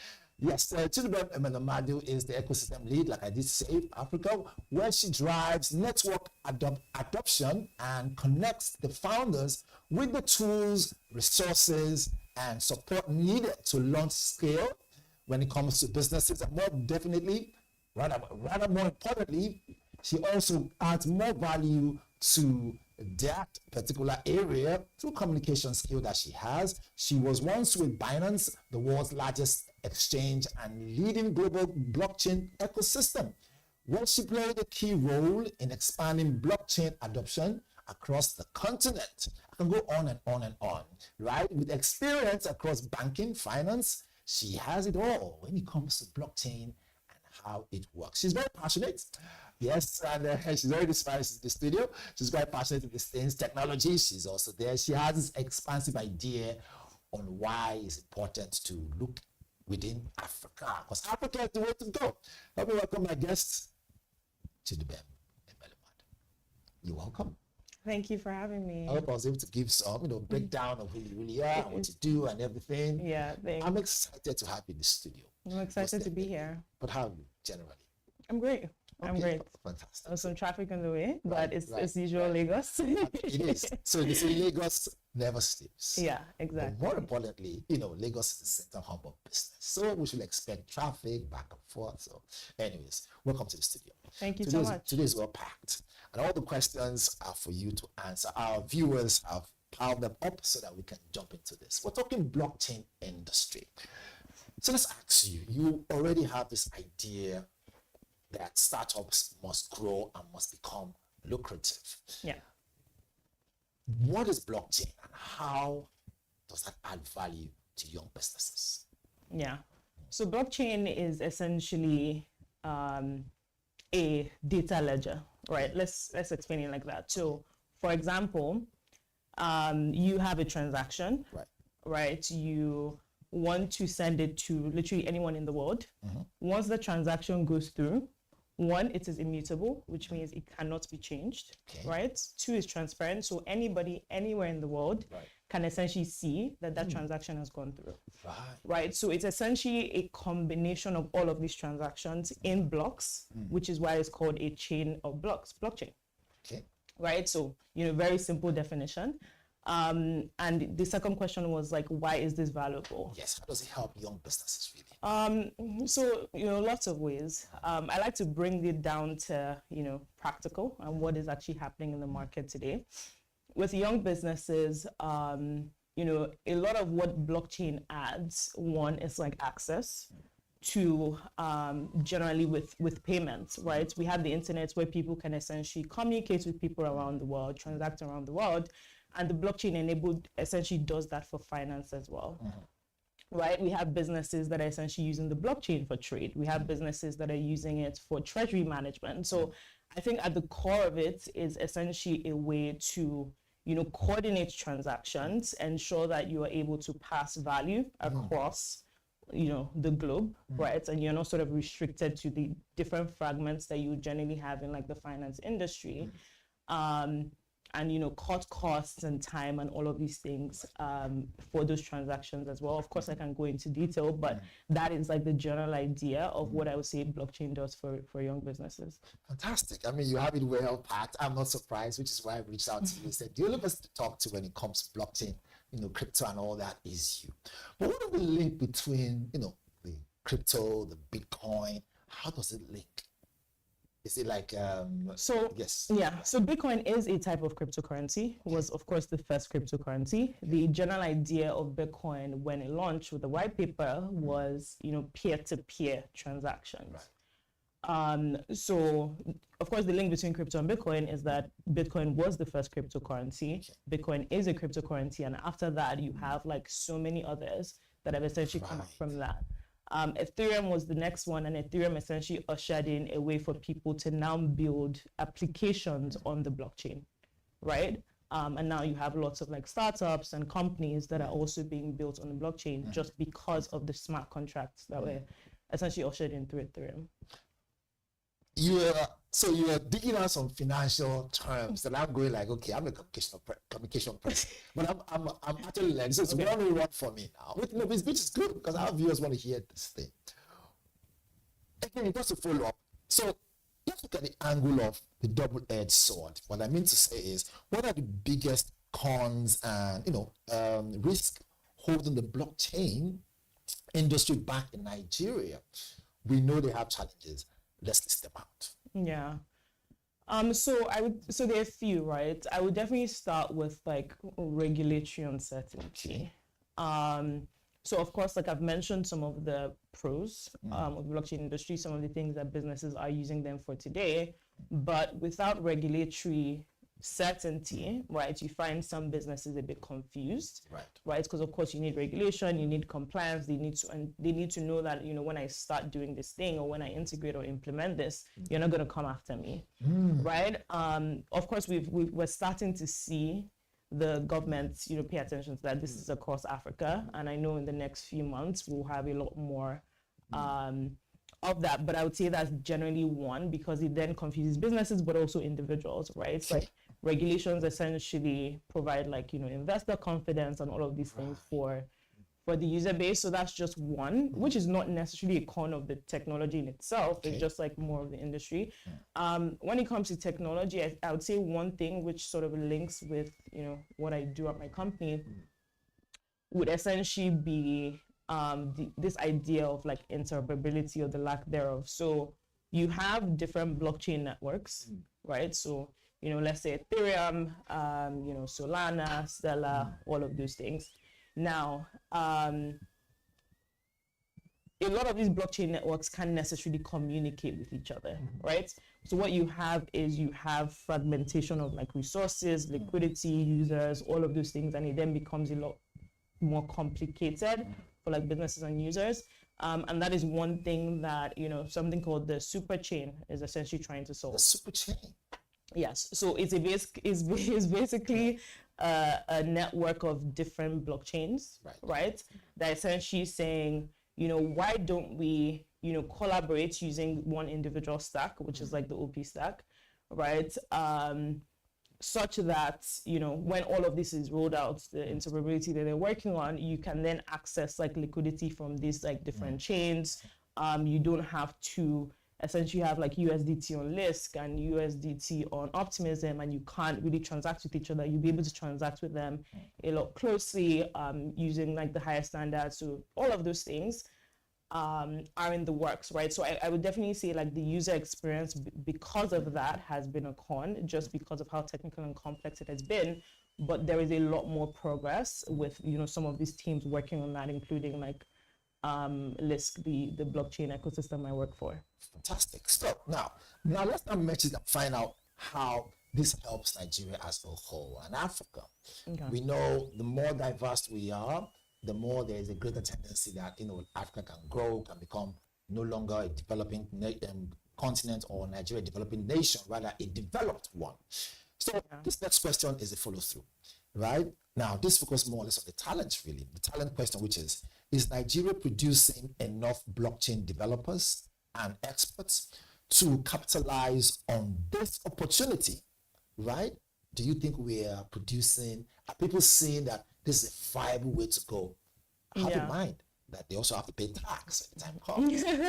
Which next year, we're going to be sliding 25% tax. Of course. How we see, because of the complexity of this blockchain thing, do you think that young people are run away from it, or they're seeing it as a viable business to get into? Which is why I said, the talent person. These questions are all from our viewers who watched the previous episode, and they know what to find out. So when we get people like you talk about it.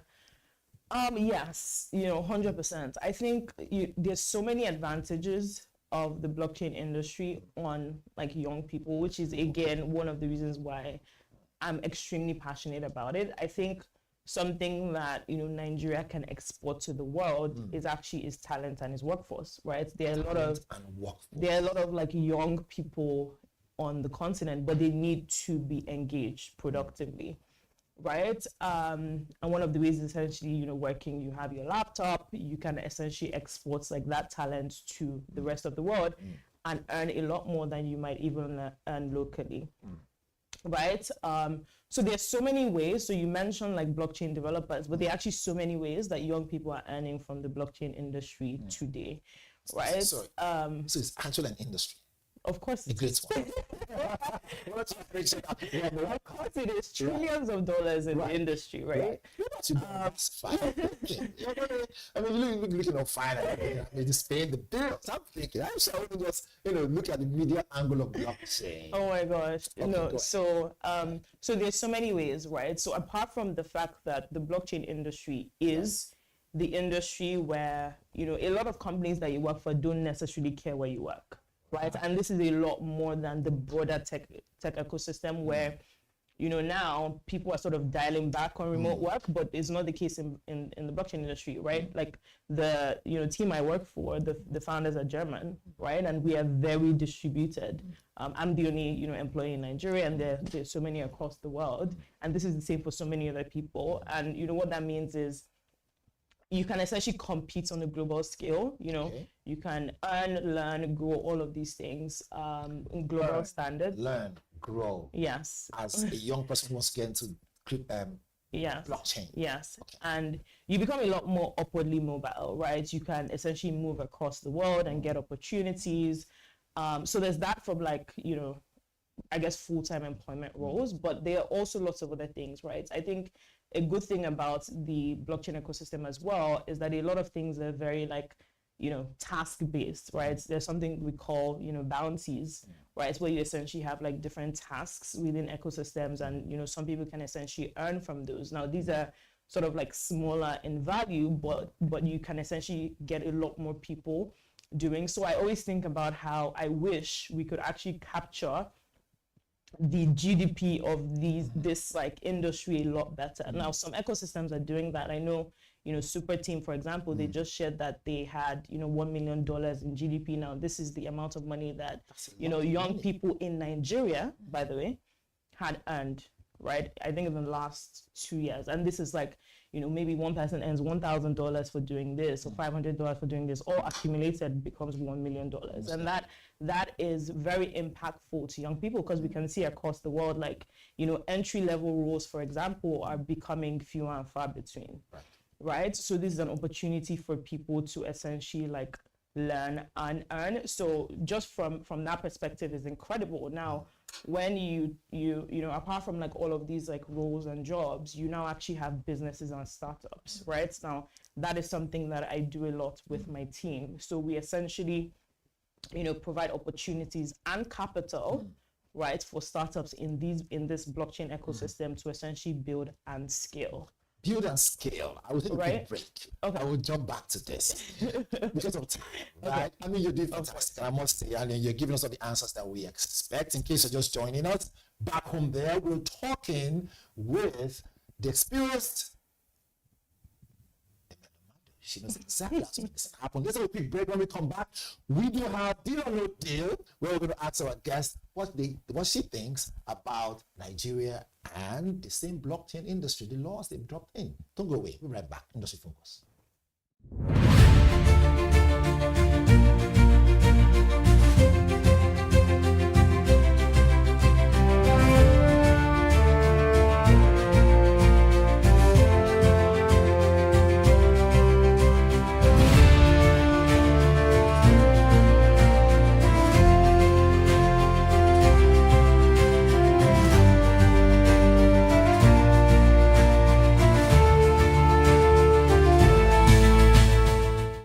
Attention business leaders. Want to make informed decisions? Join the ranks of the best with Premium Business Day.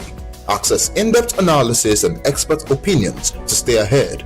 Subscribe now at premium.businessday.ng and unlock premium content. Plus, you get 50% off your first subscription. Don't miss out. Make smarter choices and seize new opportunities. Sign up now and elevate your business game. Visit premium.businessday.ng today.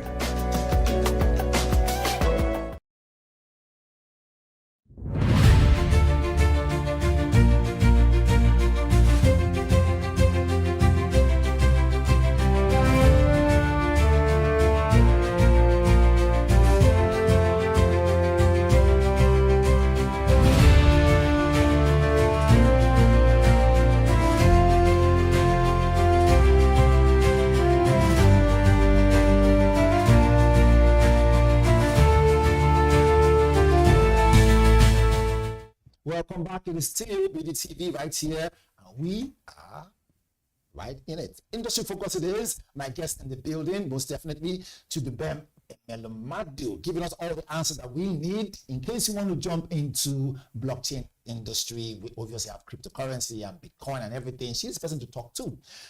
And it's important that at this point in time, we drop in our deal or no deal. Now, sometime in February, the Nigerian government moved to, sign the bill into law saying that, look, for what it is, okay, while targeting shortcomings, okay, so after back and forth between accepting and rejection earlier on this year, the Nigerian government finally recognized crypto assets via a new bill. Yeah, it was passed by lawmakers, which President Bola Ahmed Tinubu signed into law. So far, that was sometime in April, May or so. So far, do you think it has helped those in crypto business, those in Bitcoin business, those in blockchain business? Has it regulation, or those regulatory bodies, has it eased up a little? Do you see it as a plus? So is it a deal for you or a no deal? Can I say a little bit? Do I have to say deal or no deal? But you have to choose one now. Okay. I would obviously choose deal, because I think generally, like, regulation is great, right, in terms of like certainty. I think what has happened is that there hasn't been, with all the different like policymakers, there needs to be alignment, I would say, right? So for example, it is great that we actually have two crypto exchanges, Credax and Busha, that have gotten approval in principle, which is great and has enabled them to do a lot more with their business, and just enabled more like confidence from a global perspective. But there's also the fact that CBN sort of has to be on board, right? So when you have a lot of the larger financial institutions and banks and all of those people still not fully interacting with the rest of the industry just because they're a bit uncertain, CBN has not given them the go ahead, then it doesn't make as much impact as it should have. Right? So yeah, definitely deal, but I would say that we need more alignment with all the different policymakers. Fantastic. So our guest has said deal. I'll shake your hand at this point in time. Don't worry. That means that you agree with our flow, which is great. So deal it is. What can we say? If the professionals know these things, our job is to ask good questions and be able to pull across to make it happen. Right, it is time to wrap up the show. But before I go, quickly, we have retrospect. This is the end of the show. Don't worry, this is a question. Don't worry. Let's just end the show. All right, so it says here, retrospect. In retrospect, blockchain has evolved from a niche cryptographic concept to transformative technology with a far-reaching, application across numerous industries. Now, the father of, blockchain and Bitcoin, people don't know this, right? But this is what it is. The birth of the first blockchain, 2008/2009, the technology was first conceptualized and implemented as a core component of Bitcoin. Is this a line? Right? By, the well-known Satoshi Nakamoto. Does that name ring a bell? Of course. It's right? Great stuff. All right, so Satoshi Nakamoto, 2008, white paper Bitcoin, a peer-to-peer electronic cash system. I'm speaking your language now. Right, so he solved the double spending problem inherent in digital currency without needing a central authority, serving as the first public distributed ledger. And that's him over there on TV, right? And that's Satoshi Nakamoto. Did I get it correctly? Satoshi Nakamoto. So that's it, right? That's Satoshi Nakamoto. What do you think? As the father of Bitcoin. About Satoshi? Yes. I think it's a real one. It's a real one. He gave us the whole industry. All right. And disappeared. And disappeared. That's the thing. That's the thing. Yeah. Anyways, Chidibem, thank you for joining us. Thank you for having me.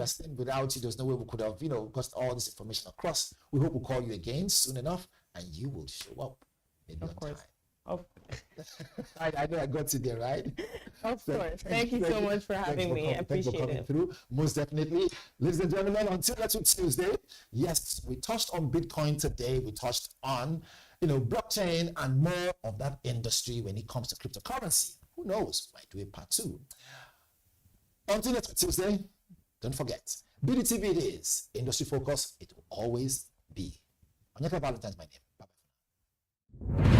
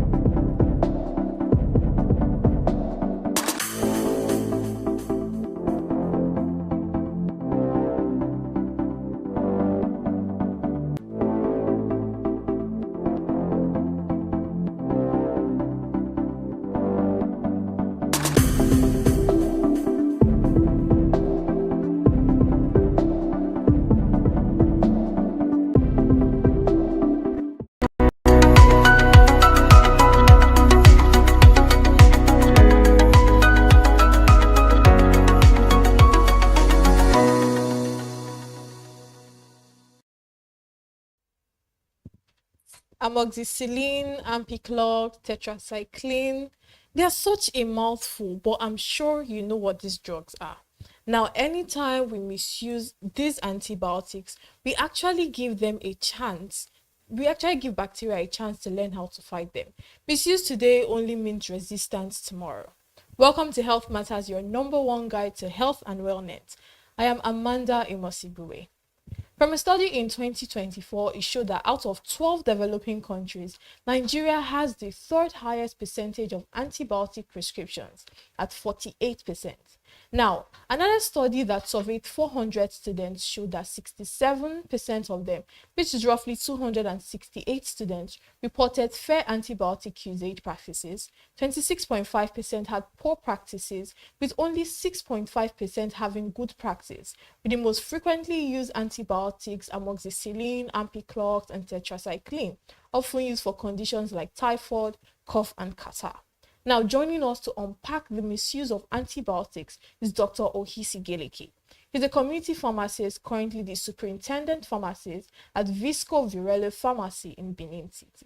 Welcome to the show, Dr. Ohisi. Thank you very much. Thank you very much for this opportunity. I really, really appreciate it. Thank you so much, Amanda. Okay, so let's dive in quickly. Now, what is the aim of antibiotics in the body?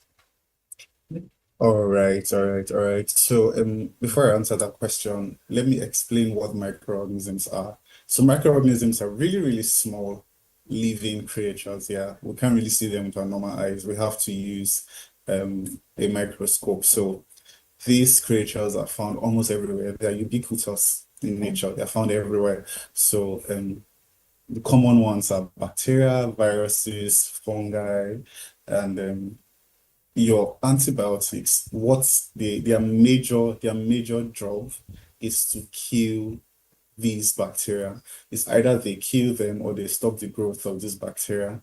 So when a person is infected with this bacteria, that is when the person is supposed to take your antibiotics. When you're infected with, okay, let me put it this way, there are some good bacteria, there are some bad bacteria. The good bacteria are found naturally in our system. So just hold on to this information now. You would need it later on.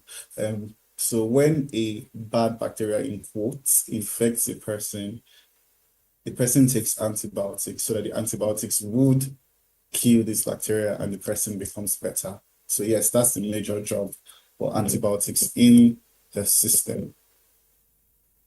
Not that we're trying to give anyone ideas, but enlighten us, how can we actually differentiate between bacterial infection and viral infection? Okay.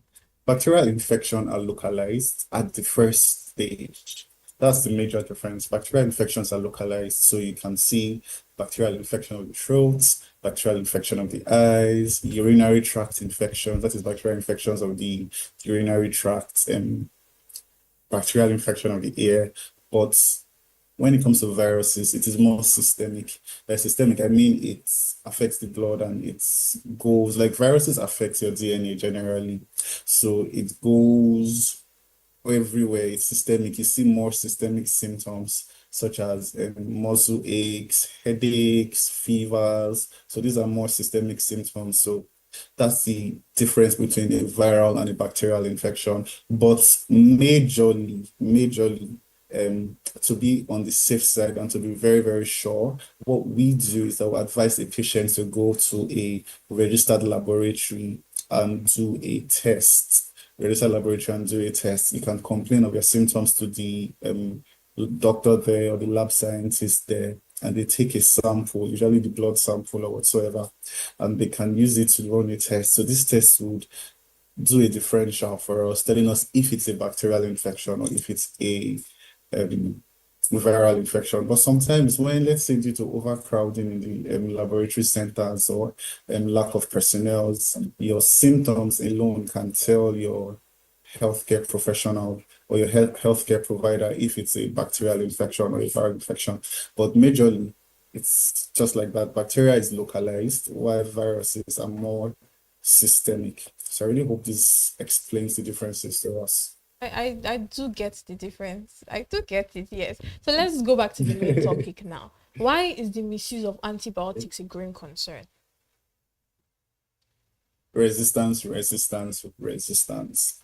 Fine, there are other small no, I'm not calling small things. There are other issues why the misuse of antibiotics, well, there are other problems that the misuse of antibiotics can cause. But majorly, what we've been preaching to people is resistance. So resistance basically means that in a layman's term, your antibiotics stops killing the bacteria that it could kill before, because now the bacteria has grown some protective measures to protect it from the antibiotics. So there are different mechanisms for a bacteria to resist an antibiotic. It could be okay, let's say there's a site, let's say site A on the bacteria where the antibiotics could bind and elicit its effects, probably by killing the bacteria or by stopping the growth of the bacteria. So some bacteria can be so smart, very, very smart. They just undergo some morphological changes. They undergo some changes in their body.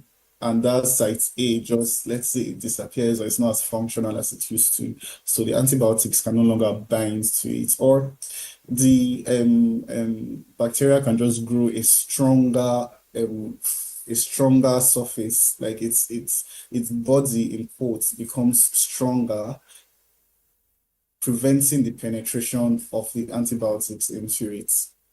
And some other bacteria can do it in a way that the antibiotics will penetrate, but it increases the excretion of these antibiotics. So it can enter, but as it's entering, it is coming out faster. So some bacteria can be very, very smart, and they can just create these resistant mechanisms. So when these and more mechanisms are created, it leads to resistance, and the antibiotics that usually works before doesn't work anymore on this bacteria. So this is why we are preaching these things, because I've been at the pharmacy since the morning, and I think I've met like 3 people that just came to ask for Ampiclox. I tend to talk to them like, okay, counsel them that what are you using this Ampiclox for? And some of them can be very stubborn. They would not even want to listen. So they'll just walk out and say they're going to get somewhere else. But we try to tell them that resistance can happen, and treating resistance is not cheap. It's not cheap. So it's that we avoid the abuse of antibiotics now than to face the financial burden later. Okay. So hear me out. In a way, it just seems like, bacteria and AI, they're similar. Hear me out. Because, people say, oh, when you keep feeding AI information, it's going to conquer the world. But we understand, like, when you keep feeding them information, in a way, they get to, like, sometimes when I text, like, oh, I'm like, write it in my own humor. And then because I have fed AI so much information, it's writing it in my own humor. And out. Same thing with bacteria. When you keep feeding it with antibiotics, it just grows smarter. And it begins to, like, dodge. You understand my point? But yeah, I now, do. what are the most common ways that people misuse antibiotics? Just like I said earlier, you need to do a test to know if it's a bacterial infection. So most people, they can just come. I think one problem we do is the ease of accessibility.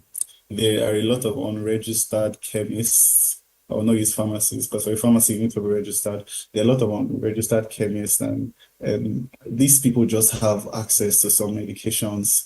I still do not know how they do it. So they have access to some medications, and Nigerians can just walk into the pharmacy, into the chemist, and get anything that they want, including antibiotics, and they just take it for whatsoever reasons. And you see some cases where some chemist owners would just like mix like 3 or 5 antibiotics together in a sachet and give them, and they'll go and take it. So people, they just take this thing anyhow. They take it for diseases that are not of bacterial origin.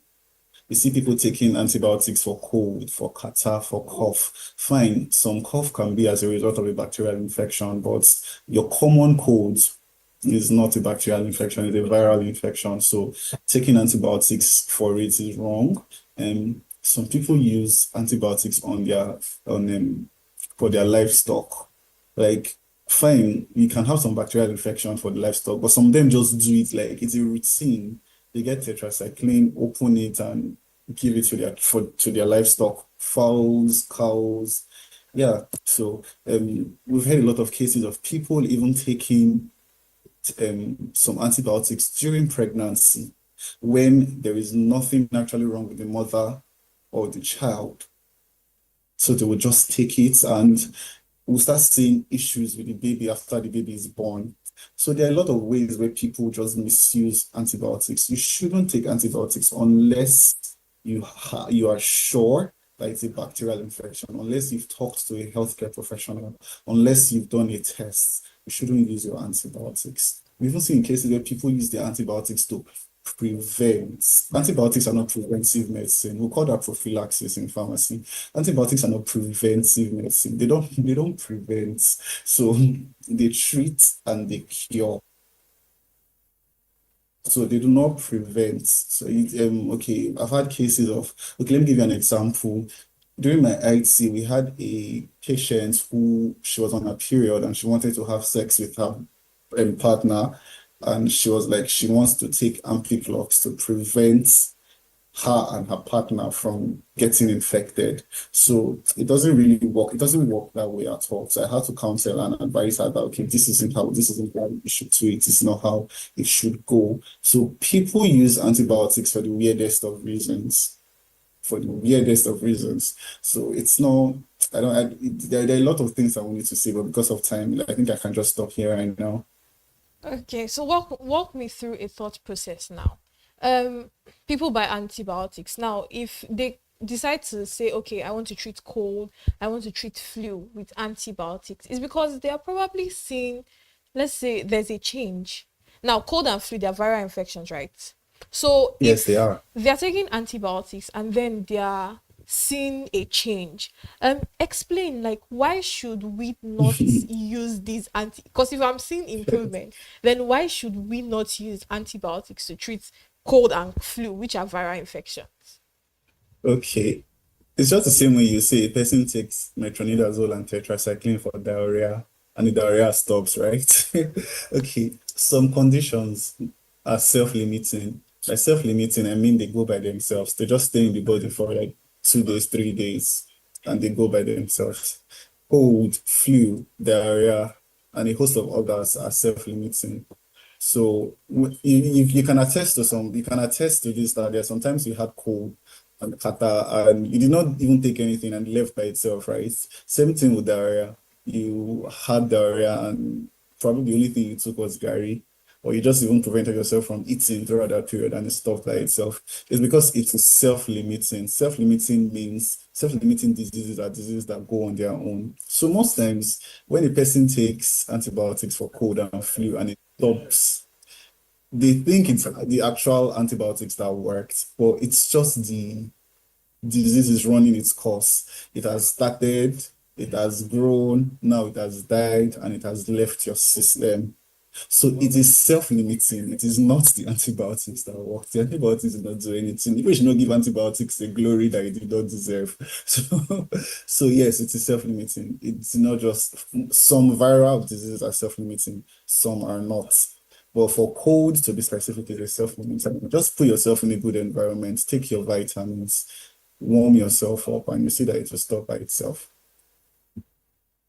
So now we have been talking about the misuse of antibiotics. What danger does it pose to an individual and then public health generally? So individuals and public health, what are the dangers?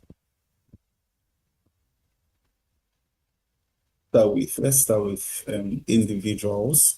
Or okay, let me talk then. I think we'll just figure it out along the line. Okay, antibiotics are, when you do not use them properly, it can cause resistance. I've explained resistance before. It causes resistance. That's the major cause. Then also, some antibiotics, they have some terrible, terrible side effects. Some terrible side effects. There's this antibiotics called gentamicin. A lot of people use it anyhow. It's even an injection. So a lot of people use it anyhow. I'm sorry. A lot of people use it anyhow. And it can cause kidney failure. It can cause kidney damage. Do you understand? It can cause kidney damage. It damages the kidney. And Even your metronidazole, your flagyl, it's not safe during pregnancy. It's not safe in children. Unless, let's say, we've tried other antibiotics and it did not work. Now you now measure the risk-benefit ratio. You find out that, okay, the benefits outweighs the risk, so let us use this antibiotic. So you should have seen some children or some people, they have this brown colored teeth. Sometimes it's not just brown, sometimes it's like very, very yellowish. Sometimes like a mixture of brown and yellow. It's as a result of mothers who actually consumed tetracycline during pregnancy. So there was no reason, there was no bacterial infection, nothing. The parents just felt like, okay, let's consume tetracycline. It causes permanent discoloration of your teeth. So there are several side effects that can happen. So one that we do not even talk about that much is that antibiotics abuse can even increase the chance of bleeding. Okay, let's put it like this. Vitamin K helps to your injuries to clot. So it's when you have an injury, your body releases vitamin K. It helps to heal the injury faster. Then let's say after a very short time, the bleeding stops. Yeah. So you have some natural bacteria in your GIT tract, your GIT rather, your gastrointestinal tract, that is from your mouth to your anus and everything. So some of them, most of them produce vitamin K. I don't know if you understand, most of them produce vitamin K. So when you just abuse antibiotics anyhow, your the antibiotics will kill both the infecting bacteria and the natural bacteria, the normal flora in your body. So when it kills those normal flora, you find out that your body is not producing enough vitamin K that it is supposed to produce. So when vitamin K is not adequately produced and there is an injury, it takes a longer time to heal. Now we're just saying, now I'm just emphasizing on smaller injuries. So what happens if the person has an accident or something really bigger? So the person can just be bleeding unless they have to rush the person to the hospital where they have to give injectable vitamin K. Hope you are seeing the link. And this resistance also is transmissible. It's transmissible by birth. A mother that is resistant to a certain number of antibiotics gets pregnant, she transmits it to her child. Her child that does not know anything in this world now is suffering because of the mother's issues. So this thing, in the long run, it affects the total public because we will now have a lot of people resistant to antibiotics in the society. So people are not getting better through treatments. We have a higher number of sick people compared to because when these antibiotics do not work, there are some small diseases there are some small bacterial diseases that your not so strong antibiotics can work. You see people dying. We have like a higher mortality rate. You see people dying quicker because they are resistant to the basic antibiotics. So this affects the public. It affects us globally because it can lead to a higher death rate. I don't know if you get. So at the same time, too, it affects people who do not dispose antibiotics properly. It affects our environment too, brings up more resistant bugs for plants and everything. So it's a very, very big problem that we do not talk much about, or rather we've been talking about it, but people are not heeding to what we are saying. People are not heeding to what we are saying. That's basically why I even came to this platform, because I believe it has a broader reach and can reach to other people that I cannot reach out to. So it affects both the public, it affects the individuals, it affects everything, Amanda, actually. Okay. So you have really gone in depth on how antibiotics, like some things that a lot of us didn't have an idea of, like, a mother then giving birth to a child that becomes resistant just because she has misused antibiotics. We have talked so much about that. So now, still on the misuse of antibiotics, can it lead to chronic illness and some organ damages? And if so, which of them exactly? Okay. Definitely, yes, definitely. I talked about gentamicin earlier on. It causes kidney damage. You see a person has a urinary tract infection, the person will not do a test, the person will not consult a specialist. Next thing, they'll come to the pharmacy, give me gentamicin, give me 5. And we tend to ask, like, do you know what gentamicin is? Do you know how this thing can damage your kidneys? Gentamicin can damage your kidneys. Ciprofloxacin.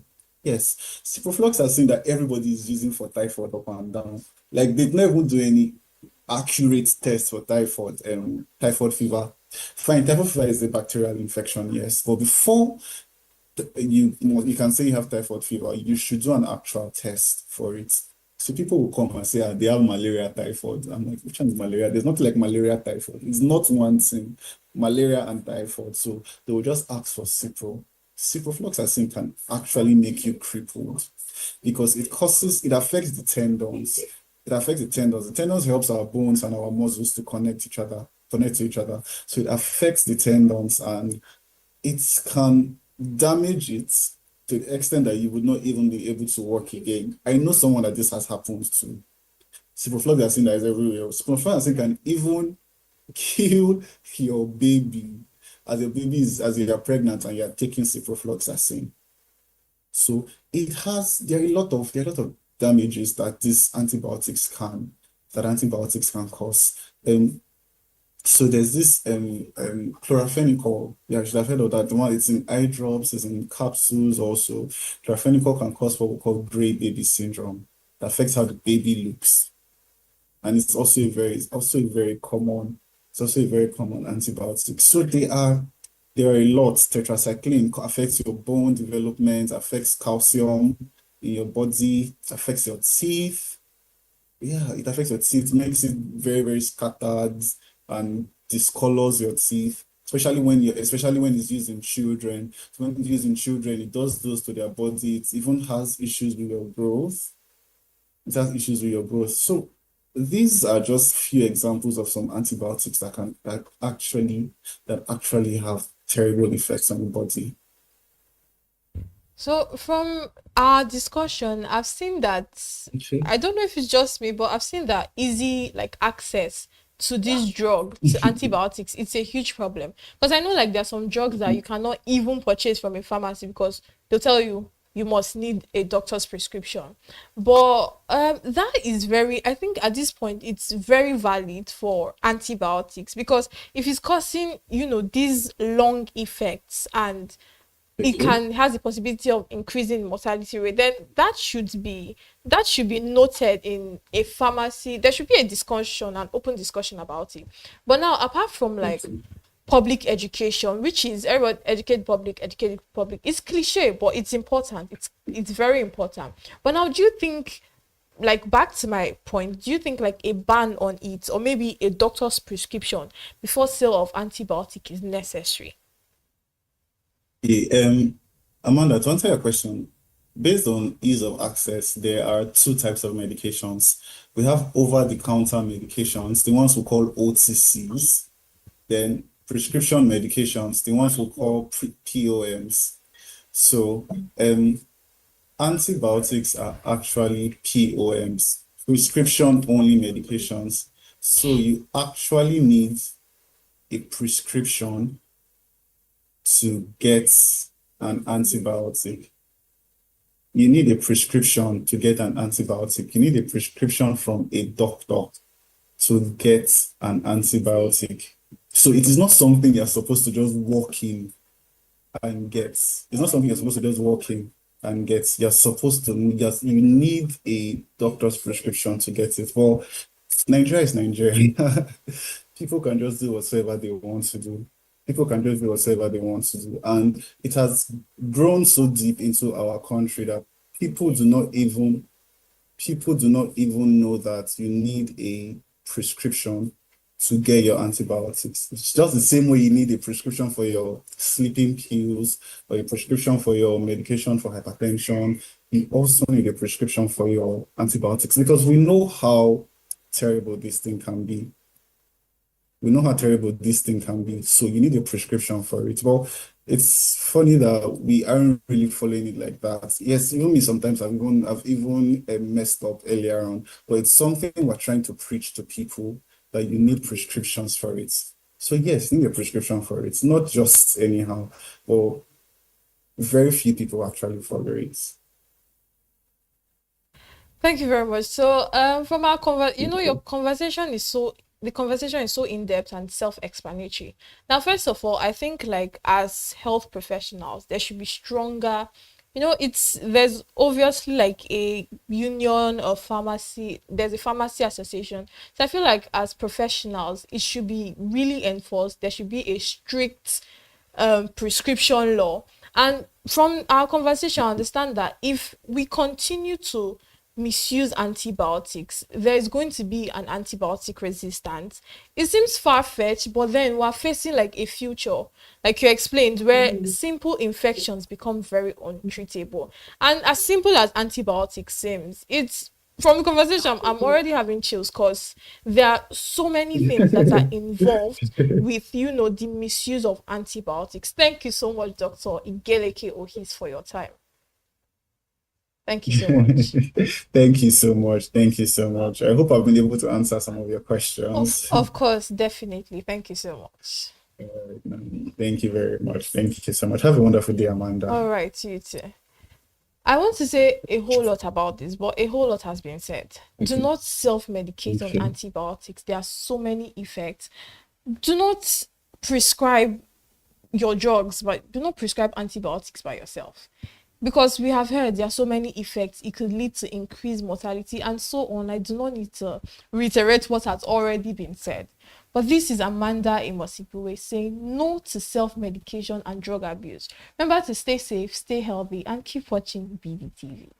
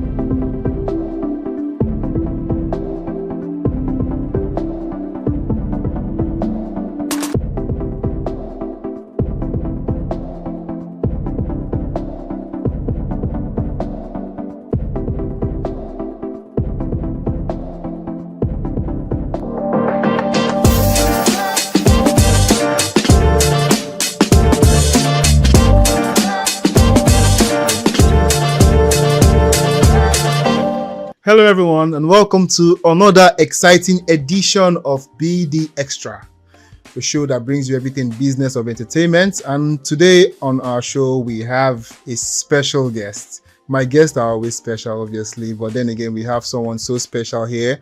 He has been working in the fashion space for over 2 years now, and he has worked with a lot of celebrities. It's juicy. Today on the show, I have Benny Styles. Benny Styles, welcome to the show. I'm glad to be here. Oh man, it's glad to have you here as well. Oh, it's like we hardly have like someone from the fashion space up on in business, and the business of fashion is something that a lot of people do not understand. And having you here actually makes you something for our audience to take in, and you coming from the style that you just representing your brand and all that, which is very good, and which is why I see why a lot of celebrities gravitate towards you.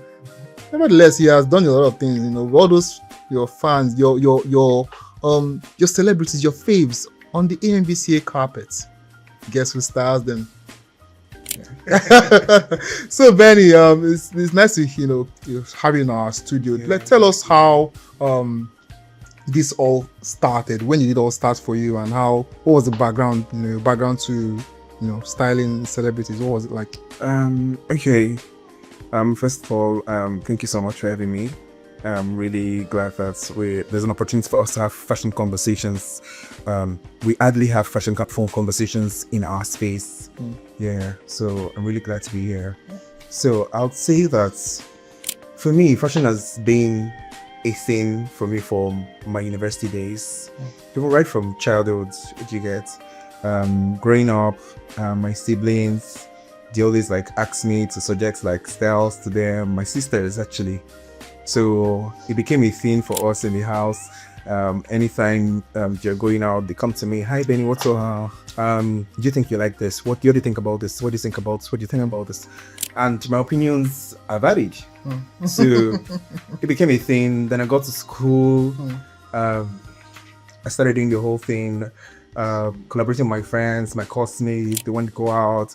They want to go to events, dinner nights, all of those things. They call me.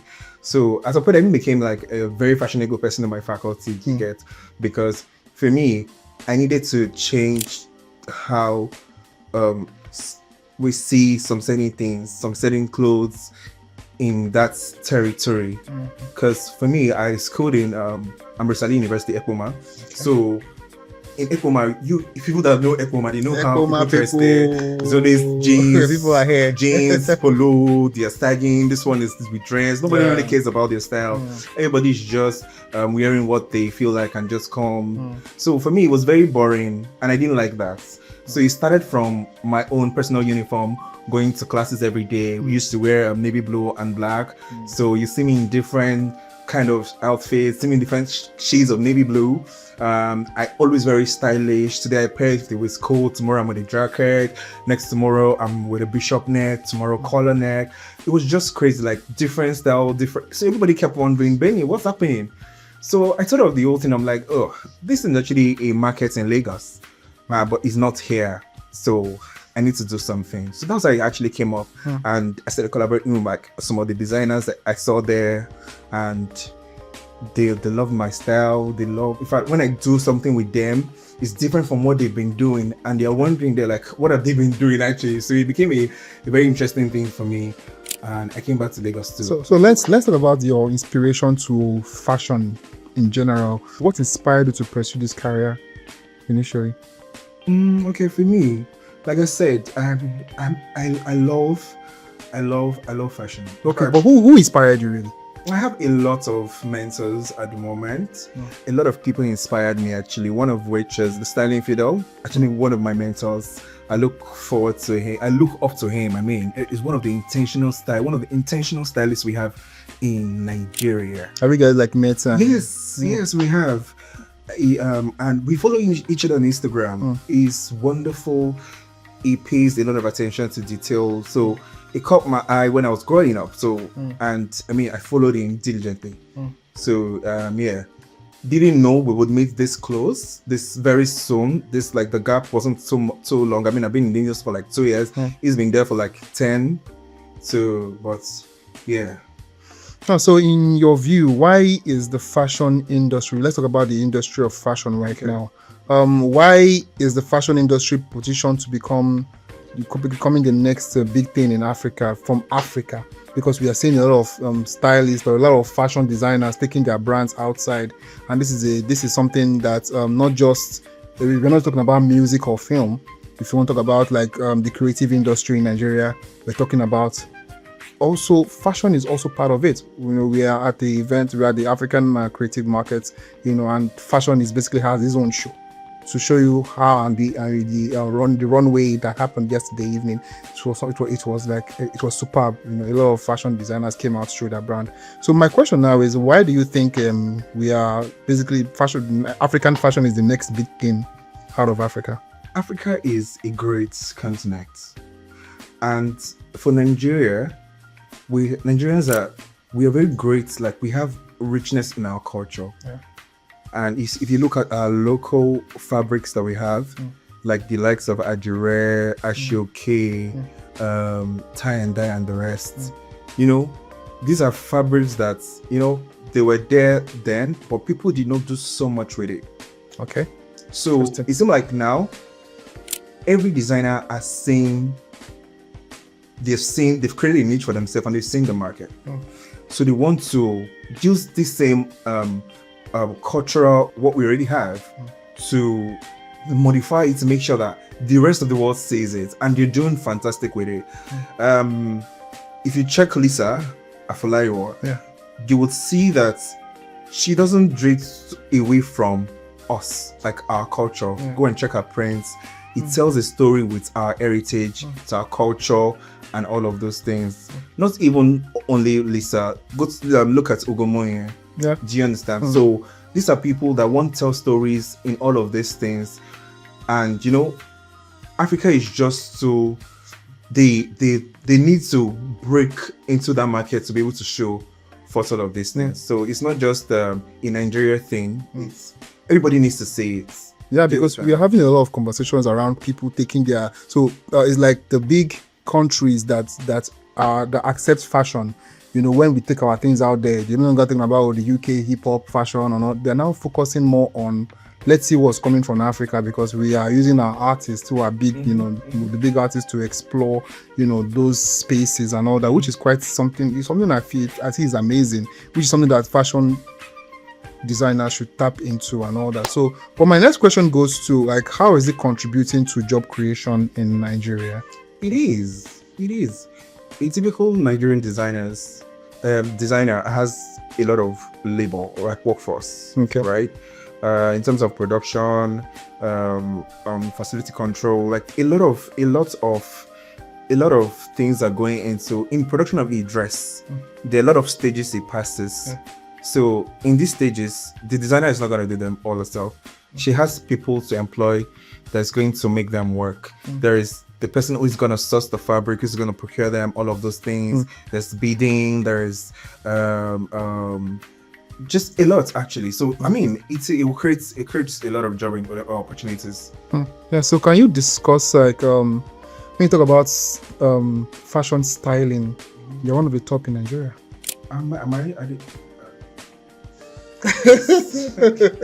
So right. So let's talk about styling as a business in Nigeria. What are the challenges like in terms of monetization, client acquisition, like building brands? You know, what is it like about Bemi Styling? For Bemi Styling, I mean, we are grateful for where we are now, and where we are going to.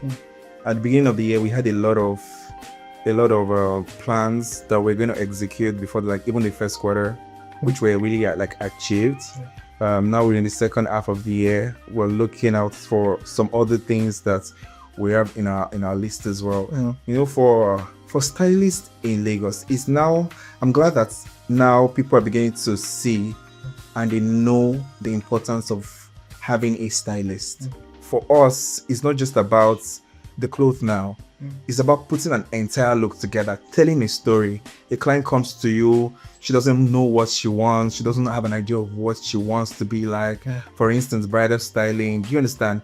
So it is the job of a stylist to put all of these elements together and make sure that their client looks great. Being able to see this client, know what will work on them, know what will fit them, know what elements is going to put together to make a complete look for this person.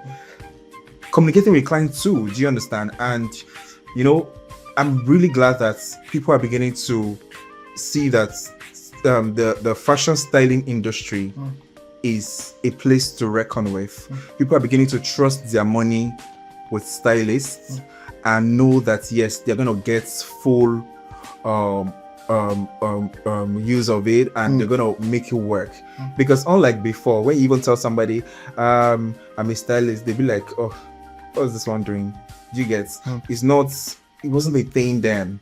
I'm sure when those people started like maybe 7-8 years ago, they found it very difficult because it was just like they were trying to just do it for doing sake, because out of passion and all of those things, they didn't really get so much from it, because then it wasn't paying as much as it is paying now. So now people now know the real work of a stylist and why I must. You can literally see if you would see a work that a stylist is involved in and see a work that a stylist is not involved in, and you can tell the difference. So it's very, very my question is, what separates you in terms of you and other stylists? What's the branding about Benny Styling that separates you from? Okay, so for Benny Styling, we are a styling company, right? Benny is a person. The Benny Styling is a company, and you do a lot of things actually. We do bridal styling and groom styling. Okay. That's nice. Yeah, we do bridal styling. That's nice. We do commercial styling, editorials, birthday shoots, special events, And aside that, we do style curation for fashion brands. So it's not just, we're not selfish with what we give out. We give to fashion brands as well, and all of those fashion shows too. And that's God, from my lips to you. I want him to style me on my birthday. We will. Why not? Yeah, because I'm big on fashion myself, but and I feel like this was like 3 years ago when I decided to like have a change of style, how I appear and how I look, and I couldn't do it by myself. I had to like make use of someone who. She's into fashion really, but I call her my stylist really. But I saw the value of having somebody being called, someone to look at you and look at what fits you, and how you wear and how you carry that clothes you're wearing, how you present it, and how it's telling a story about you. That was what she was speaking to me, and since then I got it, and I was like, fine, this is something that I feel like keying into. And then this brings me to my next question, which is what are the opportunities how do you see fashion growing in Nigeria, fashion styling growing, and what are the opportunities like, and I know you are the bridge between the person who wants to be styled and the fashion designer. What's that synergy like, and how is it going forward in Nigerian fashion styling industry? How is it? Okay, so stylists are at the forefront of every creation, because for us, we get when a client consults us to style them, for instance, bridal styling. Okay. And we talk to them about they talk to us about what they like, what they do not like, the kind of fabrics they want, all of those things, By talking to them during the consultation already, you already know what's to put together for them. Do you understand? So when putting those things together, you already have an idea of the designer that is going to be able to curate that mood board you have put together. So it's not just us creating the mood board and just taking to any designer. They'll make your job very worse. You take it to who you know that can execute it. We have a lot of designers now that really do so much work. Creative designers who do so much work. It's not hard to even find them. You get? So when you put these things together, you take to them, you understand? They tell you, okay, this is how it's going to be like. And I mean, it's not very hard for them to execute, because that's their niche already. Yeah. That's what they do already. Do you understand? If you just come and you go back to, you just relax because you're comfortable that they're going to execute. Yeah. Unlike you taking this same mood board, someone that doesn't even know the job, you're just a designer, but you're still going to teach them what to do. Do you understand? I think that one is, those people will stress you. Those ones will even stress you more. So the thing is, for us stylists, we know those designers that do the work. Okay. We know the ones that will stress you and make you just hate the whole thing. Do you understand? Yeah. So it's not just about taking a particular work. I can create this sketch and give it to 5 designers, and the 5 of them will execute it differently. Okay. Do you understand? So you have to see a designer and know their capacity, know what they are known, see what they are known for, and know how to work with them. Do you understand? There's some things you can't take to them because that's not their niche. They would not deliver on it. Do you understand? So that's we see these things. We can tell you, okay, so we suggest to our clients. I think this designer is not even about the dress now, the entire look. Do you understand? The hair, the makeup, the jewelry, the shoes, the photography. Do you understand? So we see these things, we put them together in the mood board, and we give it to every creative that is best for the job. That's a whole lot of work. A lot of work. Yeah. You have done stuff with celebrities for the AMVCA carpets, like So tell us the ones what's your favorite? What was your favorite celebrity to work with? What particular dress did you make for this person? And what was the process like? Trying to match that person's like outfits to who this person is, the person's persona. So I love all my pieces. Yeah. Right? Because everything I put together is very intentional for me. A lot of thoughts were put together, to put together to make sure that stuff comes to life. Because for me, it's not just about the money. I'm building my brand as well. Do you understand? So I try as much as possible to have a niche and people should know me for what I am doing. Do you understand? Yeah. So when these people come, they already see the uniqueness in my style and why they want to work with me. So most of the time, I let them tell me what they want. Okay. And I look for ways to modify it. Okay. Do you understand? So for my AMVCA this year, my clients, I think I styled two of the hosts. Awa Magaji who was the official red carpet host for Amstel Mata, and Ria Abdul, who was the official host for African Magic. They had communicated to me what they want, just gave me a brief, like told me, oh Benny, I want to look this way, I want to look that way. So I went to do my own work. Okay, but for Ria, it was quite different because I was not just working with her, I was working with African Magic. Do you understand? So it was a way of, I needed to know what would work for Ria, which is a personal style, and know what is convenient for African Magic for the red carpet. Do you get? So it was quite fun. It wasn't for a stylist, when you have your team, the work is not only on you. The body may get increased by whichever joint supplies. So when you have other people in your team that are creative like yourself, you guys put your heads together to make it work. So I'll say I'm grateful for my team too, because they're actually the real ones, and they make it work. Yeah. Make it work. So I'm curious, how do we as fashion stylists in Nigeria, how do we elevate the fashion, African fashion to the international body? We are not just doing this for just Nigeria right now, or even Africa. How do we go beyond that as stylists? There are a couple of stylists that are already breaking barriers already.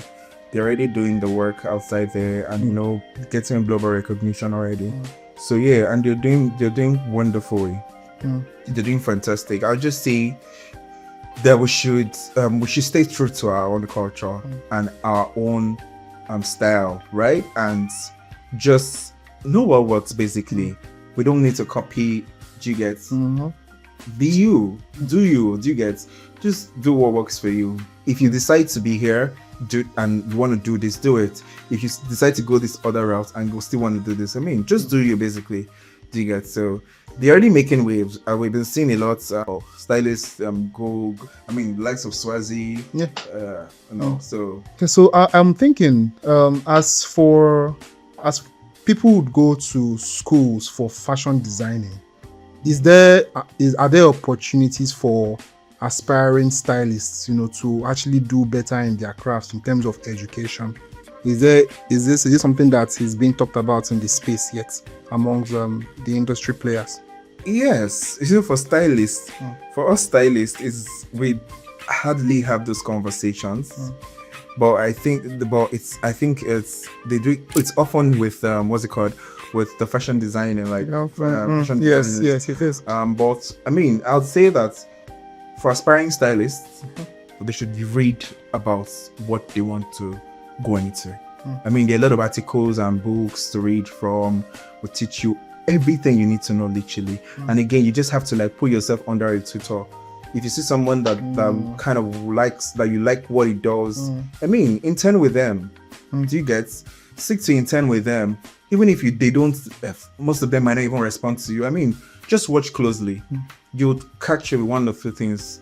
And be bold, start up your stuff, and just do it. One step at a time, you get there. That might sound informal for people who just want to go into, but I think for those that want to, there's some people that want to try harder, want to do better, they want to be, they're saying the likes of Benny Stars, then I want to be like this person, I want to top this game. So do you think that is proper for for there to be like an organized way whereby you can, because people, photographers are doing it. Yeah. The fact that are doing it, get these people together, let them know about the business of it, how you handle clients, how you handle fashion designers. I didn't think that's something you're talking about. A lot of some stylists are already like doing master classes already. Oh, pretty beautiful. I think Zach Luxury Styling, he did a few months ago. I think we have another one coming up, Yolanda Okereke master class. So yeah, so I mean, people are having that conversation already. So they should enroll, and I mean, I'd say I'm registered for the class, these classes, and ask questions in these classes. Do you understand? Ask questions that bother you. Most of the time when people go for master classes like this, you just sit down there and just be fanzing the people there. No, so ask real life questions. Those things, because even till date, people are still scared to ask questions about how am I supposed to charge a client for so and so and so XYZ and this. When you go for those master classes, ask the speaker, how do you do this? How do you do that? They'll tell you. So do you use tech during your process? Is there any way you use tech to, there's AI right now helping people to draw out ideas? Is something that you do? Yeah, tech is one of the tool for us fashion stylists now, because we do a lot with it in terms of virtual consultations and virtual fittings, all of those things. There are some clients we have in diaspora that we just have to style online. We don't have to be there. Yeah, so we tech has played like a very, very vital role in those aspects. Virtual consultations, fitting sections, and all of those things. Yeah, even AI too. So see most of the designers now using AI to do like their sketches, and like they're beautiful, like very, very good. So it's gonna take some people off the market. Yeah, but it's doing the work. So let's go to, we mentioned something about like bridal styling, and is something you're getting into? I do bridal styling. Let's talk more about it. Let's bridal styling is, in fact, bridal styling is the big deal in our country, in Nigeria. Bridal styling is the official deal, actually. Most people tell you styling celebrities doesn't really pay as much as, yes, it doesn't, but still bridal styling just does the work. It's complex, but it is very, very engaging.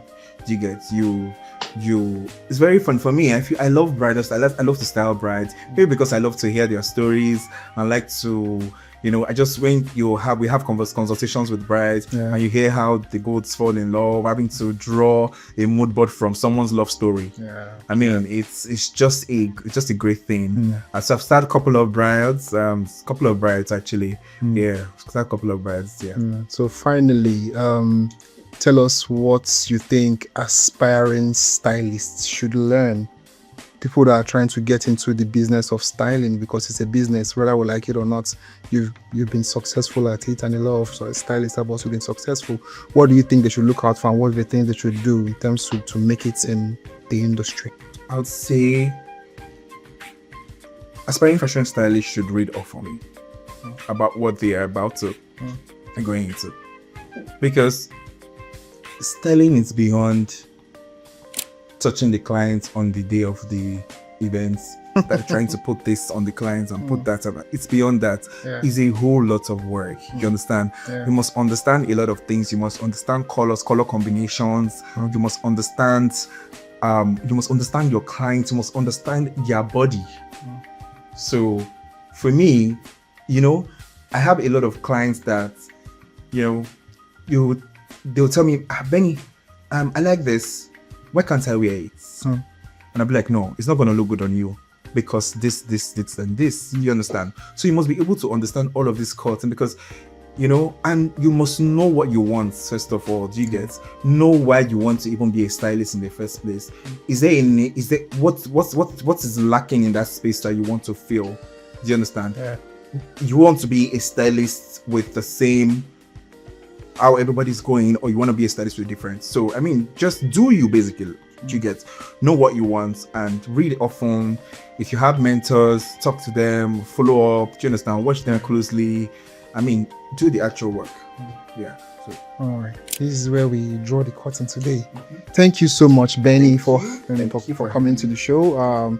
This is where we wrap up for today. We draw the curtains here on BD Extra. Catch us on bdtv, on our live shows for news, for business news, sports, and everything that interests you. We have been on Benny. Say something to the camera. Let's say. Hey, it's so good to be here. Yeah. All right. Thank you so much, and we wrap up. Thank you and goodbye.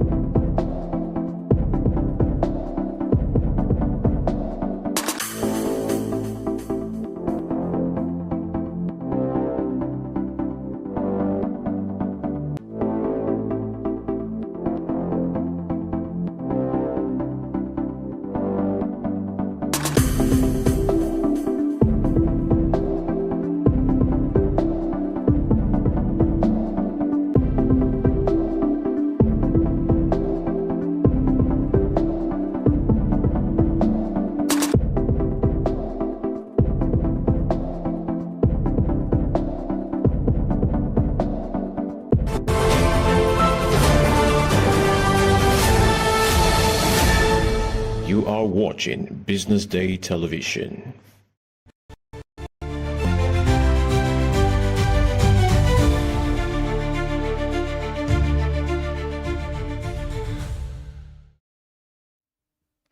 Hello, this is news update reaching you live from Business Day Television News Studio here in Lagos, Nigeria. Coming up, Naira stocks drop after Trump's military threats.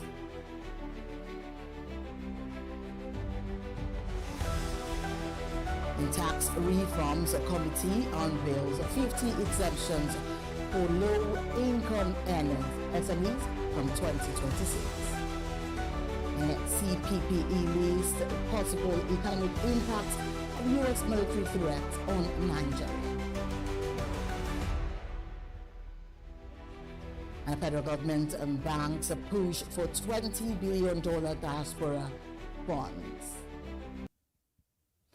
Thank you for joining us on News Update. I am Destiny Momo. And Nigeria's financial markets opened November 2025 on a negative note as the Naira and equities slid sharply following comments by U.S. President Donald Trump threatening possible military action against Nigeria over alleged religious persecution. The Naira weakened to 1,436.34 Naira to a dollar at an official window from 1,421.73 Naira to a dollar, while it traded around 1,455 Naira to a dollar in the parallel market. Trump, in a Truth Social post over the weekend, accused Nigeria of a Christian genocide, with his remarks triggering global concerns and spooking investors in Africa's largest economy.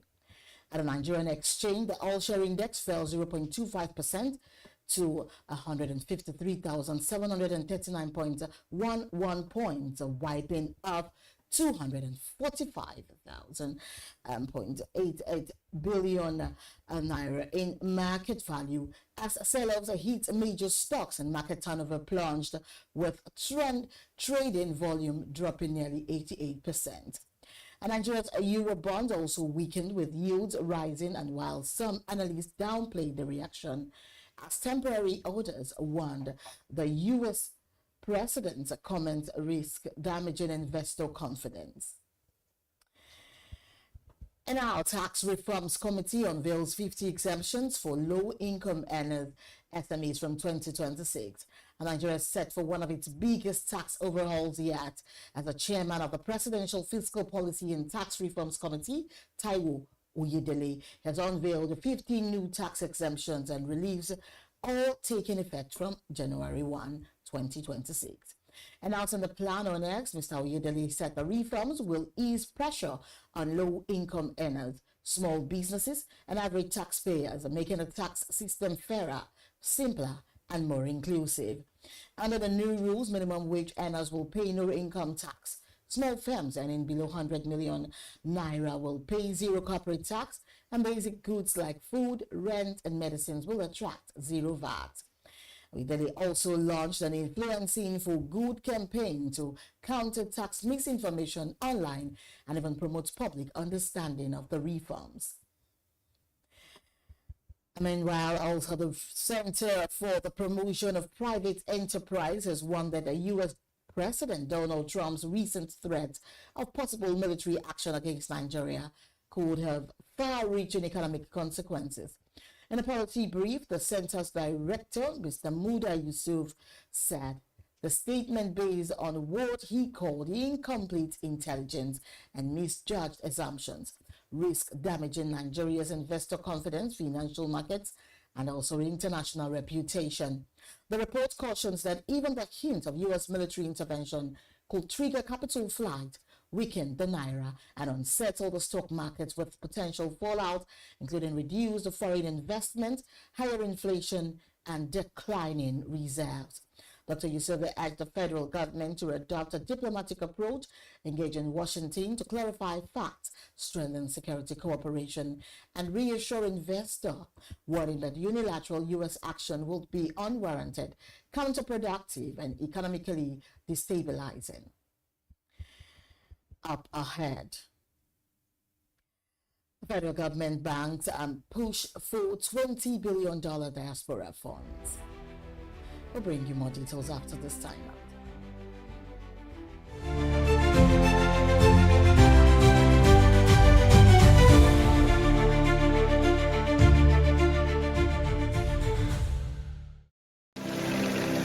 They say money never sleeps. Wake up to clarity, insights, and the stories driving business in Nigeria and beyond. From the heartbeat of small and medium enterprises to the pulse of national economic policy, this is where business meets perspective. With expert guests, real-time analysis, and stories that matter to you, we go beyond headlines to bring you the full picture. Join us every morning as we break down the numbers, decode the policies, and spotlight the people shaping our economy. This is Business Money. Attention business leaders. Want to make informed decisions? Join the ranks of the best with Premium Business Day. Access in-depth analysis and expert opinions to stay ahead. Subscribe now at premium.businessday.ng and unlock premium content. Plus, you get 50% off your first subscription. Don't miss out. Make smarter choices and seize new opportunities. Sign up now and elevate your business game. Visit premium.businessday.ng today.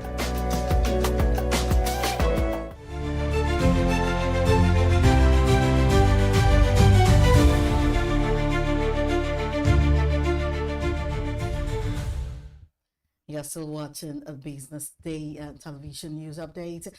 And now the federal government, through the Nigerians in Diaspora Commission, has unveiled a renewed plan to channel over $20 billion in annual diaspora remittances into productive investments to strengthen the economy.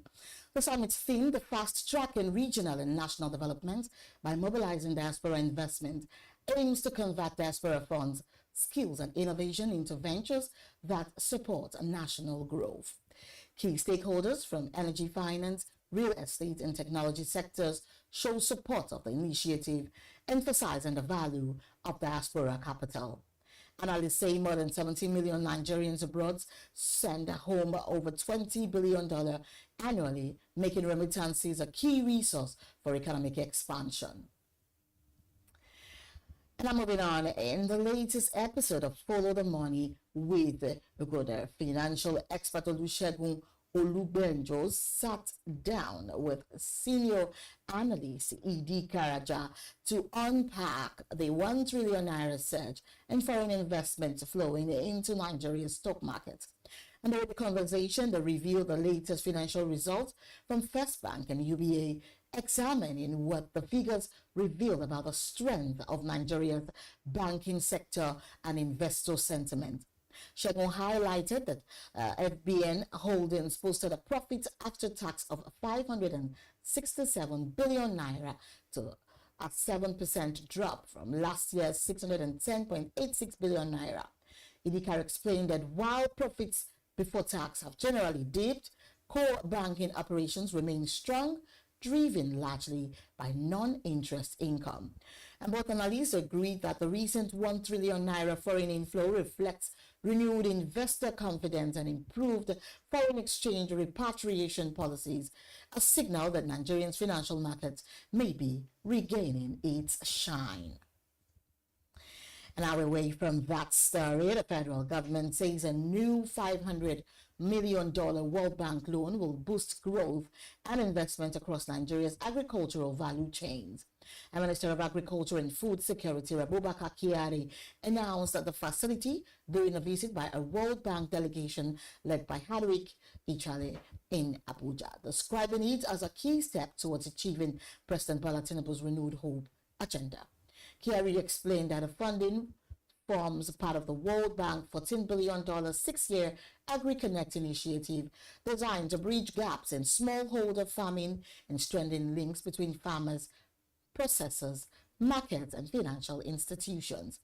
He added that the project complements existing government efforts like the Special Agro-Industrial Processing Zones, which aim to attract private sector investment while promoting youth and women participation in agri-business.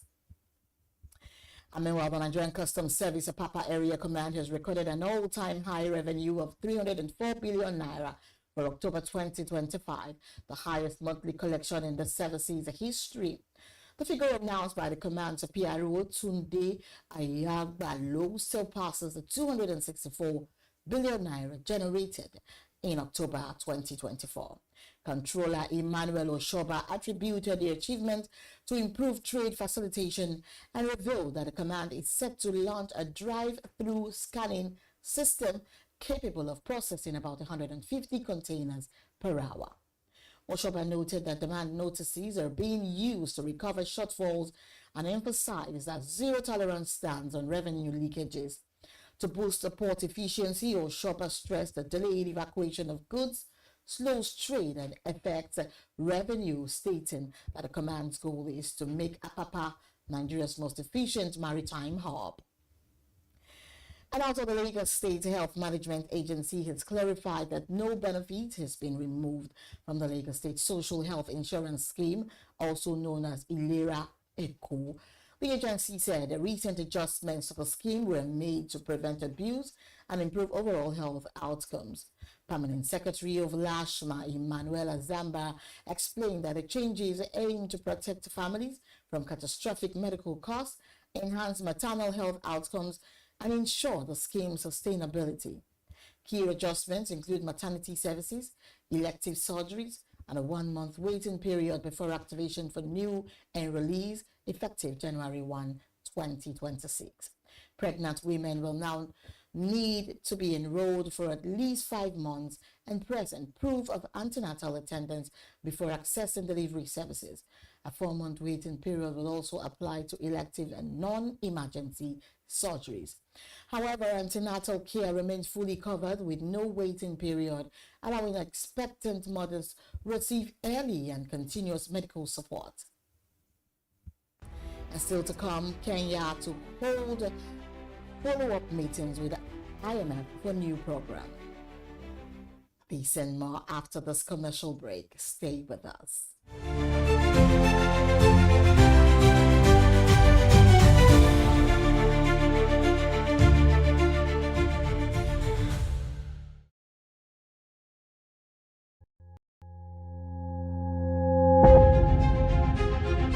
Good morning and welcome to the BDTV Breakfast Show. I am Bethel Ogunjobi. My name is Elizabeth Musa. And this is the social listening segment on the BDTV Breakfast Show. We're talking about the Fly Nigeria Act. Can you give us a background into what this is about? We are here today on the streets of Lagos, Nigeria, to gather opinion about a pressing issue. I will look at the cost of petrol. We get very Nigeria with the suffer. The income is not really increasing, but the prices of items are increased. Nothing like savings again. No. You only pray for that money to reach you that month. There's a lot of high pressure, a lot of stress. There's a lot of high targets to be met. I was quite strict. In my mind, I said, looking for my hand, my picking go spoil.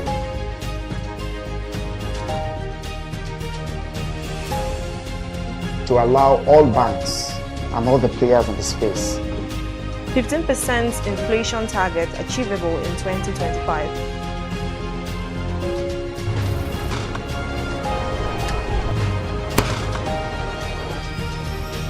The command and vision philosophy of both the Chief of Defense Staff, the Chief of Army Staff, and indeed all the service chiefs.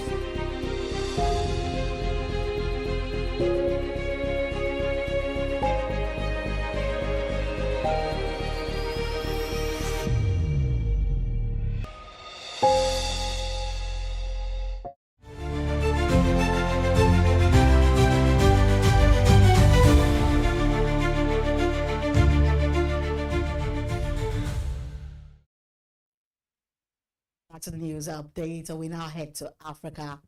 Kenya says it plans to hold follow-up meetings with the International Monetary Fund as it works to secure a new financial program. Finance Minister John Badi made the announcement on Tuesday, adding that the government is confident of reaching an agreement with the fund on how to classify its securitized debt. Kenya has recently turned to securitizing some of its revenues and borrowing against them to finance infrastructure projects amid concerns about rising public debt. And while the government views the move as a way to avoid adding to its debt burden, the IMF insists the borrowing should still be treated as conventional debt. And Kenya's $3.6 billion program with the IMF expired earlier this year. Officials say they are seeking a fresh arrangement that will include a lending component to support external debt repayment. And financial analysts have welcomed the move, saying a new IMF program could help stabilize Kenya's fiscal outlook. Meanwhile, Egypt's non-oil private sector saw its mildest slowdown in 3 months in October as business activity showed a slight improvement. The S&P Global PMI rose to 49.2 from 48.8 in September, remaining below the 50 mark that signals growth. And manufacturing recorded a small rise in new orders, while services and construction sectors stayed weak. Employment also picked up slightly through cost pressures, intensified with input and wage costs rising at the fastest pace in 5 months. And despite these, many firms limited price hikes, easing selling price inflation. Analysts say domestic demand is improving, but higher costs could slow recovery in coming months. And I'm moving on to the foreign scene. The acting inspector general of the U.S. Federal Housing Finance Agency, Joe Allen, is being removed from his role, according to reports from 4 people familiar with the matter. His ouster comes as the housing regulator takes on a more political tone under Director Bill Pott, a vocal supporter of former President Donald Trump. And sources say Allen's removal followed his efforts to share information with prosecutors, while the agency has not commented on the development. The FHFA, created after the 2008 financial crisis, is now drawing attention for launching a hotline targeting mortgage fraud and making criminal referrals against several Trump critics. The move adds to concerns over growing political interference in U.S. oversight agencies, as multiple inspectors general have been dismissed or reassigned in recent months. And meanwhile, European Union climate ministers are making a last-ditch effort today to agree on a new climate target before next week's UN COP30 summit in Brazil. And failure to reach could weaken the EU's claim to global climate leadership as major economies prepare to reaffirm or retreat from their commitments to the Paris Agreement. And talks have been stalled for months with countries divided over how far to cut carbon emissions by 2040. Italy, Poland, and the Czech Republic warn the target to could hurt industries already facing high energy costs and US tariffs, but others, including the Netherlands, Spain, and Sweden, argue that a stronger action is needed amid worsening extreme weather. And EU climate chief Wop K. Hoekstra says he's confident a compromise can be reached even as ministers weigh a clause that could weaken the goal if carbon absorption by EU forests falls short. And up next is sports news after this break. Stay with us.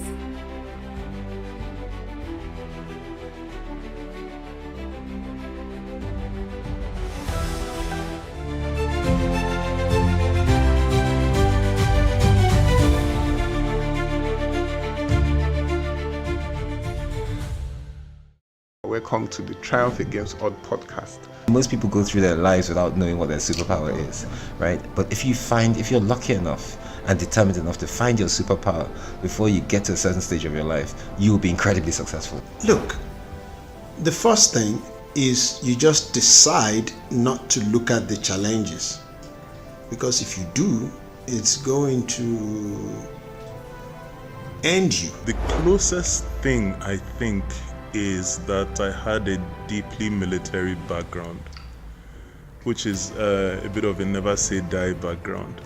I saw an opportunity in non-interest banking, and I felt that the demand was there. There was pent-up demand for it.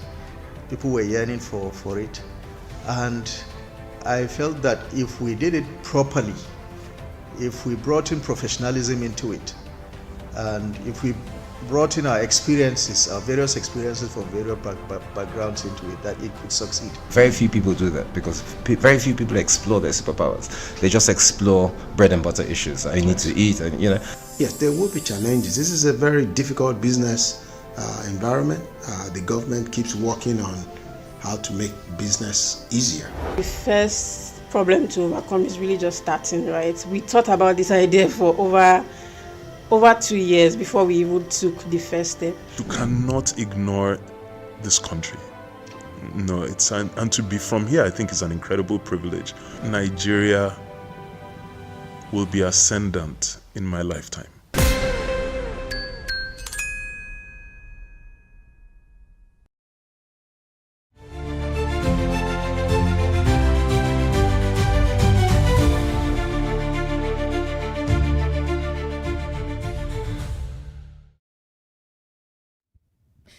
Welcome back to News Update, and now to sports news. Former Manchester United defender Gary Neville says the club's senior players should be doing a lot better in leading Ruben Amorim's side. I'm speaking on the Overlap podcast, and Neville highlighted the importance of a strong spine in any successful team, comparing United's current setup to the era of Schmeichel, Bruce, Palister-Kane and Cantona. He criticized performance of Harry Maguire and Matthijs de Ligt, saying both have enough experience to provide greater stability alongside Casemiro and Bruno Fernandes in midfield. And Neville added that while United attacks lacks experience, the club's core players should be doing more to hold the team together, pointing to Liverpool's structure as a model of balance and leadership. And now to end the news, former Liverpool defender Jamie Carragher says Everton urgently need to sign a striker if they want to avoid another relegation battle this season. Speaking of their 1-1 draw with the Sunderland, Carragher said the club's main priority should be to stay clear of the bottom three and build momentum before the international break. He warned that Everton's current attacking options are not strong enough and that a failing to strengthen in January could leave them fighting for survival again. further added that while the club's new ownership is a positive step, finding a reliable goal scorer must be their top priority. And that is the much we have for you, a news update at this hour. Remember, follow us across all our social media platforms and on YouTube to get more updates from Business Day Television. I am Destiny Momo. Many thanks for watching. Good afternoon.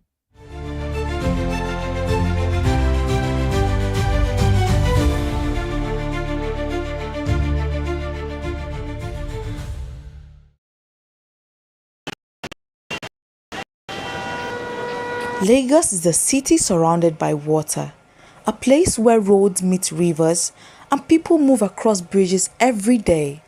From the lagoon to the Atlantic, water is part of Lagos' story. But for years, much of this potential has been untapped. Lagos inland waterways offer a huge opportunity to move people and goods safely, easily, and faster.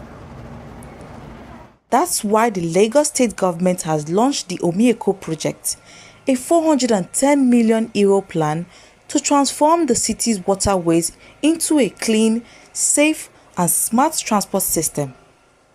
Backed by the French Development Agency, the European Union, and the European Investment Bank, the Omi-Eko project would reduce road traffic, promote the use of electric ferries, and make daily movement across Lagos faster and more comfortable. Governor Babajide Sanwo-Olu described the project as a new era for transportation. Omi-Eko, a blueprint for the future. Omi-Eko's project is a comprehensive, future-oriented blueprint for a sustainable mobility in Lagos. It merges technology, it pushes environmental stewardship, it creates a smart design for the waterways that is not just navigated, but is optimized. Under our Teams Plus agenda, we identify water transportation as a critical level for transforming urban mobility. And step by step, we have laid the foundation for today's leap. We expanded our Omi bus fleet into very modern ferries. We had safe ferries that were designed with comfort and efficiency. It was used at easing the pressure on our congested roads. We established Africa's first waterways monitoring and data center. Is behind here somewhere, ensuring real-time visibility and enhanced safety across our waterways. 25 terminals and 75 electric ferries expected to move about 25 million passengers every year. The project will make water transport a real part of daily life in Lagos. The Lagos state government says the project will create jobs, improve safety, and open new business opportunities for people who walk around the waterways. International partners say Omi-Eko shows how Lagos can lead Africa in green and modern mobility.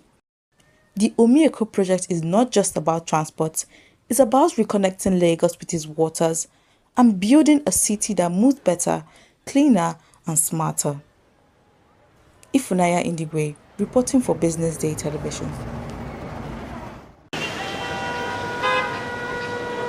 Lagos is a city surrounded by water, a place where roads meet rivers and people move across bridges every day. From the lagoon to the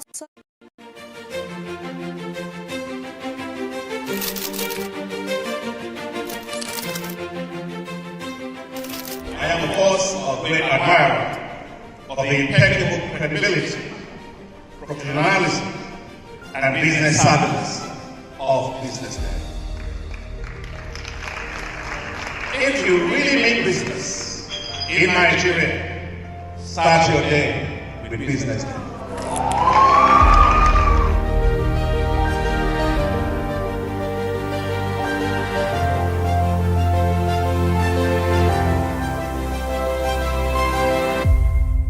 BusinessDay is West Africa's leading provider of business intelligence and information, delivering premium content across diversified media platforms including online, mobile, and print.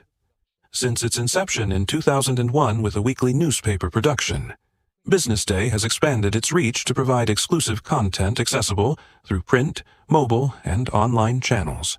Our premium offerings are further enriched with syndicated content from esteemed sources like the Financial Times, The Economist, and the Harvard Business Review. At BusinessDay, our mission is clear: to be the foremost provider of business and financial content, empowering readers to make informed decisions in Nigeria and Africa.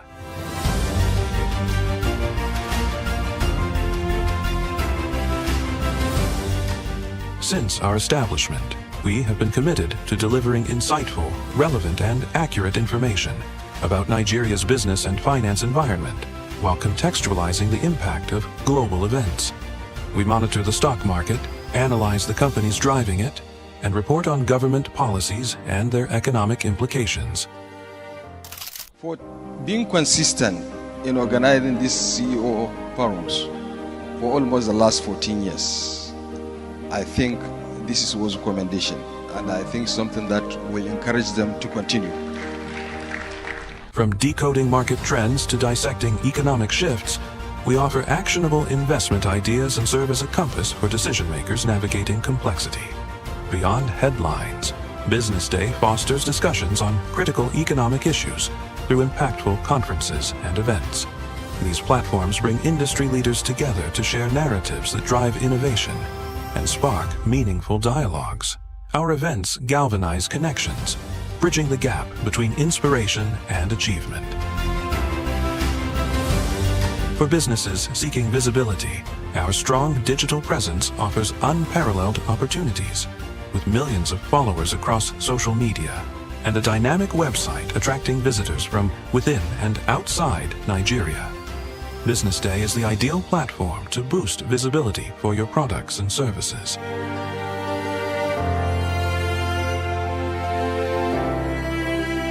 If you're looking for in-depth analysis and expert opinions on Nigeria and Africa's business landscape, BusinessDay is your guide.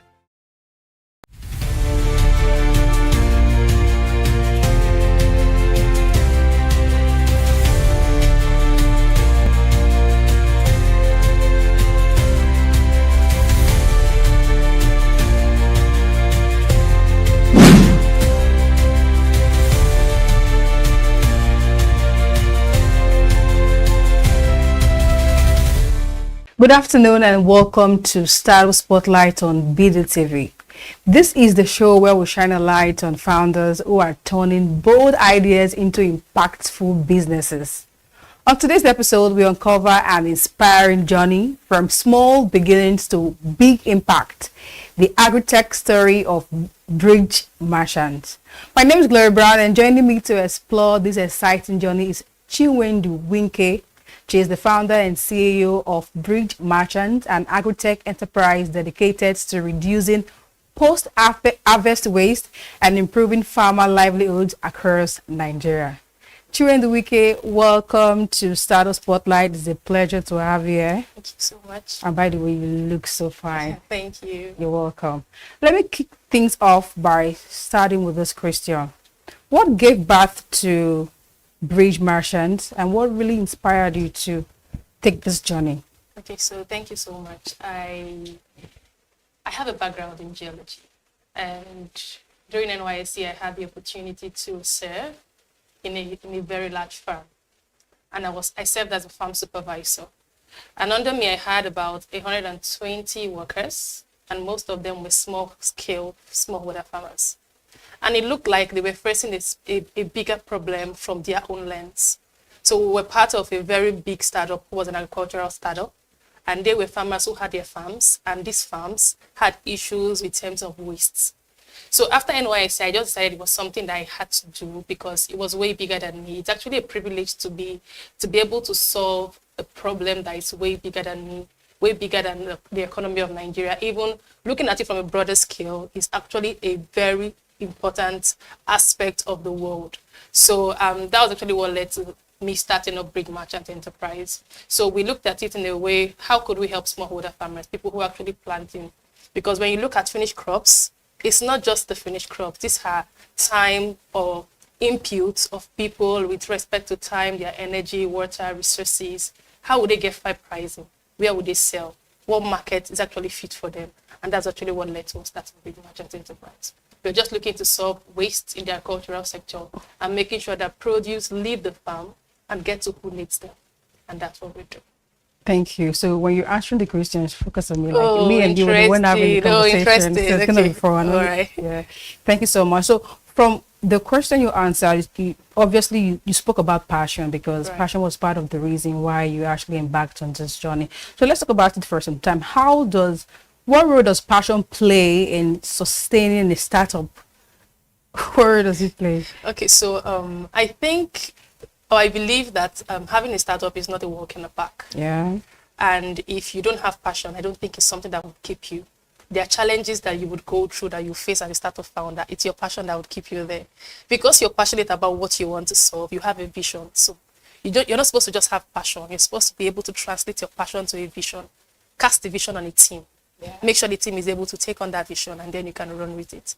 If you don't have passion, if it's just something you want to do for money, okay, what happens when you lose all the money? What happens when you get a challenge that is way bigger than you? Passion is just what will keep you in those tough times, and that's how you transcend times and challenges. I like the fact that you spoke more about passion, and then you said challenges. So what are the top challenges you faced when you started out, and how did you overcome them? Because I know when starting up is a big ordeal, going through different challenges. Yeah, so one of the major issues everybody in agritech will tell you is that trust is actually a problem. Oh, trust. Right, yeah. So I know some people come out and be like, oh, it's finance. Yeah, finance is a problem there, but for you to work very well in the agribusiness sector, farmers want to be able to trust you. Your customers want to be able to trust you. Your clients want to be able to trust you. The sector is already so messed up because people have had bad experiences. So we started, in as much as I was a lady, I started very young. I think I was like 22 or 21 when I started. So I was just off the university and it was very young. So I had issues with trust in terms of people wanted to know if they could trust you with your product. They wanted to know if you were going to fulfill whatever promise you gave to them. And the second issue I had when I started off was I was a lead, and I was a young lady. And because of the space was like is kind of male dominated, when I get into a rural community and I'm like, oh, we do this, people at that point did not want to interface with me.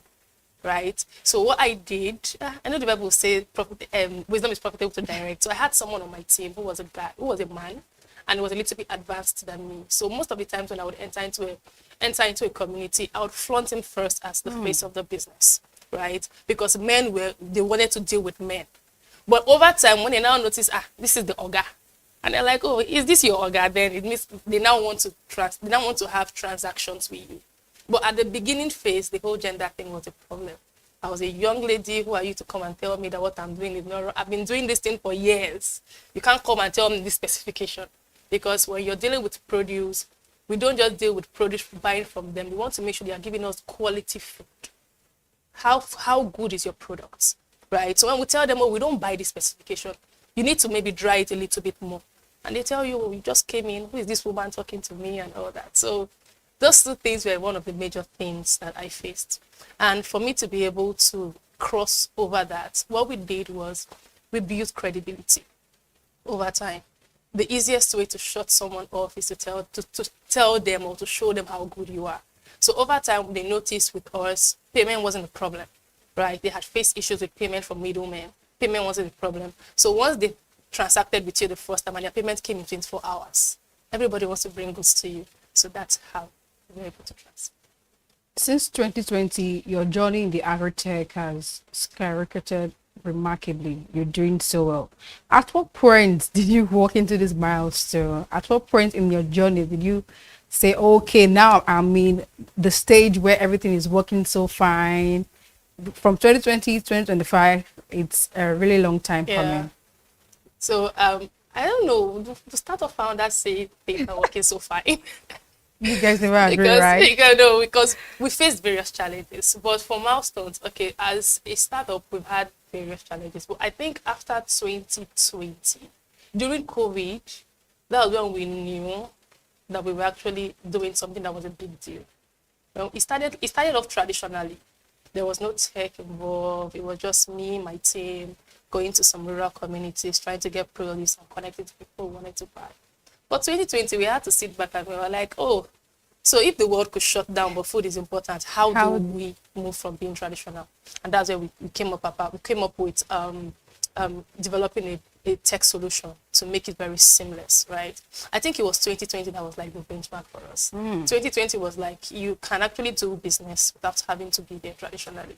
And that's when we knew that there was an avenue for us to pivot from where we were to where we wanted to be.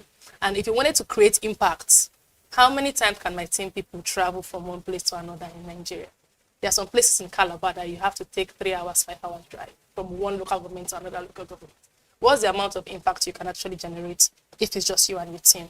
But if you make it bigger than you, incorporate technology, make your process very seamless, your impact will actually just 10x. And that's actually what we do. Before I move over to the next question, when you were talking about the challenge and how you're able to overcome them, you made mention of the gender-based issue, you understand? And we have a lot of females or women out there who are looking forward to step into this agri-tech journey, just like you've already started. How can they overcome it? You said in your own case, there was a guy you were already fronting. Yeah. So what are the ways you feel like women looking forward to come into this business, how can they tackle that challenge? Okay, so when I started, I didn't know a lot of things. If I had known what I know now, I don't think I would have faced what I faced, right? So I would always tell people that there's power in community, there's power in learning, right? The ecosystem is more, the more the years are coming, the ecosystem is becoming more friendly to women, right? People are now giving more emphasis on women in tech, women in agriculture, women in circular economy, women in fintechs. The society and the economy, the community is just making it easier for them. So what I would say is, if you are looking to come in, yes, there are challenges, but you will thrive well in communities. You will thrive well with having a mentor. Right, I didn't have that. I actually did not think about that. I was just thinking about a problem, a solution, trying to just hit it on. But if you have a mentor, it makes it easy for you, right? Because you're not starting from the basis. You're not starting from the floor. You're starting on the experience of someone who has been in the sector. And they can actually just help you navigate things that actually will take you a longer time to navigate. So if you're coming in, you're welcome. We need you. But then please, get a mentor, learn as much as you can learn, take as many courses as you can take, and build relationships. I think that would help. How did technology helped? What role did technology play in the success of this journey for you? Yeah, so technology helps in scaling impact, right? We can do something over and over traditionally, but like I said, how far can you go with that? How many persons can you reach? You can try to sell something traditionally to 1,000 persons in 1 year. With technology, you can meet 8,000 persons in 2 days. We now have tools that are making it easier for us. You have your social media space, you have a web part. It's even funny how just having a single page website can increase productivity for you. So we're no longer in that area where people would want to just do traditionally. Why stay small when you can be actually big? I would say why be the whole body of an ant when you can be a leg of an elephant, right? Yeah. So it helps you. It just helps you scale, meet milestones, have more impact. Even your revenue, it affects your revenue, right? If you sell one piece of clothes in 1 day, with technology you can sell 10, 100 in 2 days, in 1 day. It affects every single thing about your process. And I think that's actually what most entrepreneurs should look towards. In Nigeria and Africa at large, how do you see agri-tech shaping the food security we have in Africa and in Nigeria? So Africa has 40% of the world arable land.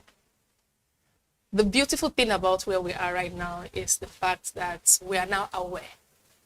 We have a demography of people who are aware of the problem. So it means, because the first point in solving any problem is being aware of the problem. So we know that food security is a major issue. And because we are aware that food security is not just on the farmer's end, It's having a connected value chain. So there are a whole lot of problems along the value chain. First of all, in Nigeria, we have a very decentralized, disconnected agricultural value chain, right? And if you look at people in the agri-tech sector now, they are trying to see ways to connect these solutions for farmers, right? And make it easier for them to be able to access these solutions, right? So in the next couple of years, we're really looking, like, let's take for instance mechanization, right? If you look at the tractor ratio in Nigeria, very low. If you go to a first world country, they don't have issues with mechanization in agriculture. And if you check the impact of mechanization on the agricultural system, food is produced. I tell people, food security is not just availability of food. It's availability and affordability of food. That you have it in Benue State, is it affordable to people in Lagos State? If you go to Benue State, food, you go there, you see a basket. Very totally different, right? They beg people to buy because of our disconnected value chain. We should not just focus on primary. We're supposed to focus on primary, secondary, and tertiary. The primary people who are planting it, how to make life easy for those farmers, right? How to make sure that we're increasing their trainings, increasing their production, their yields. For the people in the secondary, make infrastructure easier for them to access. It's very, you'll be shocked that with just good road, what it would do for agriculture. I'll give an example. We had a contract and we're supplying Dufil, cassavas from Kwara State. And when you supply cassavas, right, the specification around it is it must be sent to the factory at most 48 hours after uprooting.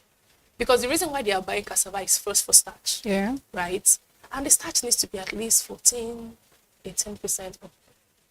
And I did all this fine. So on my end, everything was good. I made sure they uprooted. Immediately the truck got to the farm. That was when we did the uprooting. We were loaded the same day and the truck hit the road. But on the way to the factory where we were supposed to supply the company, the processing company that was buying from us, they met a very bad road and they stayed there for 2 days. By the time the cassava had gotten to the factory, the starch percent was 8. If not that we had a very good relationship because we had been supplying them for a while, so they knew the quality of the specification. The amount, we had a loss on that particular truck, but I could imagine what other people were going through. This is cassava. We're actually playing in the grain sector and we just added a little bit of tubers. What about people doing perishables? Who cannot even afford simple cold trucks to be able to convey these things in the best and the healthiest condition from the farm to the market or from the farm to the consumer at the last. So these are things we look forward to. So we look forward to an Africa or in Nigeria where all these things are in place. And then we can do the work. Because we can only try our best. We need a lot of interventions from the government, from private sectors, because we cannot only, it's a big problem, right? The government would only assist. And that's why we're there as the private sector to actually do the work. So moving on to the next question, of which I feel you're already moving to the next question yourself already. In this regard, you've made mention of some ways that the government can actually help, like fixing bad roads and all that. What major roles can government and stakeholders support to help agri-tech startups, most especially startups? You understand? Yeah. What role do you think they can help in supporting agri-tech startups in Nigeria? So I think they're supposed to zero in.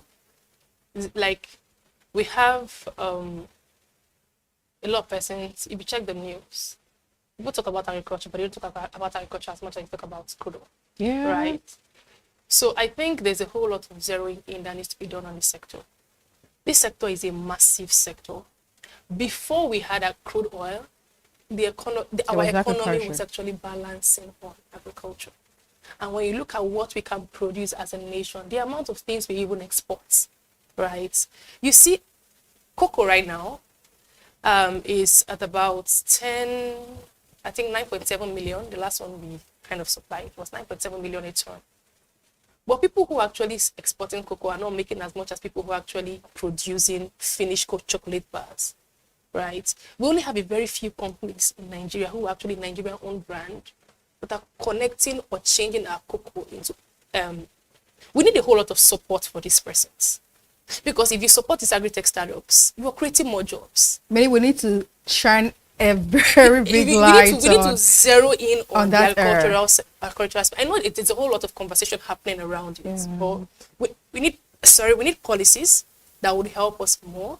We need communities. We need to sit down sometimes and we need to have these roundtable meetings sometimes, and let agri-tech people tell you what they are facing, so you know what to solve.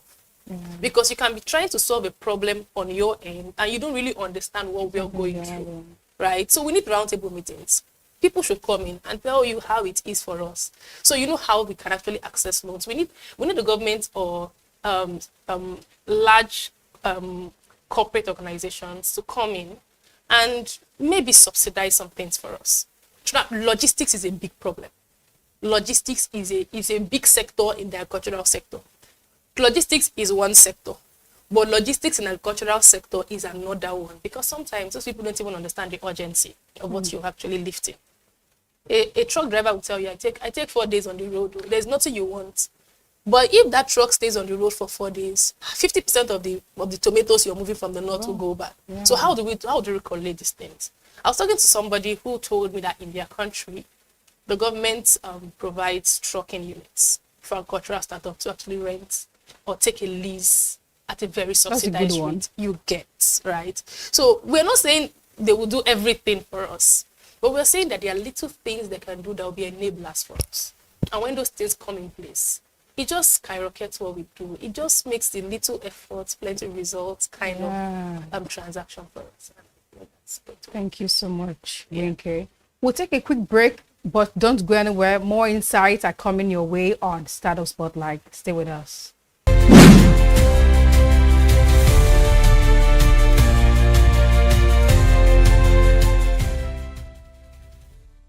Welcome back. It's still Startup Spotlight, and if you're just joining us, you're right in time for the best part of the conversation. So what do you think about the agri-tech business for people who wants to go into it for the gains, for the profits? You know, they say there's money in agriculture. I've seen a lot of people talking about how you can make big gains, big profits. What do you have to say to people who are just seeing the gains from the start?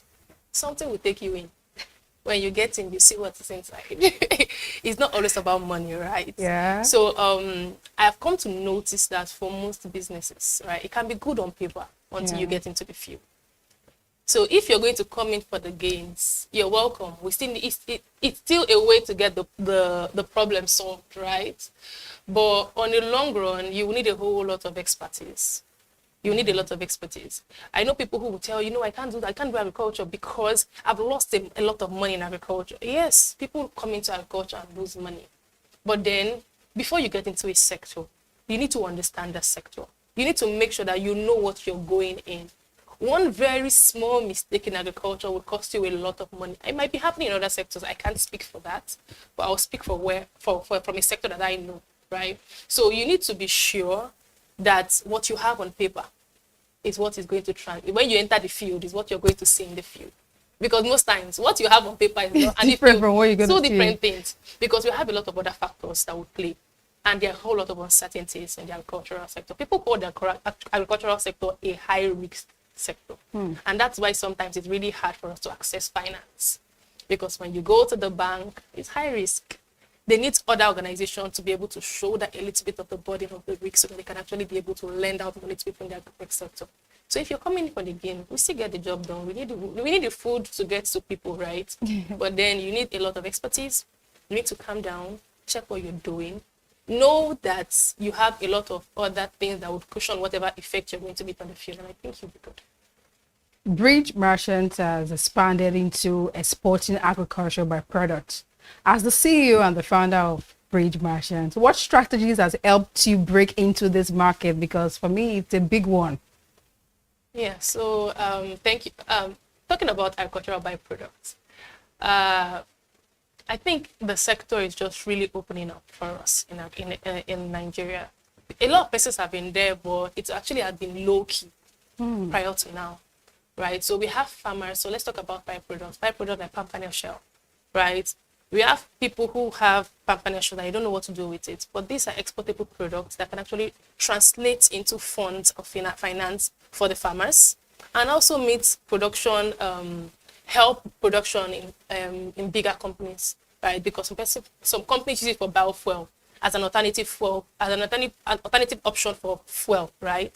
So what's helped us, strategies that helped us, we did a whole lot of research on trends, right? Because right now everybody's talking about carbon credits, how to minimize greenhouse and carbon effects and all that.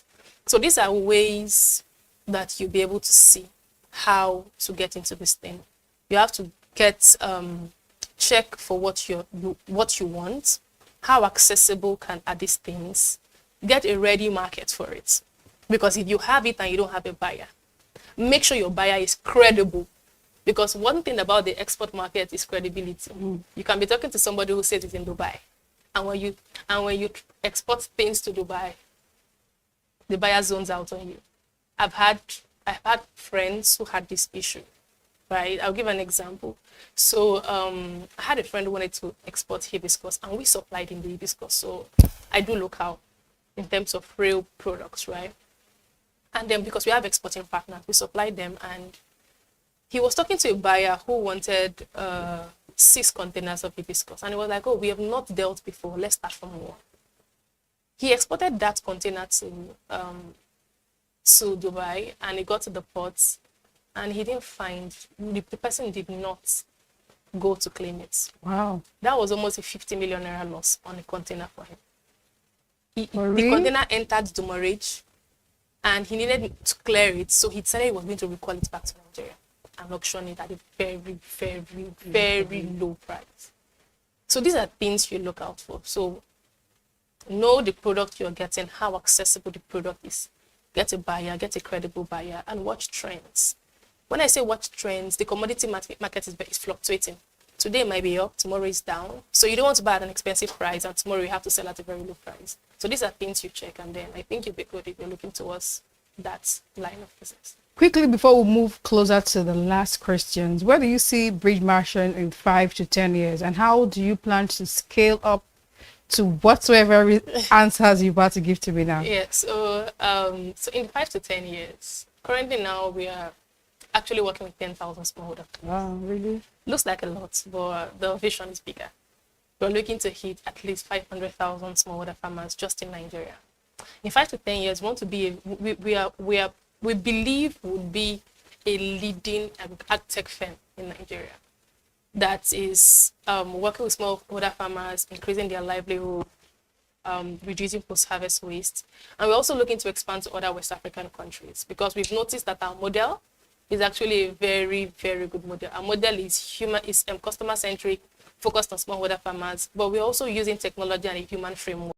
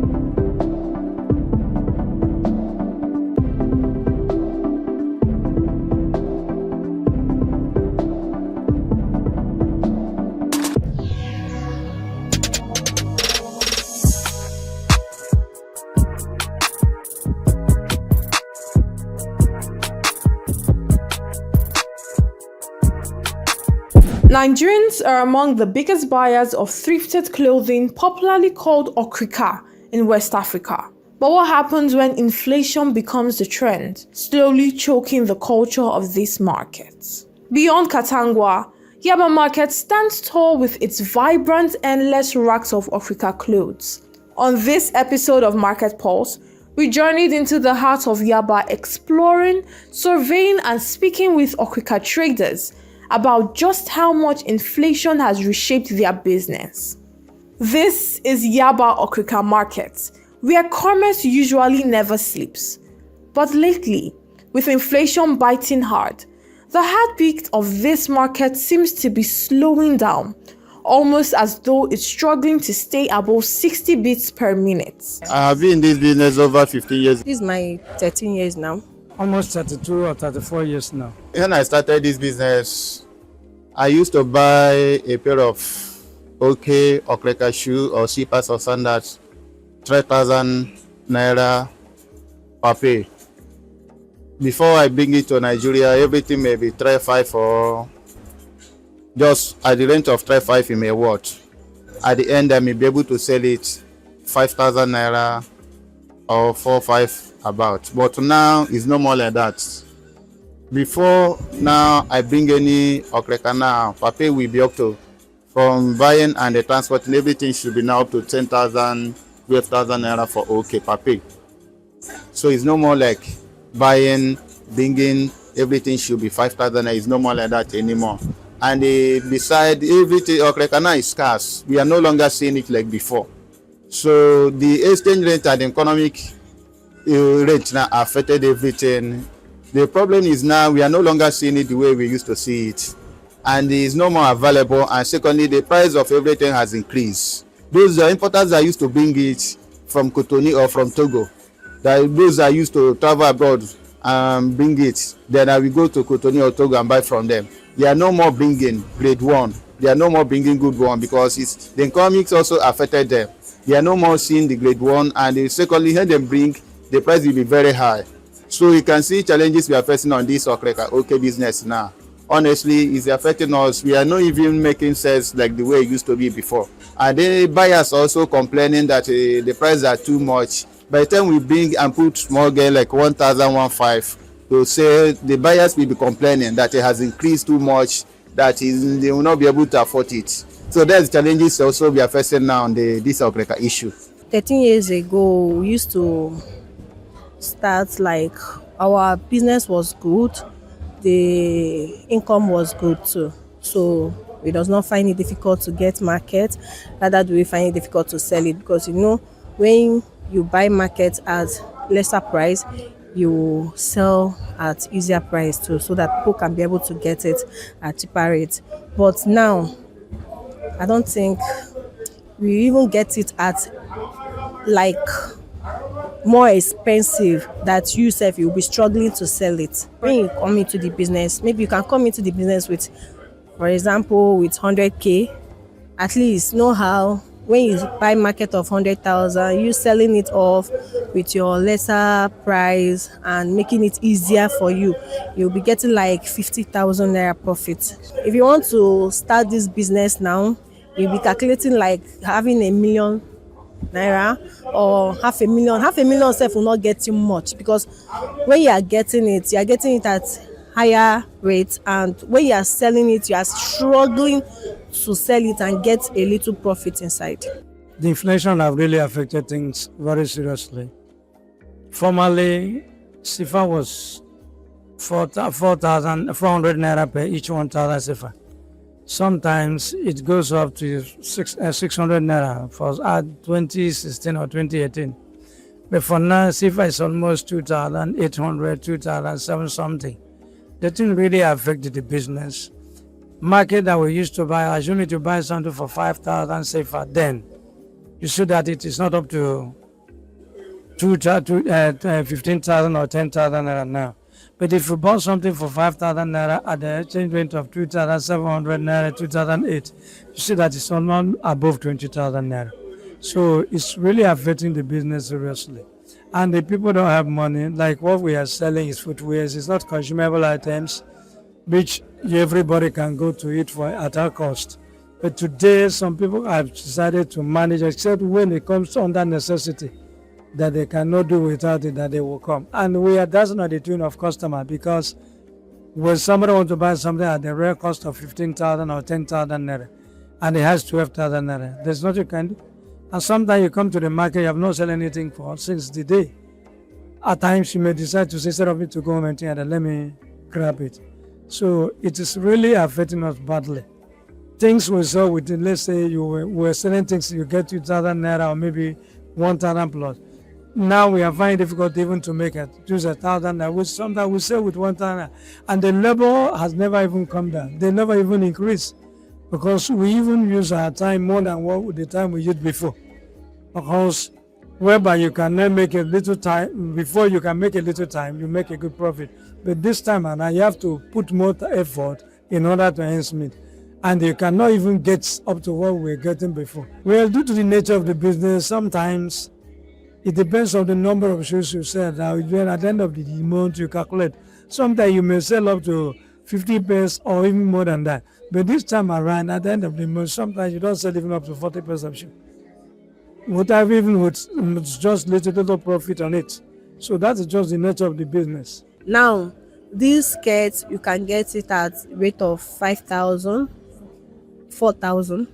We have first grade and second grade. First grade will go for like 5,000. So at times you'll be selling it like 6,000. Do you understand? So the ones that you get like 4,000, you can equally sell it like 6,000, or you sell it 5,000.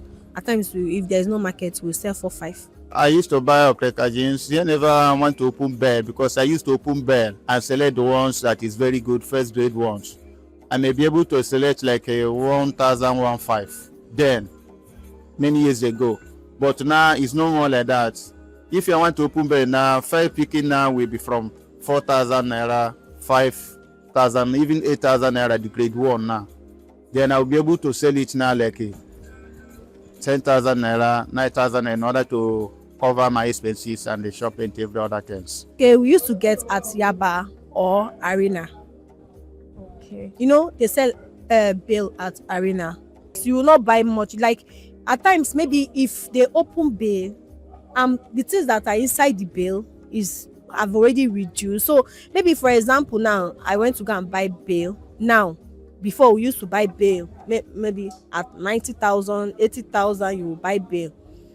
Highest bail will be like 150. So when you get that bail, you know, things that will be inside will be much, in a way that when you sell them off, you get your profit. But now, you get bail at very expensive rate, and the things that are inside is lesser. So you'll be struggling to make profit. In a month, at least, after spending much money, every seller, no, maybe like 200,000. When you go to market to get the stuff, knowing that what price you have in your mind to get it is not what you are going to get it. 2 years ago, let me say, within a year, I will be able to give account of after expenses, after shop rent and every other time. I'll be able to give account of to depend the amount I invested for the year. I'll be able to have profit of 200k, profit of 300k. You understand? Yeah. Depends the amount I invested, but as I normally invest more large amount, I will be able to make profit of 300k, 200k, even above. But this year, no more. Even to save money is very difficult. Even to push the business forward now is difficult, because the business is no more flowing and no more gain like before any longer. With profit of 50,000 naira, then at least when you make profit of 50, the profit I'm talking about in those days is not in a week, or it's not even in a month. Maybe when you buy market today and you sell it off today, you'll be seeing like 50k.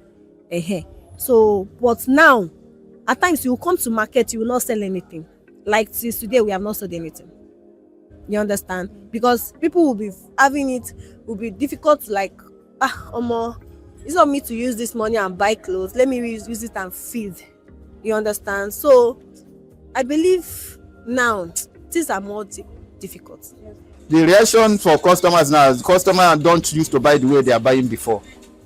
They do, maybe customer used to come twice in a month. Now some of them will come once in a month. Some of them may not be able to come every month like before. We are into the we remain in the business because you cannot change things so easily now. Like as I said, I've been in the business for over 30 years.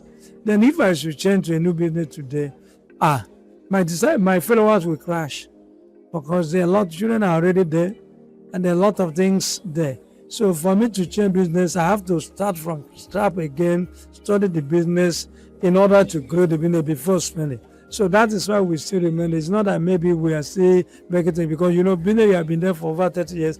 The knowledge is already there, and the system and how you can also do things you've already there used to that. So that is why we are still there. But whether we are making profit or not, it's not something to compare with. There's nothing to compare with the previous years.